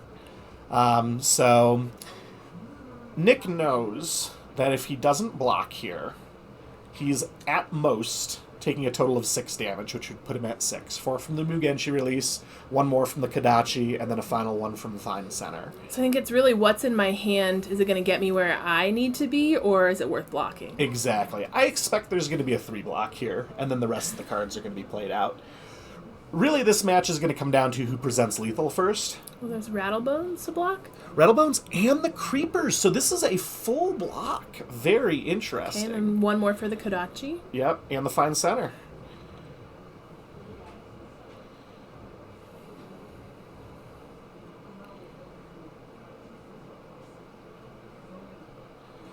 It'd be interesting to see what the swingback is. I think I see a Mauve Skies. Yep. Rattlebones. Oh. I bet it's getting Swarming Gloomveil. Remember that amazing card to So Rattlebones good. I was talking about earlier? Oh, it's straight to the top of the pile. There it is. All right. So only 2 rune chants, or 1 rune chant has been created this So turn. it'll have Go Again. So it will have Go Again and come in for 3 with 1 rune chant back. But even just that 1 with Go Again is so worth Yeah. it. I think I've only had it go to the 3 once. And that's satisfying and fun, but even just being able to say, yep, I know this will have Go Again. Yeah.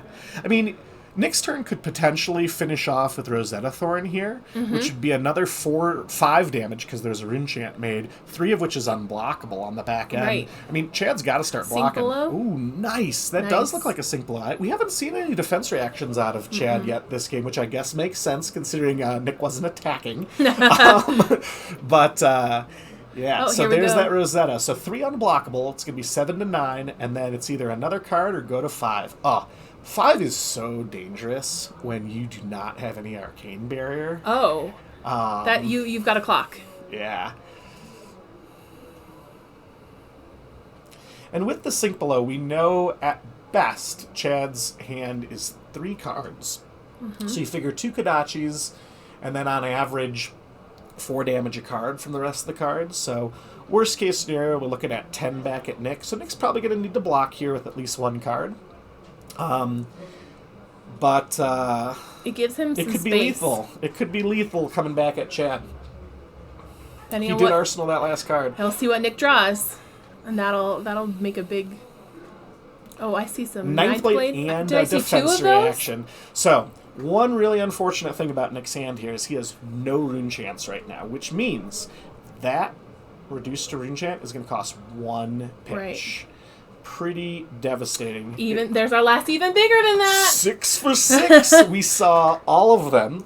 There are officially no more even bigger than that. If in we had Chad's created deck. a Katsu bingo game. Right? How many even bigger than Yeah. that have been played? All right, so we got the Quicken token. Did we see what he put on top? I did not. Surging Strike. Woo, this is going to be a big turn. All right, so 5 damage. That means, in theory...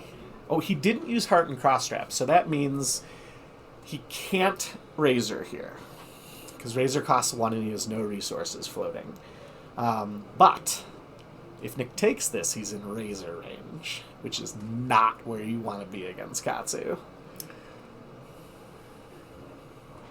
But, then again, if you got a hand that's going to present 12, 13, 14 damage, do you just take it and say YOLO?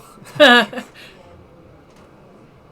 sure he's wishing he had 1 rune chant to go with that reduced to rune chant. Absolutely. It's just so brutal. Like, even if it goes through and it deals 1 point of damage, like, sure, maybe he can pitch a 0 cost to go get Whelming Gust Wave to finish the combo line here, which is bad, but is not the end of the world.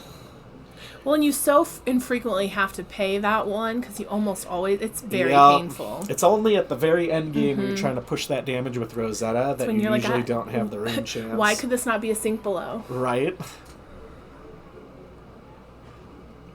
How many razors do you have left in your deck, sir? I think 1. That's, I believe, the question that was just asked here.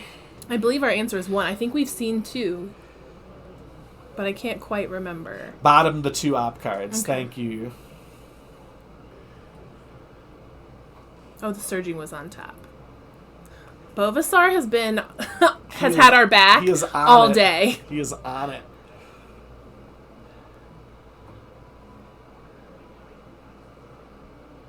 Okay. takes it.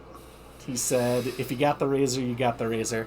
And he had the natural whelming gust wave in hand. So this is a case where, Yep. And we're gonna there's the reduced to rune chant. pay Gotta one. pay for that. What a pitch in a Yeah. ninth blade. Yep. Now we have the rune chant. It's true. If you would have had 2 reduces in hand, it would have been real nice. Although that's one unpreventable damage. Yep. And then with Rosetta, there's basically two Two more. more. So in some ways, Chad is at 2 here. Yes. Assuming there can be an attack and a non-attack with Go Again. Which I think I might see in the hand. It's tough to tell. I can't tell. I think he has another ninth blade. Oh, that'd be bad for him. Yep. Isn't that what you're that right. is? Okay. That is exactly what that is. Well, I thought I saw him draw 2, and I was like, ugh. All right, so Okay. Spellblade Assault here. So this is smart. So Nick is setting up to try not to die to... good point. He can't Razor the Surgeon because it costs 2 anyway. But didn't have the pitch for it anyway. But so this way, Chad's down to 4. He's got to spend a card to block here, unless that's blue. Can't tell if it's blue or red. I don't believe it is.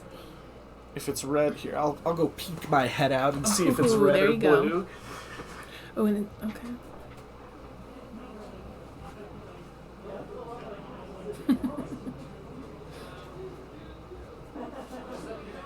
That is red, so this is lethal. And then So this is a must-block situation for Katsu. The question is, with what? So basically what's happening here is you figure Katsu blocks at least with 1 card, probably a 3 block, takes 1, goes to 3. Then if Nick can either generate a rune chant or activate Rosetta Thorn, it is game. But at the same token, Nick's at 3. If Chad has a Razor Reflex in hand, which it seems like he does. Razor in hand, oh, This is very stressful. this is so close. You picked such an excellent match. Lucky. You picked 2 good players Okay. and stuff happens. Blocking with our Enlightened Strike. All right, 3 all. Okay, and he has 2 rune chants. The real question here is, does Nick draw a defense reaction?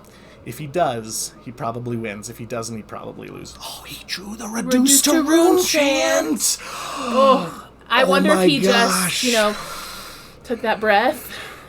All right, so Surging Strike for 5. He is not out of the woods yet. In theory, it's Oh, very and he was tempting. counting the reactions Yep. and to see what the likelihood was. Probably was not highly likely, but that... I mean, this is what you see and expect from top players of the game, Mm-hmm. right? It's not just what do I have. It's what have you done so far this game? What am I expecting you're going to do? What are the cards that beat me? And what are the chances that you could have those? I mean, it's such a good game. Really just a display of class and excellent play from these 2 players. So now the real question is, does Nick try to soak this damage with his defense reactor? Does he play around the Razor Reflex? Right, because he doesn't know what we know. Oh, he full blocks with cards from hand. Ancestral to draw a card, but it's only 1. I bet he doesn't do anything more. He's like, okay, I take 1. I tried. Yep. Oh, darn. No defense reacts for me. Don't think too long, Nick. You're going to give it away. That's another piece of top play of, Yep. his Chad is perceptive enough to pick up on something like that. So this is pretty interesting. So the Razor Reflex can't target Surging Strike. So Nick knows no more damage is coming in. But he's only blocking for 5. So this is coming in for 1 over.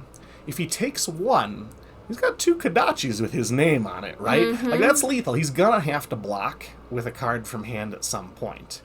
But if you're playing around the Razor and you've made the decision to play around the Razor, then I think you take it here. The Kodachi comes in, you say, okay, I take it, and then if he Razors it, then you get to blow out and You do have the your reduce. defense. Yep. It's a tough line to see. It's really easy when you can see that the Razor's in his hand. And when we're not playing and we have nothing on the line. Right. But I don't think you can blow your Reduce to Rune chant here for 1 damage, no. right? If you're going to do it here, you might as well do it later on the Kodachi. Right. Yep. Tutor from Katsu is very relevant. It's a very good point. He might not have a 0 cost in hand. Right. But if he doesn't have a 0 cost in hand, he can't Kadachi. I just think, I don't know if you can win if he's got a 0 cost in hand here. Man, I bet Nick is wishing he overblocked this by 1. Yep. That's the thing that makes Katsu so good. There's so many attack reactions that it's, oh, all right, he's taking it. Okay. Does he have the 0? Is he going to go get Whelming Gust Wave? Nope. Nope. Kadachi for 1. All right. So the other interesting part, everybody, is because he has reduced to Rune Chant in hand, he's going to have 3 Rune Blade, 3 Rune I didn't Chants. even think about that. So all he needs is 1 resource to be able to attack with Rosetta Thorn. Because and it'll is pop lethal. those. Yep. Yeah. I don't believe Chad plays Sigil of Solace in his deck. I have not look real seen quick. it yet. He does not. He does not play it in his deck. I've seen him play a lot today. Here, you obviously play the reduced to Rune Chant. Mm-hmm. Yep, there he goes. And he's like, darn. And I think Chad now sees, well, okay, Yep. here we go. I can't really do much about that. And he There we knows go. immediately, Yep. what a game. It does not get any closer than that amazing play from both players there. I think many players would have used the reduced to Rune Chant on that first attack and lost the game on the spot to the Razor. Really, really amazing play from both players. We are going to take a break, and we will be back with our semi-final match. So we will see you momentarily. Welcome back for our semi-finals match. And by we I mean John has selected this Michael Lau on Prism versus Charlie Gilbert on Chain, trying to get us something different to watch this time. So, very exciting matchup. Charlie was the only Chain player in the entire tournament. Went undefeated. His only loss, as I mentioned before, was the dinner break loss of realizing if he lost the round, he'd still be top seed. So he chose to get some dinner. So he has not lost today. Chain is a deck that is very well positioned into a meta without control. But Prism's got a few tricks up her sleeve. I know Michael Lau's list here, and he plays quite a few defense reactions in it. So my guess is he's going to be on a fatigue plan against Chain. Now, specifically, he's running 3 Fate Foreseen, 3 Sink Below, 3 Prismatic Shields. He also is running 3 Soul Shields, 3 Yellow Immovables, and, of course, all of the normal value that Prism gets from...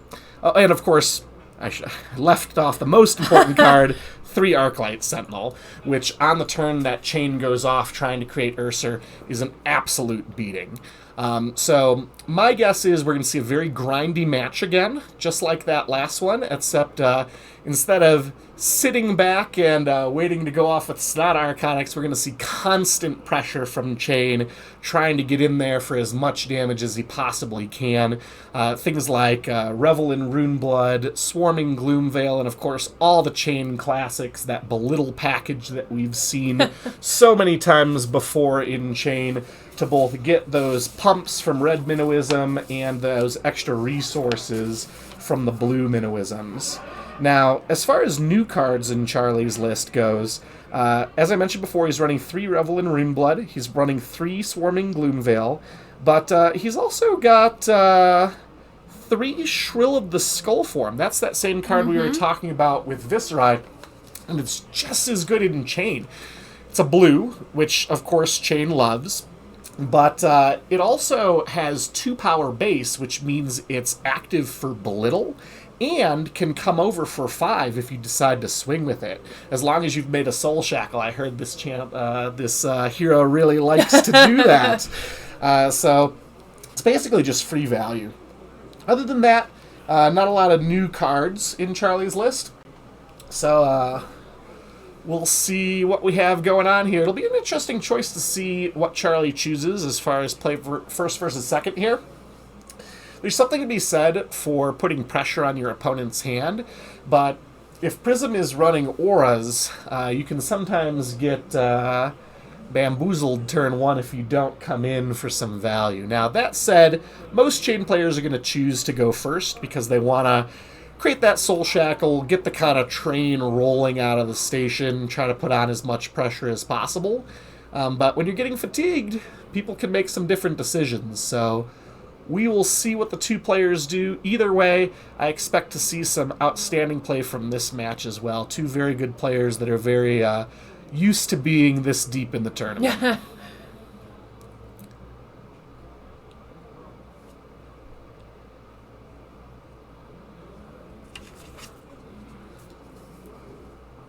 So no real surprises as far as the equipment from Charlie goes.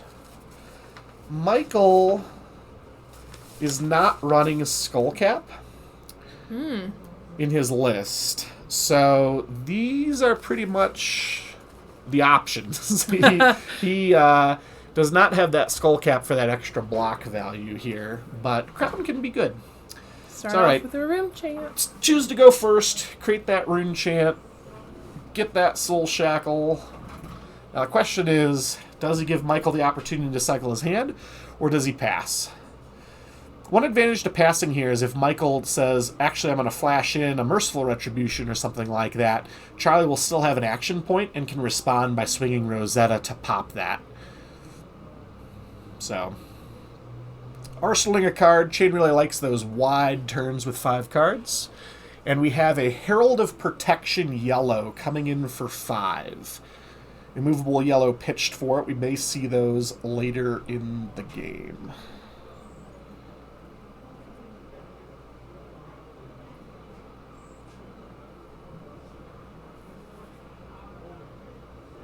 So Chain really doesn't want this to hit. Not only does it go to the soul and potentially power up some late-game soul shields that can come in at awkward times and be used with Crown of Reflection in awkward ways, but that soul shield is more damage you got to get through. All right, going down to 34. And there's shield token.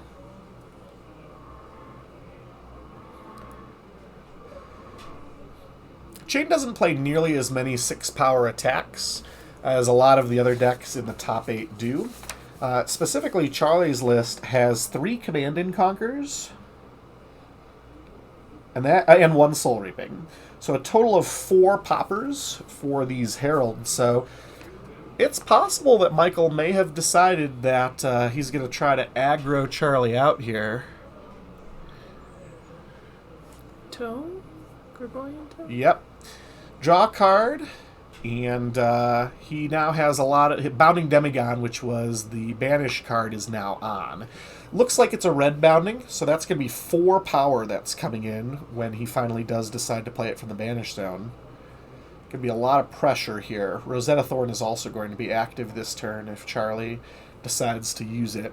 Now, it is important to note that there is 1 piece of Arcane Barrier in that Crown of Reflection. Dreamweavers has Spell Void, and there's, of course, a Prismatic Shield in play. So there are a lot of options for stopping that Rosetta damage if the shield does make it that far. Looks like Captain's Call, Flock of the Featherwalkers, Vexing Malice, and 1 other card in Charlie's hand. So he definitely has plenty of go again. He can even give that Flock of the Featherwalkers go again. Yeah. This is going to be a big turn. I mean, does Chain have anything but big turns?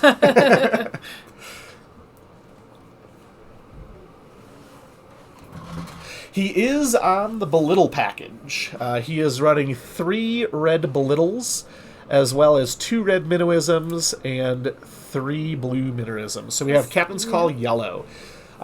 He can either give his next attack +2 or go again. It is Minnowism red. Bounding. Okay, so maybe it was a blue Bounding? The 3 power certainly doesn't make much sense otherwise. Pop the shield. So the shield got popped by the rune chant, and then we have 3 physical coming in. This is where we learn what plan Michael's on. If he takes this damage, we know he is not on the fatigue plan. Oh, he's taking the damage. All right. No fatigue plan. He is going to go Herald aggro. Considering the fact that there's only 4 poppers, this is not necessarily a bad play. Looks like Charlie was thinking about pitching Seeping Shadows there.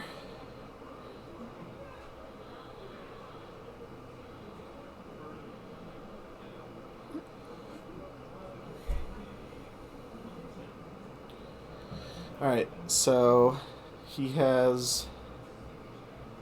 Okay, there's the pitch, the Seeping Shadows. Vexing Malice. So this is Vexing Malice Blue, I believe? Yep. So 1 physical and 2 arcane. Arcane's probably going to be taken here. I mean, if you're not blocking 3 physical, you're not going to be blocking 1 arcane. So my guess is this could be a 3 damage swing. Oh, no, just 2 arcane.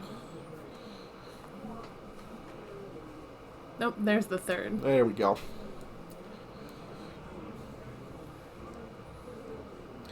So this did have go again. Oh, is there some music on right now? There should not be. Chat is saying there may be some dual audio occurring.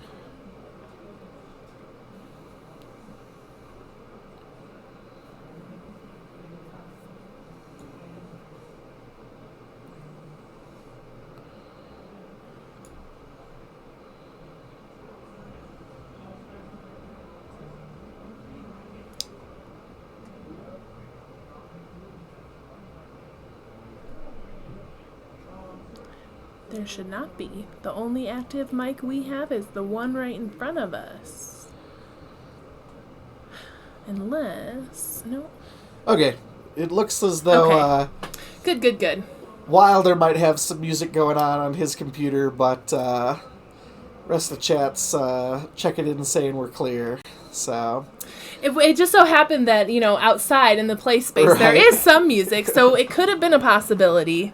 So that looks like a Merciful Retribution. Very interesting. That going with I believe that's a Haze Bending, one of the new 0-cost auras from the new set here. That one, whenever... Oh, and a Pierce Reality. Okay, so we got Voltron being assembled here. Very interesting, because Chain's going to be able to pop one of those every turn. But ultimately... The first attack every turn that's an attack action card is going to get +2. Anytime an aura gets popped, it's going to create a Spectral Shield. And every time a aura is destroyed, Charlie will lose 1 life. So, got a lot of things going on right now. And it's only going to get more out of control unless he starts popping some of these auras. And is Chain going to go after any of the auras, or that's not Chain goes so wide, I can't imagine Charlie isn't going to start trying to get these under control. But it's always the last thing you do. So he started with a Shadow Puppetry, giving his Ghostly Visit +1 for a total of 5. And if it hits, he'll get to peek at the top card of his library and choose to banish it. Or not. So Michael blocking with Phantasmal Footsteps and a Sink Below for a full block. Since Chain closes the chain so much, those Phantasmal Footsteps could potentially get to block multiple times this turn. Okay. And he's not going to need to spend any more resources to turn them on. So this could be a big value play, especially considering Charlie hasn't used Chain's ability to get that go again off the Soul Shackle yet. So there we go. We've broken the chain, which, as the players know, Phantasmal Footsteps are active, as indicated by that sideways tap, and able to come in for another block. So, yep, there goes the Merciful. That thing's just too good to be allowed to live. But the Haze Bending does create a new Phantasmal Shield and deal 1 point of damage to Charlie. And to turn with those 2 extra resources, using that Prism ability, making another Spectral Shield. So good when you can have inbounding arcane damage. Yeah.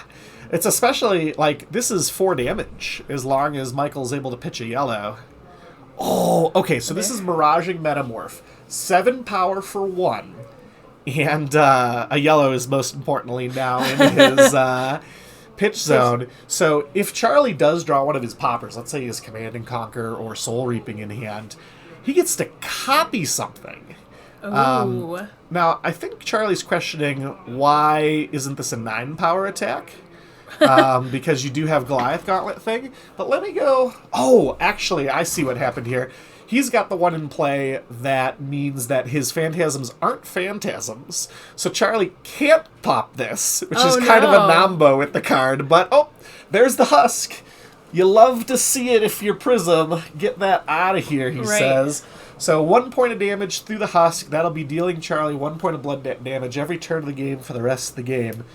But, so going to 30. Oh, 29? Yeah, I think they're updating their totals. Oh, I think they forgot to take the 1 from the Merciful Retribution popping last turn. That is my guess what occurred here. I think they've been pretty good about writing the totals, and they forgot about us over here. Yeah, which thank is you, fair. Contra. I think you are correct. That is the can't be popped, not the Goliath Gauntlet one.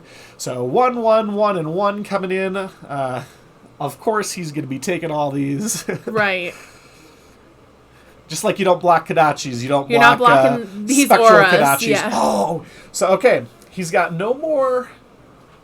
Ooh, okay, so this is the one that gives it +1 the first time an aura attacks every turn. So that's coming in for 2 now, and he gets to attack with it. This is you thought Katsu was go wide. This is go wide. This guy Michael Lau just attacked for. What was that? 4 auras? Or was there one that used to be in play that left? I think, we lost maybe one. Lost the Spectral Shield? Yeah, we lost the Spectral Shield. Yeah, that's quite the go wide turn. And keep in mind, he did all that damage through a Carrion Husk. Who's aggro now, Chain? We joke, but Chain's got a lot of cards in hand. Let's see what happens. All right. Oh, that hurts so bad. Ooh. So he got 0 Blood Debt cards and Soul Reaping, one of the most important cards in this matchup, right into the banish zone.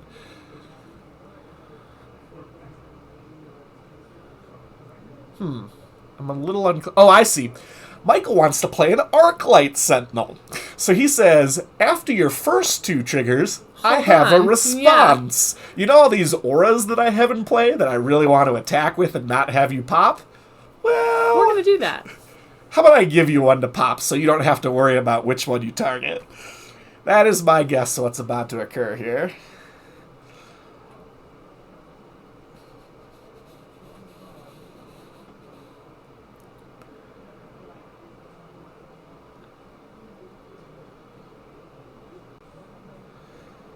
I think if he was going to play Arclight Sentinel, he would have done it, though. So I'm not sure what just occurred with that. With him stopping that. Yeah, that banishing situation. Because Charlie definitely had 3 Soul Shackles at the start of this turn. Right. And it looked like he banished Minnowism, Belittle, and Soul Reaping to me. I'm going to go peek my head see what out they're doing. just to see what's going on.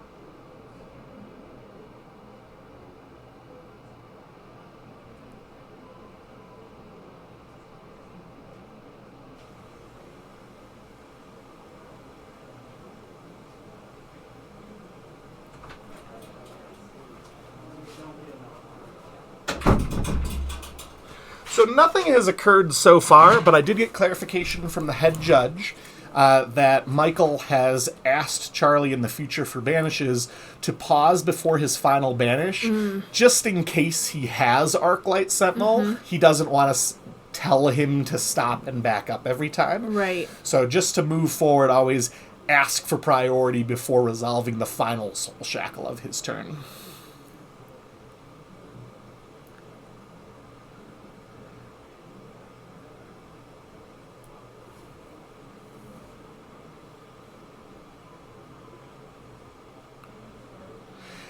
Yeah, as Stimmed Probe is saying in the chat, I agree. Anytime Prism can get more than 2 auras out, that can be a daunting position, even for a deck that goes as wide as Chain does, to come back from. You have to decide, do I want to provide pressure and actually get your life total lower and potentially allow you to herald me out? Or do I want to chip down on this monstrosity of an Aura Voltron that you're creating to attempt to blow me up? So it does look as though we have a Shadow of Ursa without a banish occurring. So this looks like some really bad luck from Charlie. Like, the fact that he flipped 0 for 3 on his Blood Debt Shackles and doesn't have a Blood Debt card to banish to Shadow to give it natural go again, I mean, that is some bad variance, not what you want to see for the Chain player here. So Michael's taking the full damage, losing that Spectral Shield, which I'm sure he's a little bit sad about since it actually puts in some work now in this board state, and taking 1. You got to remember, Prism still has Herald of Erudition in her deck. Like, that is a card that normally Chain likes to block with Husk, but... we've already popped that. Right, that's gone. And I mean, he does have Grasp the Arcanite and Arcanite Skullcap still, so it's not as though it's just a free roll for Michael if he draws it, but definitely a tough one. So, you know, I wish that was true, but unfortunately, when you banish poorly, you're losing a lot of those cards, and you're going to be drawing cards from your deck as well. So it's very possible that you end up drawing a 4 Blood Debt card hand later in the game. Okay, so he is playing.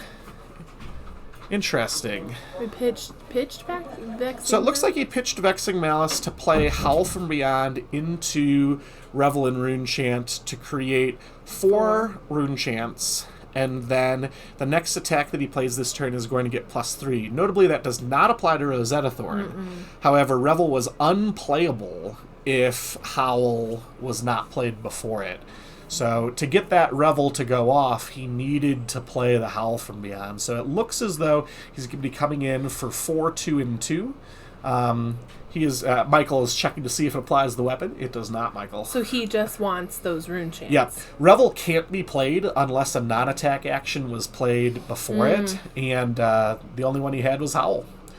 So the question is Charlie coming in at face or at an Aura? Right. Looks like face from what I can tell. So we got an 8 damage coming in.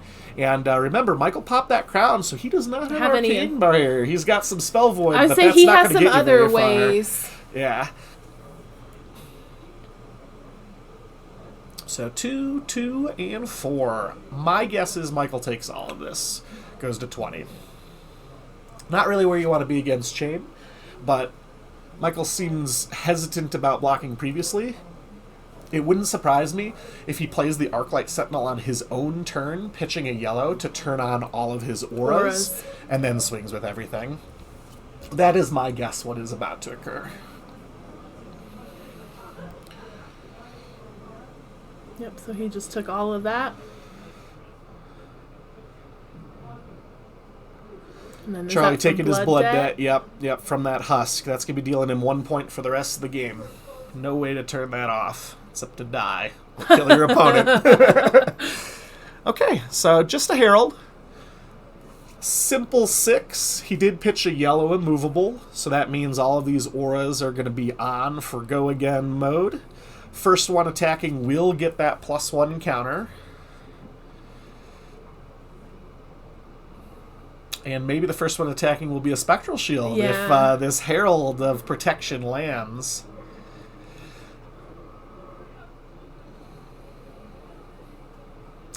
Deadly Barracuda has mentioned from chat, you can play Revel, you just don't get anything from Revel.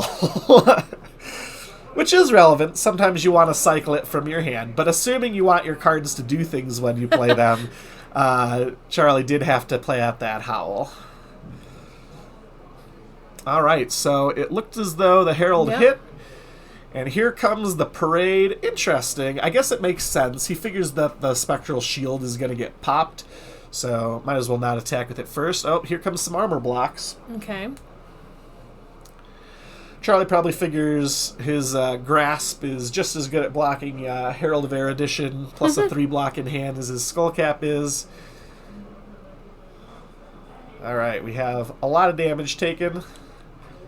Oh, what do we got? Oh, another one! Oh, no.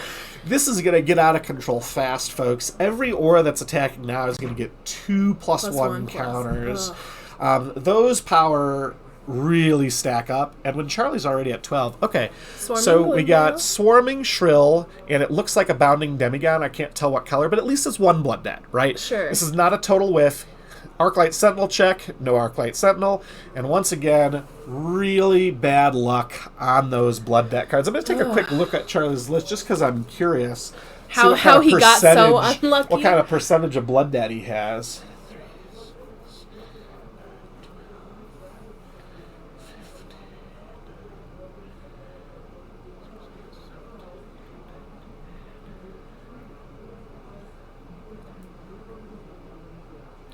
So Charlie's on 25 Blood Debt cards in his deck, so you would expect roughly 1 in every 2 cards you banish to be Blood Debt. He's definitely been under that this game by a pretty substantial margin. Reminds me, in one of the Road to Nationals I played Chain on, I had banishes. I banished a total of 11 cards and had 1 Blood Debt card. It is... There is variance in all decks. Sure. Right now, people say Bravo Star of the show. Oh, it's all variance. But, every deck has variance in its own way. So you have your Sonata flips. You have what you draw in what order. And this is Chain's variance. This is the millstone he wears around his neck. Well, and we don't know that he'll survive long enough to start making up for some of that. At this point, he's going to be in blocking mode really soon, right? So... Assuming he pops Michael's Spectral Shield and one of the Shimmers, Michael's going to be coming in for a minimum of 9 next turn. That's assuming Michael does nothing else, which puts Charlie at 3. And if Michael has something like Merciful Retribution in hand, Charlie could just be dead if he doesn't block. So, really... This is going to be real tough. He needs to get some really good luck for himself and some really bad luck on Michael's part side to get back in this. I believe I see a Minuism. Yep, that's going to help him play that Bounding Demigod out of Banish Zone. All right, we got a Shackle. Bounding or some other card is going to have go again.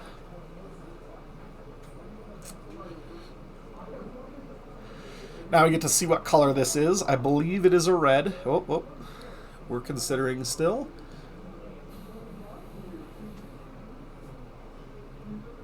I think he has... Do you see it? There's a Command and Conquer in his hand. Command and Conquer is good, but he really wants to pop an aura here. Oh, is he? Wait. He can't be popping an aura now, right? He's still got go again. Okay. All right, so it's a blue Minuism and a yellow Bounding Demigod? I think that's the only combination that makes sense here. So coming in for 3.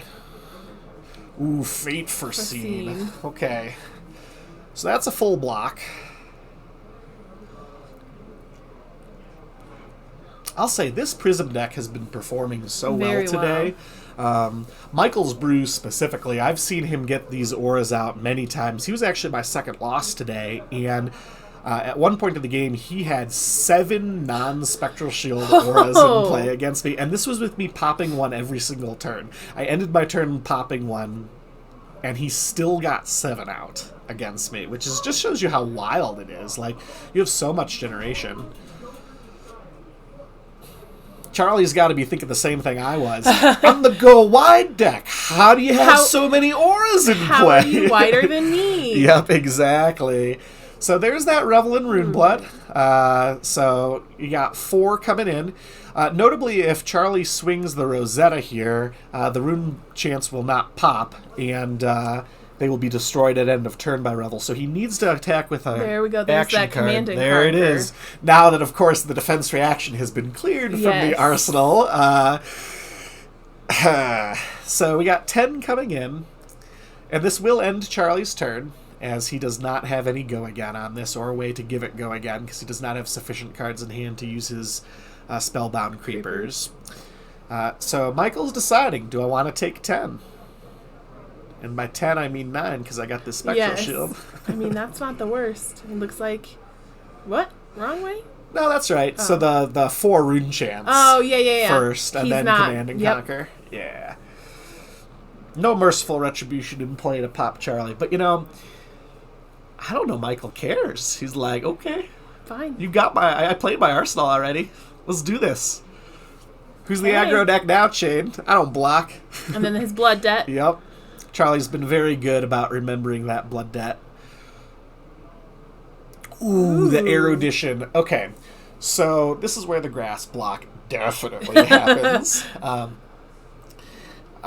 only cards I saw in Charlie's hand are 2 blocks. If that's the case, Arcanite Skullcap is off, but it does look like a Ghostly Visit. Now, one thing that's interesting about Chain is most of the 3-block cards are attacks. So there can be a situation where he gets unlucky with his blood debt, doesn't flip any attacks, and then just can't swing back. So, okay. So here we go. Coming in for 3. So we have 3, 4, 5, 6, 7, 8 potential damage coming for the rest here. And that's if Michael doesn't have another Herald in hand, which he very well could. Right? He's got 1 card. He's got 2 cards in hand, enough to pitch and have another Herald. Yep. And I should note, he had a Celestial Cataclysm in his hand. So looking pretty bleak for our Runeblade friend here. I'm probably the only person who thinks Chain is a friend. I mean, this is a pretty biased Runeblade team.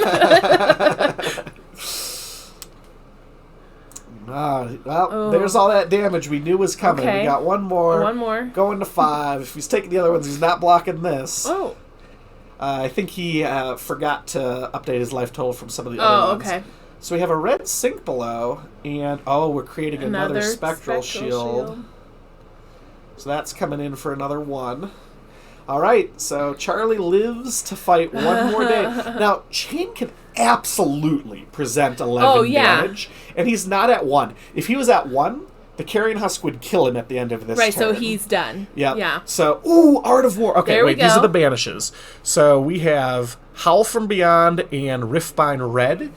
Pretty good. That's finally some average blood debt luck for you. You obviously would prefer to have that Art of War I think he probably needed a little greater than average. It's true. But, that Howl from Beyond plus Red Riftbind by itself represents 7 damage. Okay. All you need to do is pitch a blue. So, and the Rosetta Thorn can come in for 2 and 2 after that. So he's got a minimum of 11 right now. But we still have that Spectral Shield, which would make it 10. That's a good point. So because of the Spectral Shield, Shadow Puppetry, that's plus 1 more. So there we go. We're at I take it back. And it does look like that's a Bounding Demigon blue. So there we go. We are now coming at... So this is a must-block situation for Michael. He's got to know that Charlie is going to be presenting lethal. He's got 1 more card in his hand, too. So that probably represents pitch for Rosetta Thorn. But it could be worse than that. It could be...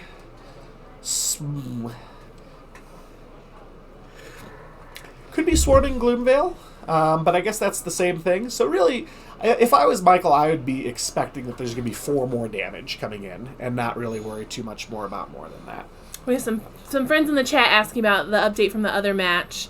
And it seems like our Lexi is looking better than our Viscerai. It does. However, it's not to the end yet. Yep, it is not over yet, but right now Lexi has Viscerai on the ropes.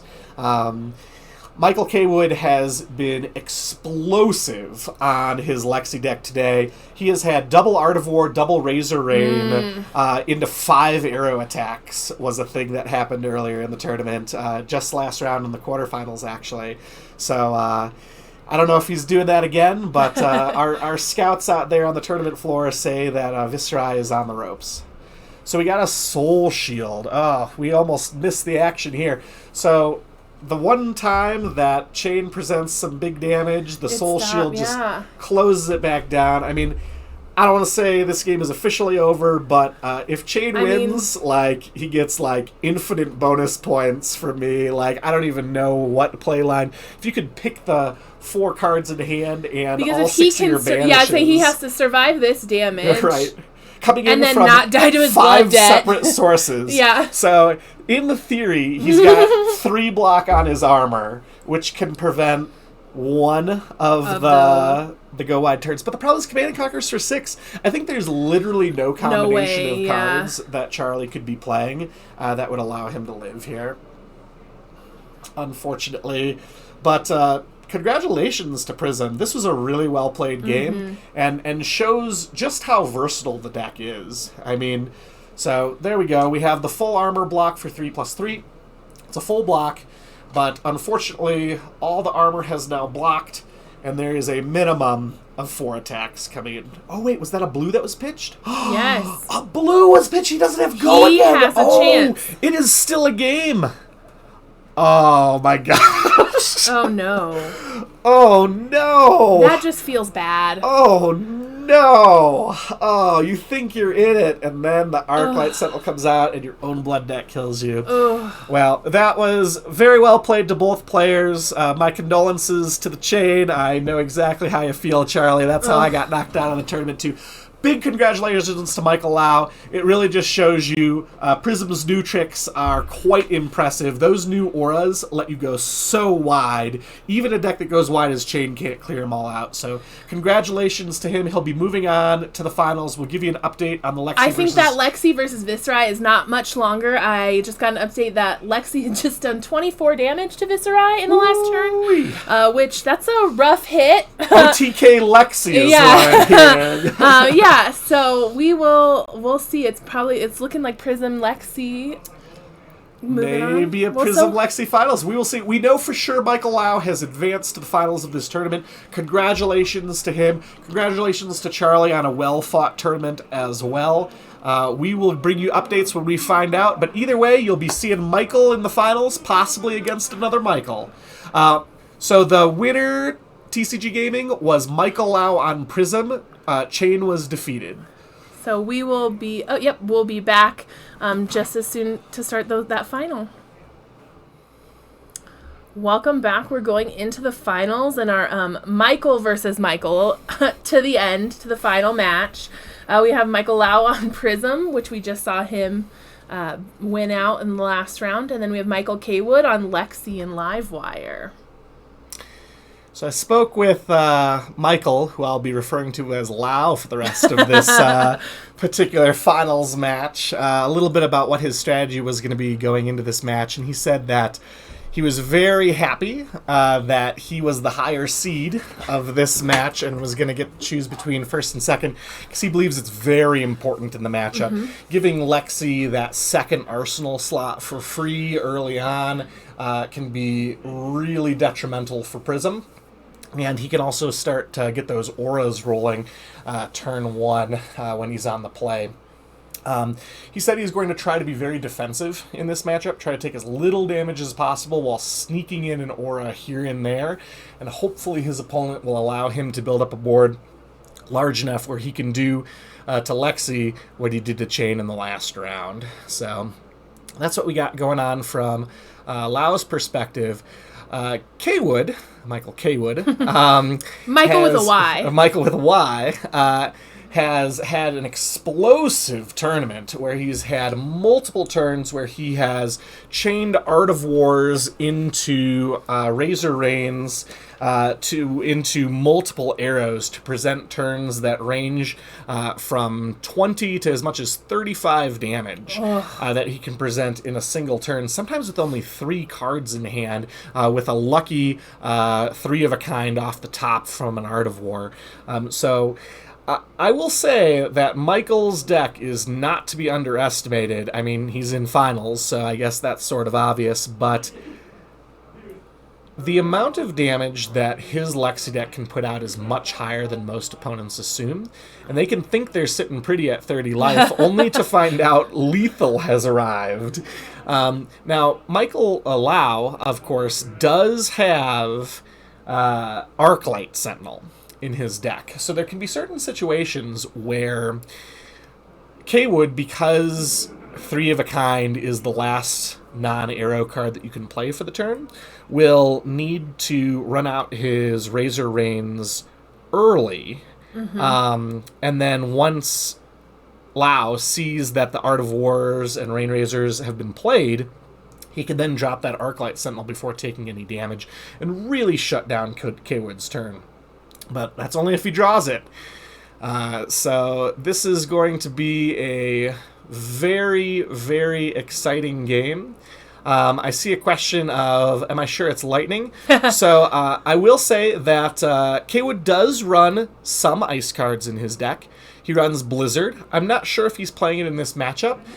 Common wisdom is that you don't really need it too much against Prism, but with all of those auras, it might be a good call. He runs Blizzard. He also runs... Let's see if there's any other ice cards in the entire deck. Pulse of Volthaven. Those are the only 2 ice cards in the entire list. There are no Ice Quakes in this list. This is a very lightning-focused Lexi deck. Its intention is to go wide and go hard. It's got Dazzling Crescendo. It's got Lightning Press ×3 in red. Lightning Surge in red. Pulse of Volthaven. It has Lighted Up, as well as Snapshot in red, yellow, and blue for a total of 9 copies. Of Lightning Surge. And then 3 copies of Lightning Surge in both red and blue. So, and 3 copies of Blue Electrify. So there are many cards that require Lightning Fuse in Michael's deck and many Lightning card enablers. So we're starting off, as we mentioned before, with Michael going first. Coming in with a Herald of Remembrance. I believe it's for 5. He's forgotten to put the dice on. There he goes. Yep, there we go. So, unsurprisingly, it's a full block on the first turn. Now, interestingly enough, that is 2 snapshots gone already. That's a very important card for the Lexi deck. It really does power a lot of the most powerful turns for the deck. But, hey, it's turn 1. You got to block with what you got.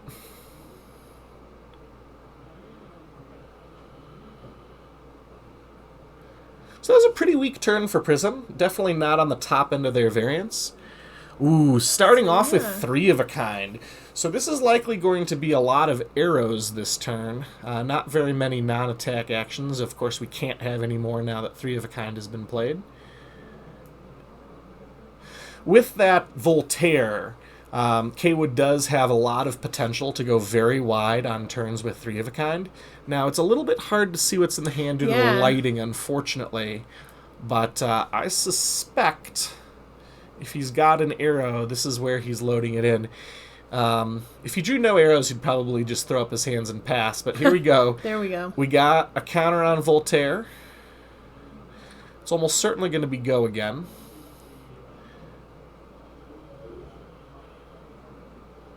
Maybe we have multiple arrows, just kind of the way he... Yeah, very looking likely, right? With that 3 of a Kind. Okay, so we got a snapshot. It's going to allow him to put more arrows into the arsenal, giving more go again. Do we have the Lightning Fuse? We do. Lightning Press red, or I'm sorry, Lightning Surge red, to keep that snapshot.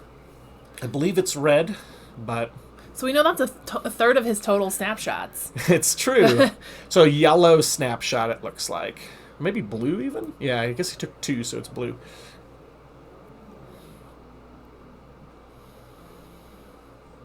So First Blood has been struck by the Ranger. All right, so that looks like a Fatigue shot, if I'm recognizing that card right. It is a new Everfest common. Very powerful here. Coming in, can't tell quite what pitch it is. And in our chat, no, our Lexi player's not playing Shock Charmers. He's actually running Snapdragon Scalers, it looks like. Bullseye Bracers in the gloves slot. He's got Arcane Barrier, not going to be that relevant this matchup, but he does have the ability to pump his attacks for extra go-wide turns. Yep, it can give a reload, which is very important, and as Trekkie Guy mentioned, really helps for that go-wide turn. He just doesn't have as many relevant on-hits as the Ice Lexi deck does. You don't have those Chilling Ice Veins and those other discard-related effects that can go over the top with the Shock Charmers. So this deck is not nearly as elemental as several others. So we did have a full block on the first Fatigue shot. Second Fatigue shot coming in. This will be definitively the last thing that occurs this turn. Yeah, looks like he's going to take that damage. Yep. And the Fatigue shot is, of course, active now. So that's going to make things a little bit harder on Michael's turn. Oh, is that a Miraging Metamorph? It looks like it is. So this is 7 power, and if it hits, it can copy an aura. And you might think, well, there's no auras in play. And because Michael does not have a hand, that is likely to be true. But it's still 7 damage. Yeah. And that's how much Michael did on his turn. So, not too bad. 30... Or did he block partially? Unclear. I didn't see a block. I'm a little confused about the life totals right now. We'll send a text out to our floor judge to find out what happened there.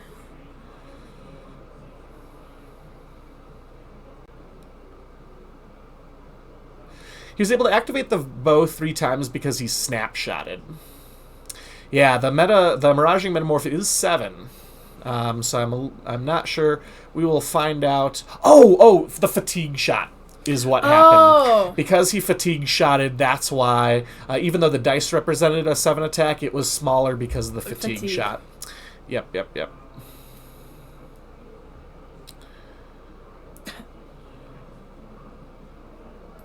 As we come to this realization, everyone is also helping us. Yes. All right, so we have Bolton shot. Probably got +1, so it has that go again. Sink Blow in response. If it did get +1, it'll still be getting through for 1. If it was not given go again, then it's just 4. Oh, well, there's a Bolton shot. Yeah.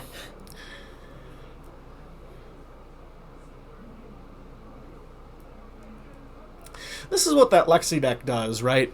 It just is so consistent about going wide for these very large numbers. Yeah, this one did get the +1 from Voltaire. So this is going to have go again, and then if it hits, it's going to have a reload. What does it have the go again from? So anytime Bolton shot has power greater than its base power, it has go again. So he used the naturally. Voltaire, and Exactly. that gave it +1 and go again. Exactly. Got it. So Michael is trying not to take damage. He full blocks that. All right, he's got a Tunic counter here. Okay. 1 card in hand. Goliath Gauntlet. All right. Command and Conquer. All right, well, Command and Conquer with only 1 card in Arsenal, not the end of the world, but Lexi is just not very good at blocking. Like... Most of her cards block for 2. A few block for 3. I mean, 8 is just such a hard number. You're like, if Kaywood ends up blocking with 3 cards from hand, which is really pretty much the minimum without like throwing his Perch Grapplers here, he's going to not have that explosive turn. I mean, the way his deck is built, he wants as many cards in hand as possible. So he's also thinking about that arsenal of, do Yep. I care if Do it I goes care? away Yep, exactly. to keep my hand? Do I just take an off turn? But I mean, what's so great about this play from Michael here is Michael blocked with 3 cards from his last hand. This is a 1 is a card powerful plus play. arsenal turn where his opponent, who has Art of War in hand, I should add, which means he really Wants doesn't to want to keep block that. this next turn. He's thinking about, do I block? Like, now, one thing that you can do with the Art of War that's kind of fancy here is you can play cards from your arsenal to block, so the Command and Conquer won't destroy it. You could use it. So he could choose the modes of the +1 defense and block from arsenal mode and not quite get blown out as much. But that's just not what you want to be doing. That's with not what Lexi. that's not what he Yeah. wants to do with that Art of War. So we got a Fatigue shot for 3, Searing shot for 3, and those Perch Grapplers that I thought might be blocking here. So it is a full block, but now he's only got 1 Art of War, the card he's pitching to use Art of War, in his arsenal. This is just It's not not as gonna be a big explosive as it would have been if He does Lau have a hadn't come in. tunic. It's true. That's a good point. Tunic resource could be good here. Revealing that snapshot. Oh, arsenaling the art of war, maybe, in passing? Interesting. That seems a little stressful. I mean, it's unlikely he would have another Command and Conquer, but not impossible. If he does, oh my. The good news is the Command and Conquer will not be for 8 this time. Yes. So we got Herald Triumph. This is basically just going to be a vanilla 7, I believe. Oh, it's blue. Okay. Vanilla 5. This is not really that scary. I can't imagine Michael is going to block this. With no on-hit effect besides going to Soul, like, you just say, yep, I'm Lexi. I can do more Cool. than that. Yep, here it is. I want to keep these cards taking instead. his 5. I mean, he's got a 6-card hand with Art of War coming next turn and a snapshot face up in Arsenal. I mean, this could be like a 30 damage turn depending on what he draws off that Art of War. Okay, so this is the Pierce, and that this card, Kaywood had to check it out too, gives +2 to the first attack on Michael's turn. So it doesn't have Go Again, so he couldn't play it before the Herald of Triumph, but yeah, we don't know Trekkie Guy. We know he had 2 cards in hand. I believe he arsenaled it, but we don't know for sure.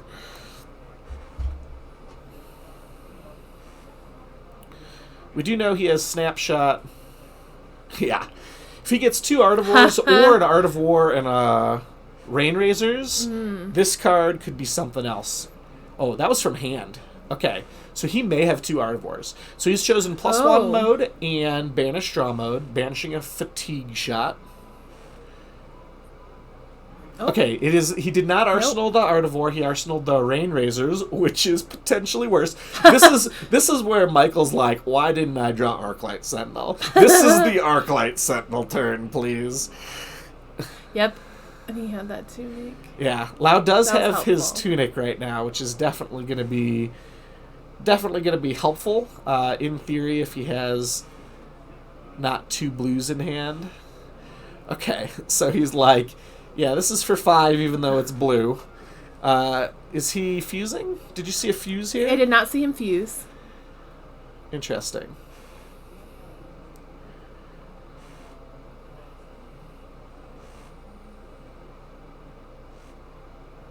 That is correct, Hell Puppy. Rain of Razors. He arsenaled the Rain Razors. Okay, so we have a block from a Herald of Triumph. That's going to be 3 on top. Another Rain Razors! Oh my gosh. Ooh. Okay, so this is going to be 7, blocked by 3, so taking 4. So that's rough. When you block and end up taking 4. Yeah. Going to go down to 29.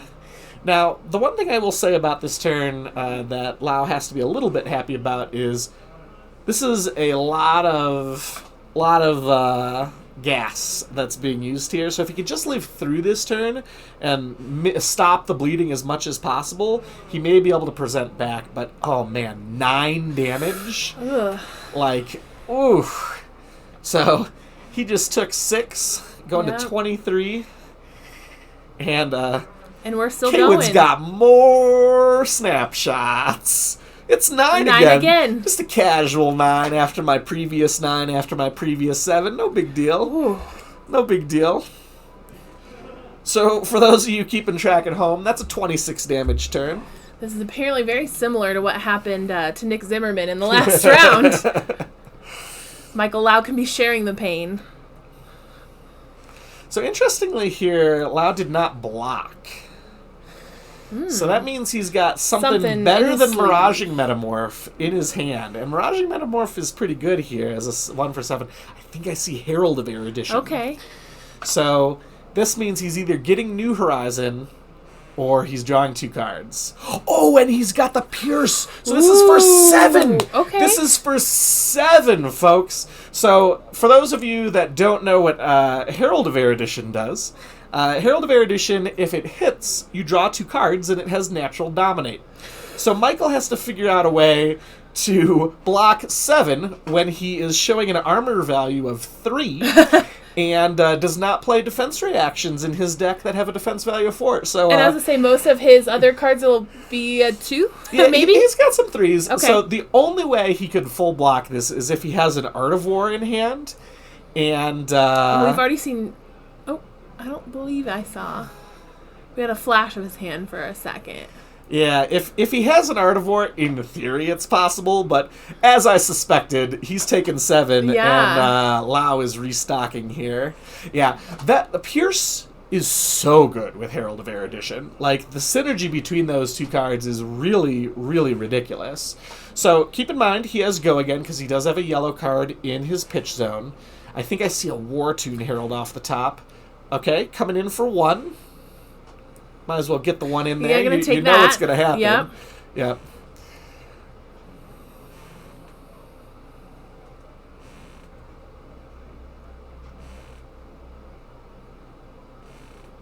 All right, so that's a Merciful Retribution.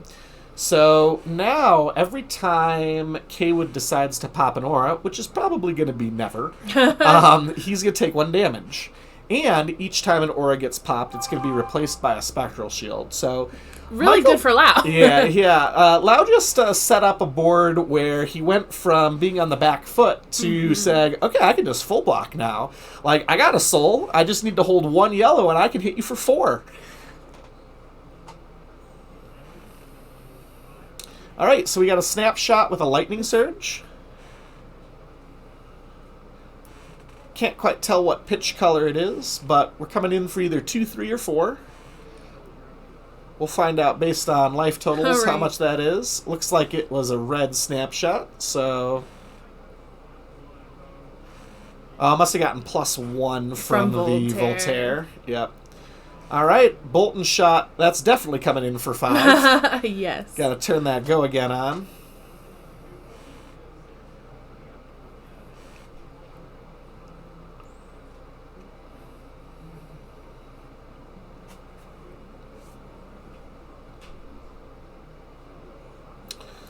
Alright, looks like a full block.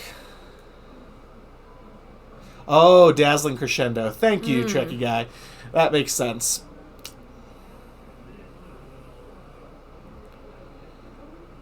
And the Lightning Surge.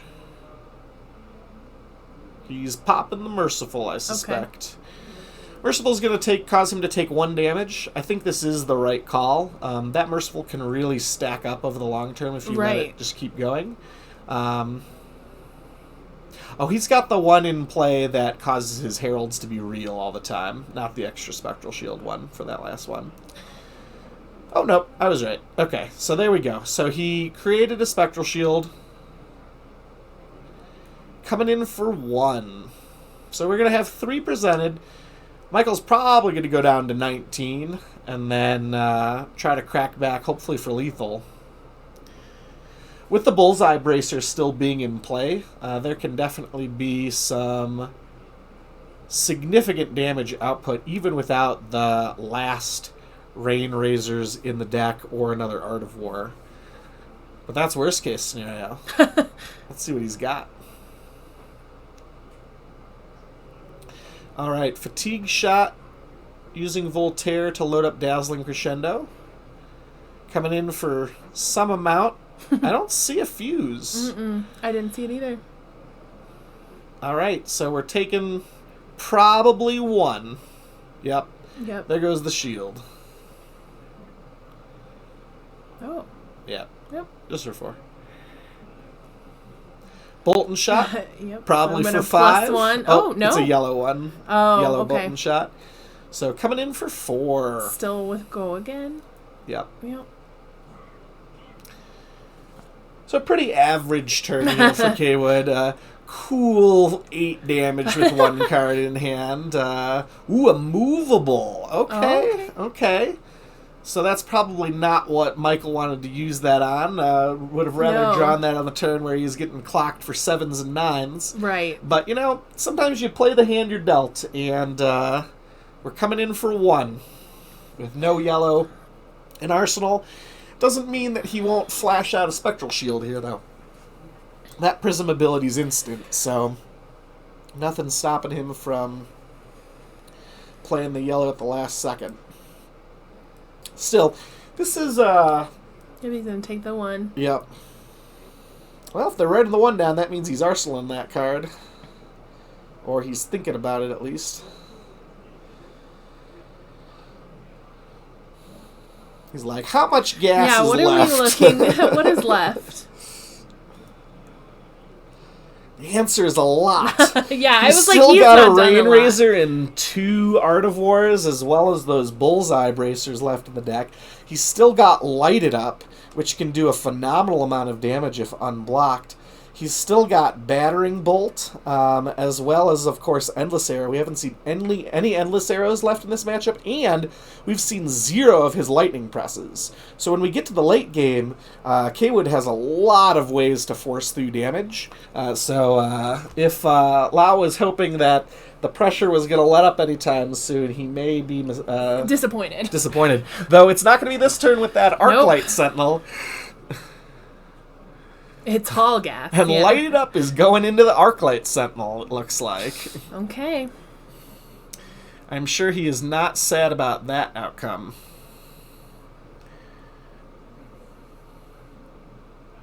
That's the deck's secret. It's all gas, chat says. Yeah, that's right. Command and Conquer, okay. Command and Conquer. So, when you got a 2 Arsenal... Yep. When you got 2 cards in Arsenal, this becomes a must block. That even was for a good. deck That like was good Lexi. timing. Yeah. I believe the Pierce is illusionist attacks only, so this is only 6 damage.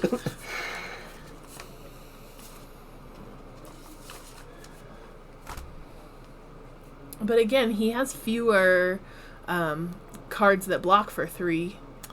I see a Battering Bolt and a Fatigue Shot, So he did it. full blocked, but still, getting 2 cards out of Lexi's hand has got to feel like a win. Unfortunately for Lau, I suspect this is still going to be a little bit of a brutal turn, even he if has 2 all he's cards got... in. Ooh, Pulse of Volthaven. So we got a Frostbite coming in, that Endless Arrow is going to have Go Again, and he's still got 2 cards in hand. The Endless Arrow can be pumped by the Pulse of Volthaven, so you got a minimum, if he has literal nothing in the rest of his hand, 8 damage coming in. And a Frostbite. Yep. Enjoy that Frostbite, Lau. I heard you like auras. Here's another one for you.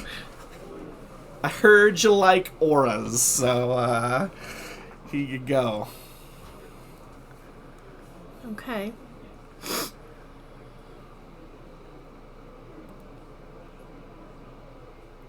Exude confidence. So this does have Go Again from Lexi's ability off the Lightning from Pulse of Volthaven.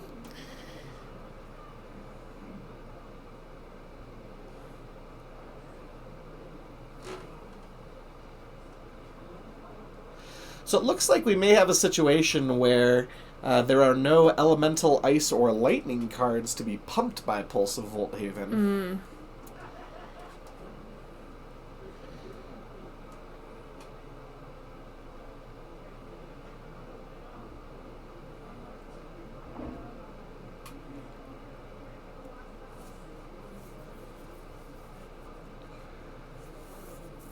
I mean, at some point you have to question, do I want to just full block this turn and have this Frostbite token go away? Yeah. Right? Like, he's only presenting 2 damage with his auras, but he's got to keep that clock up or he's not going to win. Right? If you just give K-Wood as much time as he wants to attack. eventually he's going to put together another Rain Razor's hand and blow you up. I mean, that Pulse of Volthaven is very scary.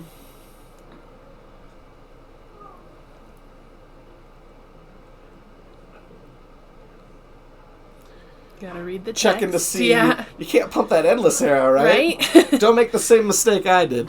Okay.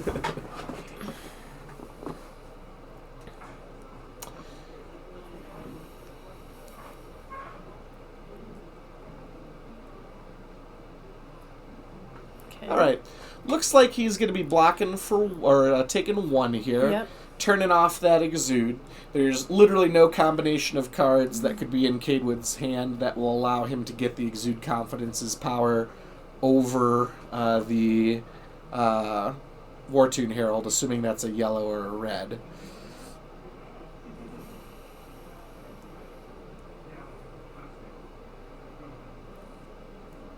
So taking 1.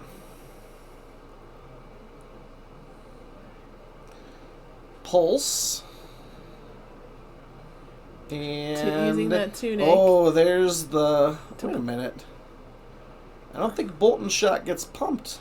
Oh, gets pumped by Voltaire. Voltaire. Yeah, he just wants that out of there. Get that out of my arsenal. Yeah. I don't want a Pulse of Oldhaven. There's the Fate for Scene. He's got to pay because of the Frostbite. He's gonna opt. Did he pay with Tunic resources, I believe, is what happened there? Wait a minute, he can't if it's a Tunic resource. How did he pay?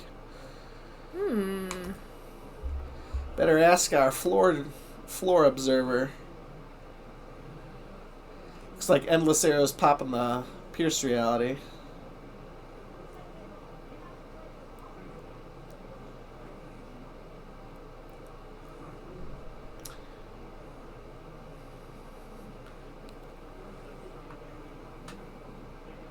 All right, coming in for 2.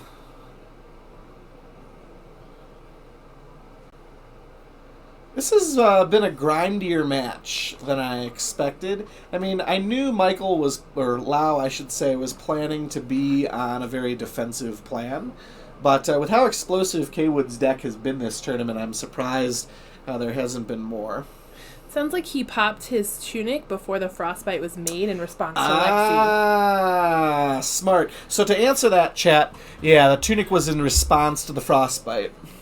So, good play by Lau there. Ooh, Arclight Sentinel. Arclight Sentinel.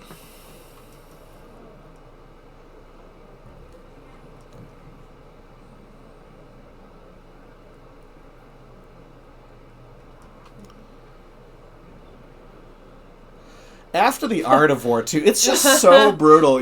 You get your good card, you're like ready to go off. You're like, I'm gonna get you, and then he's like, well, yeah, no, you're gonna get my Arclight this. Sentinel. Yeah. So I believe that should, end his turn. Yep. Yeah.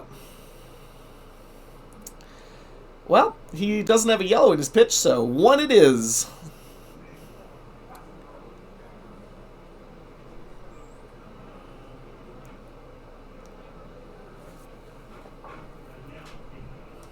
Yeah, I'll take 1.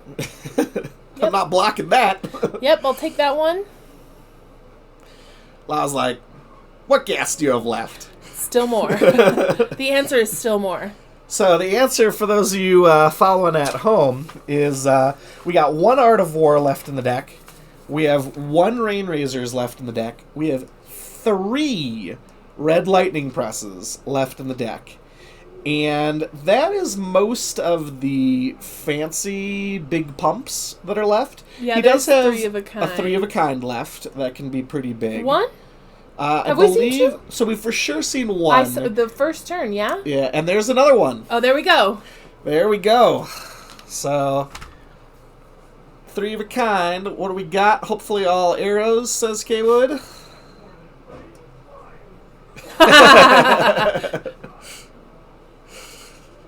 I was like, no. The card says 3 of a kind. You have 5 in hand. All right, so Searing Shot revealed. Ooh. Battering Bolt. New Majestic from Everfest. Here we go. I was like, what's this do? Well, it comes in for 6. Let's start with that.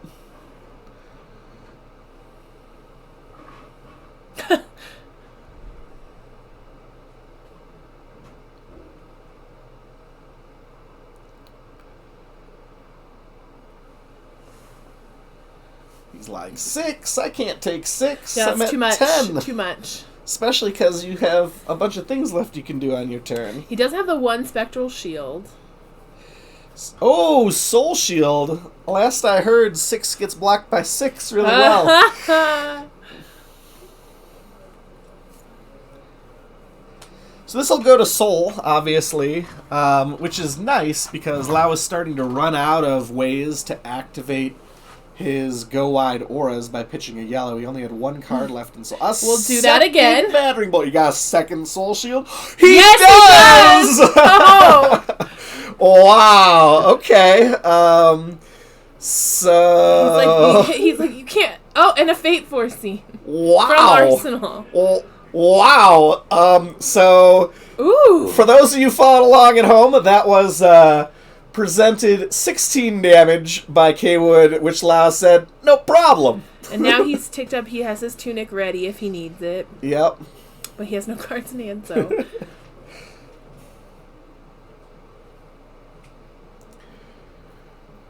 All right, so there's at Presenting least one Art of War left, and there's at least one 3 of a kind left, and potentially 3 Red Lightning Presses if K-Wood even played them.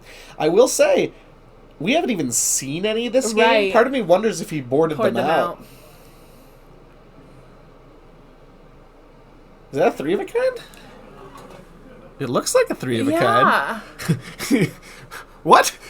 I'm so confused. Okay, so he's using Eye of Ophidia. He's using Eye of Ophidia to sculpt the top of his deck for his 3 of a kind to make sure he doesn't draw non-attack actions. I will note his deck is getting low. Yeah. I'm gonna go out.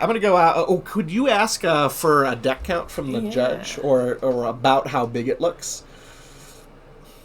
Because K-Wood's got to be getting close to being fatigued here. Oh, there's the lightning press. Right when I doubted its existence.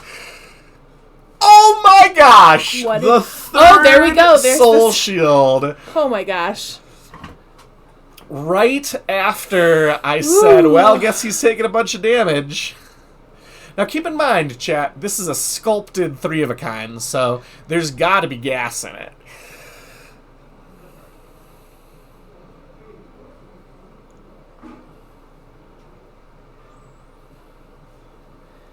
Looking about maybe 20 cards. I mean, that's starting to get rough, but I mean, Lau's got to be getting close to run out of defense reactions. Right. Remember at the start of the match when I talked about how the immovable was going to the bottom? Okay, so we have Snapshot.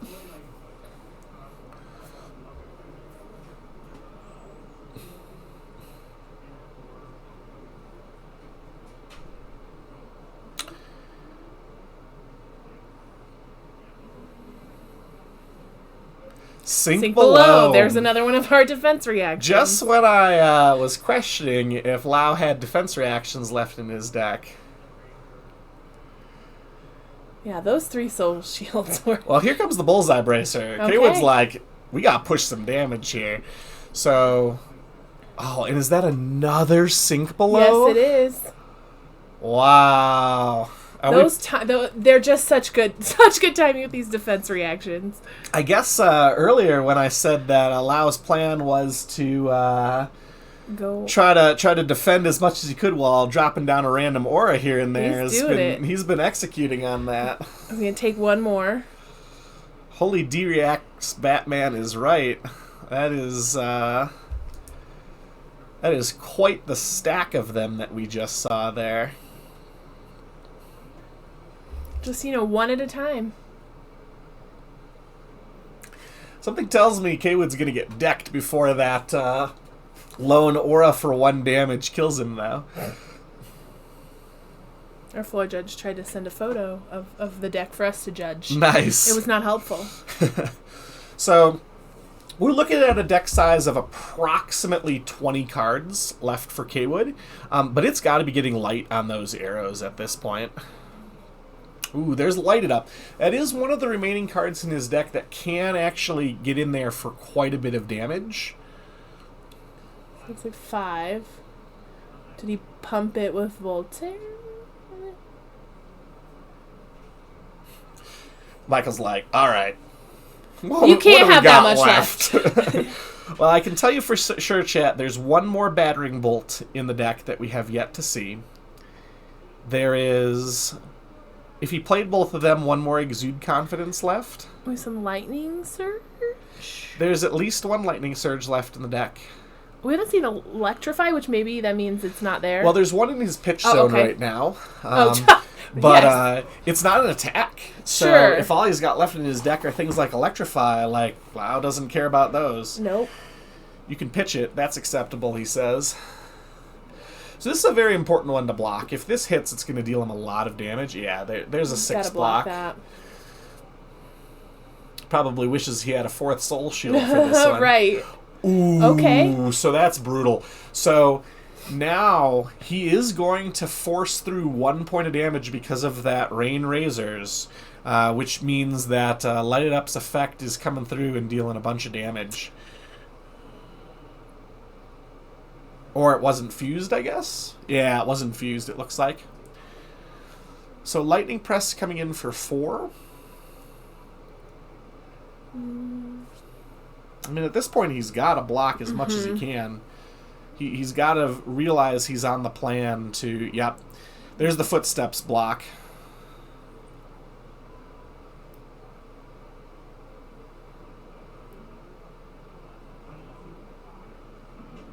I see. +1 from the Voltaire.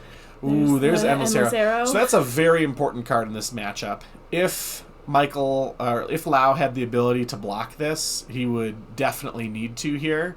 Not only because it'll take him to 1, but Endless Arrow is a way for K-Wood to continue pressing damage here as Sure. he gets low on arrows. But honestly, yep, there it is, Tunic. So going to 2. This is quite the game. I'm sure K-Wood's very happy to get this Endless Arrow back, but does he have enough cards to continue to play? It looks like he did. He had maybe 4 more cards, 5 more Yeah, cards. it looks like at least 4 more cards. We know he has an Endless Arrow here, so the real question is, can Michael What prevent... can Lau do? Right, exactly. Okay, Can so Lau stop Looks the like 2, damage? 1. Yeah, he did have an Ode to Wrath in Okay. hand, which is why he couldn't block with his last card. And I mean, that's something that's going to happen to Prism, right? Like, all of these instant speed auras can't block. So there are definitely hands where he can just die. And here we go with our Endless Arrow again. So keep in mind, we've seen at least 1 Lightning Press from K-Wood, and we know for sure he plays 3 in his list. Whether they are in for this particular match or not, we do not know. But that could definitely be a way to close out the game for Lexi here. So Snapshot coming in with Go Again from Lexi, it looks like. Well, actually, from Voltaire. Mm-hmm.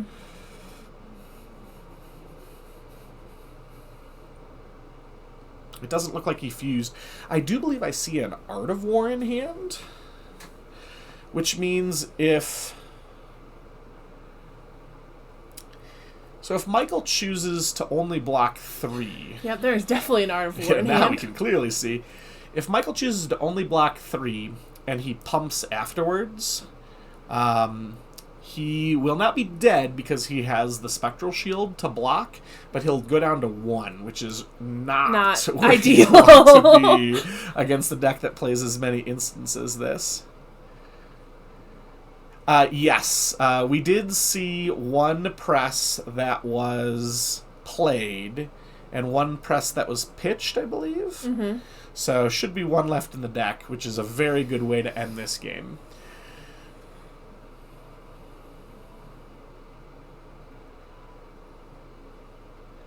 So there's definitely a block that's going to occur here. The question is... What is it going to be? With what? Unless he's got another defense reaction ready to go. And he's like, no blocks. Just sink. I think he does have 1 sync left. I think we've only seen 2. Yeah, I think that's correct. The question is it in his hand? Oh, right. It doesn't look like it. Maybe? No. Oh. We're paying. Paying for Okay. something. Oh, Okay. Paying for footsteps. Alright, so that's a full block. Maybe we're thinking a little more. Okay.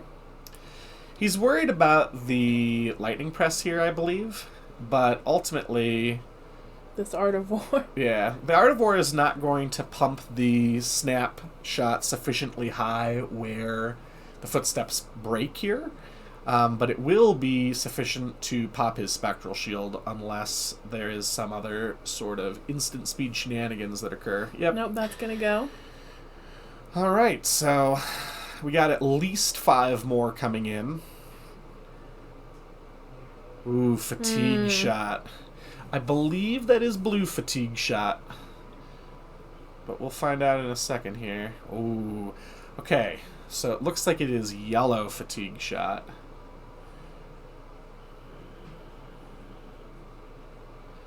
Alright, block and make a Spectral Shield. So that will full block the fatigue shot. Yep.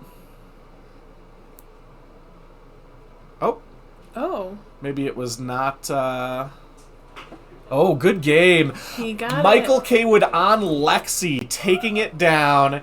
We'll get a count on that deck for y'all before coming back. But congratulations to Kaywood winning the first ProQuest in Colorado with Lightning Lexi in a very convincing fashion.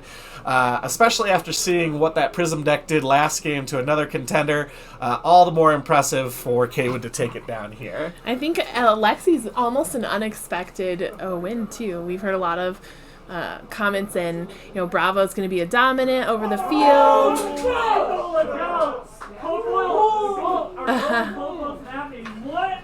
So, I'm not sure that came through on stream. It did. But gold cold foil Snapdragon Scalers. Nice. The best possible thing to Wow. open. What an amazing card. We don't know for sure what the value on that is, but it wouldn't surprise me if that is 4 digits of cash right there. Absolutely. There were 11 11 cards left in Lexi's deck there at the end. Wow. So truly an amazing match, an amazing win for Lexi. And those Snapdragon Scalers in gold Are cold very foil are gorgeous. beautiful. Beautiful, beautiful, beautiful. Huge congratulations to both of them.